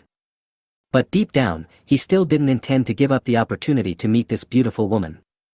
After all, these two people are unfamiliar faces. It should be their first time to attend the Cat Star banquet. They are probably newly signed small figures by the company. There is nothing to worry about. At worst, they can ask their father Xiang Zhanyan to help them. What's so difficult about that? After a while, someone seemed to signal Xiang Yixing to go over for the social event. Xiang Yixing said hello to Tao Yiming and left with his wine glass. Tao Yiming still sat quietly by the window, observing Qin Feng's movements all the time, and then finding the right opportunity to meet him and have a good chat. Here, Qin Feng didn't want to attract too much attention, nor did he want too many people to disturb them, so he led Li Xiaotian to find a quiet place to sit down. I have to say that the banquet hosted by the cat people this time was quite decent. Even Qin Feng, who had just arrived not long ago, thought it was quite good. Unlike the rigid and boring banquets I knew before, what the banquet presented and expressed were the things that young people like and pay attention to now. People can't help but enjoy being in such an environment, and their mood becomes relaxed and comfortable. Not only Qin Feng felt this way, but even Li Xiaotian, who was a little nervous on the way to such a high-end banquet for the first time, was infected by the cheerful atmosphere of the banquet soon after entering. She relaxed completely and enjoyed the happiness to the fullest with the music. The two young people enjoyed the music, tasted the food, drank the wine and chatted about the little interesting things in work and life unscrupulously. Chapter 77, The Beautiful Housekeeper Was Harassed. I don't know if it was because I was in a too good mood or the drinks here were too delicious, but Li Xiaotian drank 2 cups in a row and felt like going to the bathroom. Fortunately, several people came over to say hello to Qin Feng one after another. Li Xiaotian kept them company for a while, but didn't want to disturb the men's conversation, so she quietly said hello to Qin Feng and went to the bathroom first. Little did they know that someone else saw an opportunity and immediately followed him out. Li Xiaotian, who had just come out of the toilet, was about to walk into the banquet hall when someone suddenly blocked her way with his hand. Li Xiaotian saw that the man in front of her had a dazed look in his eyes and a flushed face, as if he was tipsy from drinking too much. She didn't want to cause trouble, so she didn't pay much attention to him. She guessed that this man must have drunk too much and recognized the wrong person, so she dodged the man's hand and tried to walk around him. Unexpectedly, this slightly drunk man reacted quite quickly. He stepped forward and blocked Li Xiaotian's way again. Li Xiaotian's face looked a little bad now. What is this guy doing? So she adjusted her mood and said politely to the somewhat rude man in front of her. Sir, did you recognize the wrong person? You are blocking my way, please move aside, thank you. It would have been fine if Li Xiaotian didn't speak, but as soon as she spoke, her pleasant voice made the man smile smugly. I didn't recognize the wrong person. I was looking for you. Is this man sick? Are you trying to act crazy with me under the influence of alcohol? Li Xiaotian stuck her head out and looked around. Unfortunately, no one was around at the moment. She was afraid that this strange man might do something wrong, so she said calmly. Sir, I don't think we know each other. You got the wrong person. I'm sorry, my friend is waiting for me in the banquet hall. I'll excuse myself first. If you need help, I can call the staff over for you later. Wow, this girl is quite stubborn, quite interesting. Doesn't she realize that she is the business manager of Cat Star? If you want to have a good future among cats, isn't he the best supporter? How could this woman be so ungrateful? I am Xiang Yixing, the business manager of Maoxingren Live Broadcasting Company. What? You don't even know me, Xiang Yixing. How can you be a host on Cat Star in the future? You are so tactless. I am worried about your future. Xiang Yixing was too lazy to beat around the bush. He just stood up straight and introduced himself to the beautiful anchor in front of him so that she would be more sensible and stop being so stubborn. I'm sorry, I'm not a Cat Star anchor, and I don't know any business manager. I'm here to attend the party with my friends. Please respect yourself, or I will call for help. Seeing that this man was still pestering her and refusing to let her go, Li Xiaotian felt a little panicked. Xiang Yixing, who was a little annoyed, felt a wave of heat coming over his body. The man's desire made him lose his mind. At this moment, the only thing in his mind was how to subdue this somewhat unruly beauty. So he directly hugged Li Xiaotian's waist and said viciously. Call for help. Go ahead and shout, and see who dares to come and rescue you. What are you doing? Let me go. Let me go. Someone, help. In a panic, Li Xiaotian pushed the man in front of her away and called for help urgently. Suddenly, a powerful force separated Xiang Yixing and Li Xiaotian. Immediately afterwards, there was a loud bang and Xiang Yixing was knocked to the ground and spun 2 or 3 times before stopping. He covered his beaten face and yelled. Who hit me? Are you looking for death? I. Qin Feng comforted Li Xiaotian, and after making sure that everything was fine, he said coldly. Fortunately, Qin Feng arrived in time and prevented Xiaotian from getting hurt. If she had been injured, Qin Feng would definitely hate himself for not being able to protect a girl. Fortunately, he was feeling bored inside alone and wanted to go out for some fresh air. He was a little worried that Li Xiaotian, who was dressed so beautifully today, would be approached by a stranger, so he decided to come out and find someone. Unexpectedly, there really was a scoundrel harassing Xiaotian and even dared to touch her. Qin Feng didn't think much about it. He rushed over quickly, pulled the scoundrel away, and slapped him in the face without any hesitation. You. Where did the kittens and puppies come from? Are you blind? Do you know who I am? I'm the business manager of Cat Star. Do you know how many internet celebrities beg me to do things for them? How dare you, a shameless internet celebrity, hit me? Believe it or not, I will expose your embarrassing deeds to the public tomorrow and make you a laughing stock. Xiang Yixing looked at the ungrateful guy in front of him fiercely.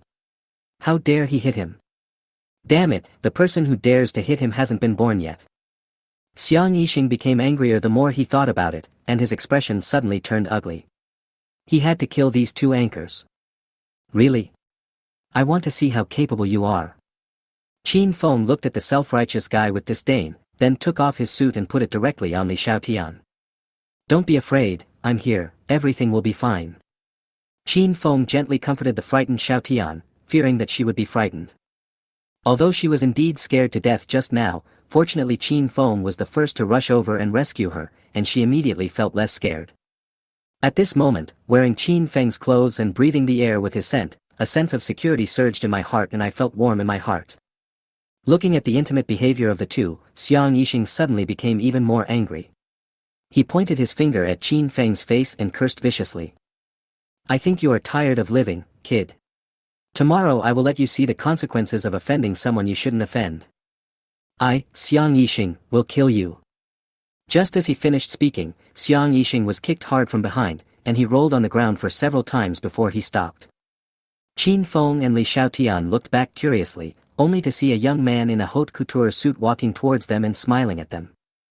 I'm sorry, Mr. Qin and Miss, I frightened you. Who are you? Qin Feng looked at the young man in front of him who made the move. It was obvious at first glance that he was not from an ordinary family. He was steady and not arrogant, completely different from those rich second generations. I am Tao Yiming, the son of Tao Honglin from Shuyang Media. I came here to visit Mr. Qin at my father's request. Tao Yiming politely introduced himself and the purpose of this meeting to Qin Feng. Brother Yiming, why did you hit me? It was this brat who hit me just now. You should have hit him.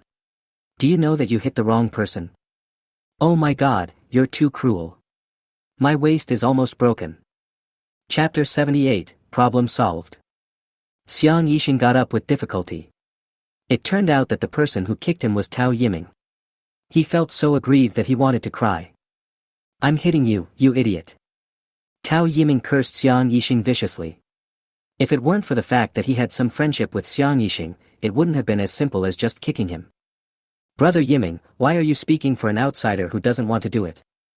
You little bastard, I'm not done with you. Just wait, I'm going to kill you. Xiang Yixing, who was in pain and annoyed after being beaten, had completely forgotten what Tao Yiming had said to him before. Now he just wanted to find someone to help him deal with this ignorant brat in front of him. Suddenly, Tao Yiming walked towards Xiang Yixing, who was still a little unsteady. Xiang Yixing, who thought that Brother Yiming was worried about him and wanted to come over to help him, now had a smug smile on his face. But before Xiang Yixing could react, a slap hit him hard on the other side of the face. Tao Yiming, are you crazy? Are you addicted to fighting? Xiang Yixing was beaten so hard that he sat on the ground, and he cried and cursed in pain. You idiot, you don't even know how much trouble you have caused. Do you know who you have offended now? At this moment, Xiang Yixing had completely lost his rationality. Like a madman, he shouted loudly at the always respectful Master Tao Yiming. Who? Tao Yiming grabbed Xiang Yixing's hair and asked him to open his eyes and take a good look. Open your eyes and take a good look. This is Mr. Qin Feng, the largest new shareholder of Shuyang Media. You just said you were going to use the resources of the cats to kill the major shareholder of Shuyang Media. Do you think you have the ability to do that? Don't you see the strength of Shuyang Media? They can kill you in a minute. Do you believe it? Xiang Yixing was so frightened that he sat down on the ground. He pointed at Qin Feng, looked at Tao Yiming, and asked in disbelief. Is he really the major shareholder of Shuyang Media? How is that possible? He's so young and looks like he's worth tens of billions. You must be lying to me.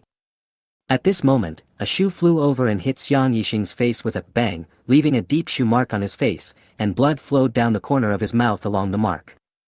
Before everyone could react, Xiang Zhanyan, who was originally socializing inside, was told by his secretary that his son was scolding the boss outside. He was so scared that he rushed out with cold sweat on his back. He could hear his son cursing from a distance, and he was so angry that he took off one of his shoes and threw it at the beast to shut his mouth, fearing that he would say something more serious. Xiang Zhanyan, who didn't care about so much, limped forward anxiously, pointed at his son Xiang Yixing who was sitting on the ground and cursed in a hoarse voice. "You good loser, you are so bold as to speak wildly to your father's boss. I think you don't want to live anymore. Dad, you're crazy. Don't call me dad. If I don't have you as my son, you will make your dad lose face. I usually treat you too well. Today you dare to ride on my head and be so disrespectful to my boss. If I don't beat you up, who else should I beat up? I." Seeing this evil creature showing no repentance, Xiang Zhanyan was so angry that he could no longer bear it and took off his other shoe and beat his son Xiang Yixing directly. Every time he was hit, Xiang Yixing screamed in pain, which made people around him feel very painful. This father is so cruel. No one knew how long it was, until Xiang Zhanyan was sweating profusely and exhausted, he was reluctant to stop. Xiang Yixing, who was beaten, curled up on the ground with his head in his hands, and trembled constantly from the pain. Xiang Zhanyan had no time to rest and hurriedly lifted his weak body to Qin Feng, using his last bit of strength to say, "Mr. Qin, it's all my fault for not raising my son well. It's my fault that this beast offended you today. I will definitely teach him a lesson when I get home so that he won't dare to do such a rebellious thing again. Please give this beast a chance to start a new life for the sake of my hard work for the company." Qin Feng did not answer, but looked at Xiang Yixing who was curled up on the ground calmly, and then asked slowly, "I heard that he is the business manager of our Mayoxingren Live Broadcasting Company?" Xiang Zhanyan responded very quickly and said, "From today on, he is no longer an employee of Cat Star. Please rest assured, Mr. Qin." Qin Feng added in a cold tone, "I heard that when he was a business manager, he took advantage of his position to do many unethical things." When Xiang Zhanyan heard this, his brows tightened and he felt a chill on his back. As a father, how could he not know what kind of person his son is? It's also my fault that I indulged him too much in the beginning, which led to the situation today. Who can I blame for this? What can a father do about the mistakes made by his son? He was already lucky enough that his boss didn't ask him to leave. How could he dare to hope for anything else? Xiang Zhanyan made a solemn promise to Qin Feng, "Mr. Qin, I will investigate this matter thoroughly. I, Xiang Zhanyan, will pay financial compensation to the victim out of my own pocket. I will also reorganize the company's work style and strengthen employee quality training. I will ensure that such things will never happen again and that the quality of the Good Cat Star live broadcast will be guaranteed." Then its general manager Lao Xiang. "I'm sorry, Mr. Qin, Jean is late and scared you." Jin Jingyang rushed over and apologized to Qin Feng with a guilty look on his face. Qin Feng looked at Jin Jingyang's forehead, which was covered with sweat and a panicked expression on his face. He then looked at the senior executives behind him who didn't dare to look up. He smiled and said, "It's okay, it's just a small matter. By the way, please inform everyone that from now on our Walston Hotel will not accept anyone named Xiang Yixing." "Okay, I will inform all departments in time to convey the message." Jin Jingyang said as he lowered his head vigorously. The sweat beads on his forehead fell directly to the ground, but he didn't dare to wipe them with his hands. The boss was bullied in the hotel, and he, as the executive director, didn't even know about it. This was such a huge dereliction of duty, he couldn't bear it. Xiang Yixing regretted so much at this moment that he couldn't even raise his face. He didn't expect that he would be so unlucky today to offend such a big shot. Now he finally realized how big a trouble he had caused. No one else present cared about the fact that Xiang Yixing was blocked. There was a big question mark on each of their faces, and everyone was surprised by Qin Feng's identity. The boss of Cat Star. The major shareholder of Shuyang Media. The owner of the 5-star Woston Hotel. Telling just one of these identities would be enough to make people drop their jaws, let alone 3. This amount of information is simply too much to handle at once. Especially the housekeeper Li Xiaotian, who had no idea that her boss was so powerful at such a young age. Tao Yiming, who has always been curious about Qin Feng's background, now wishes he could fly to his father immediately to tell him the news. Looking at everyone's surprised expressions, Qin Feng felt helpless. He had always wanted to keep a low profile, but now all his identities were exposed at once. Alas! The next day, Qin Feng showed his hospitality as a good host and hosted Tao Yiming warmly in Woston. Since Tao Yiming came here with a mission, Qin Feng might as well not see him. He had just received the system benefits and acquired shares of Shiyang Media in the morning. The next day, Tao Honglin's son flew over to see him. He knew that Tao Yiming came to him with a mission from his father. During the post-meal chat, Tao Yiming went straight to the point and asked Qin Feng about the future development of Shiyang Media. This was exactly what Qin Feng had expected. Tao Honglin was afraid that if he took the controlling stake in Shiyang Media, he would lose his voice. To put it bluntly, he was afraid that Qin Feng's involvement in politics would affect his future plans for Shiyang Media. But what Tao Honglin didn't know was that Qin Feng didn't care about the operation of Shiyang Media at all. He just wanted to get paid and didn't want to do any work. How could he think of spending his energy to care about so many things? What's more, with the system boss's protection, Qin Feng's business will only increase in the future. If he has to do everything himself, he will be exhausted to the point of vomiting blood. He is not short of money, and he doesn't care about power for the time being. As long as the Tao family manages Shiyang Media well, he will not interfere. After all, it was the Tao family who made Shiyang Media big and strong, so it is understandable that they care about Qin Feng. I will just give it to you temporarily. Aren't you comfortable just sitting there and collecting money? Since everyone is young, Qin Feng is not willing to do things like the older generation, who like to go around in circles and guess. He simply told Tao Yiming about his concerns directly, so that they, father and son, wouldn't have to worry about this and that anymore. But Qin Feng is not stupid. Since your Tao family wants to run Shiyang Media well and want some rights, I will give them to you. By finding a capable manager for free, Qin Feng saved himself a lot of trouble. Qin Feng's guarantee to the Tao family was that he would only be a hands-off boss and not ask for dividends in the first 5 years, and would make a decision based on the company's development needs. This is undoubtedly great news for Tao Yiming. He believes that his father will be happy to hear it. Once we talked it out, we enjoyed the wine more. After completing the task that night, Tao Yiming couldn't wait to fly home to see his father Tao Honglin with the good news. Chapter 79, Gaining Dance King Skills. Maybe it was because of the wine that made him so happy, Qin Feng slept very soundly last night and woke up right at dawn.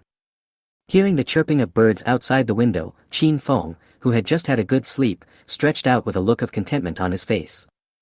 Qin Feng walked to the mirror habitually, looking here and there. The corners of his mouth couldn't help but slightly curl up. It can be seen that he is quite satisfied with his body.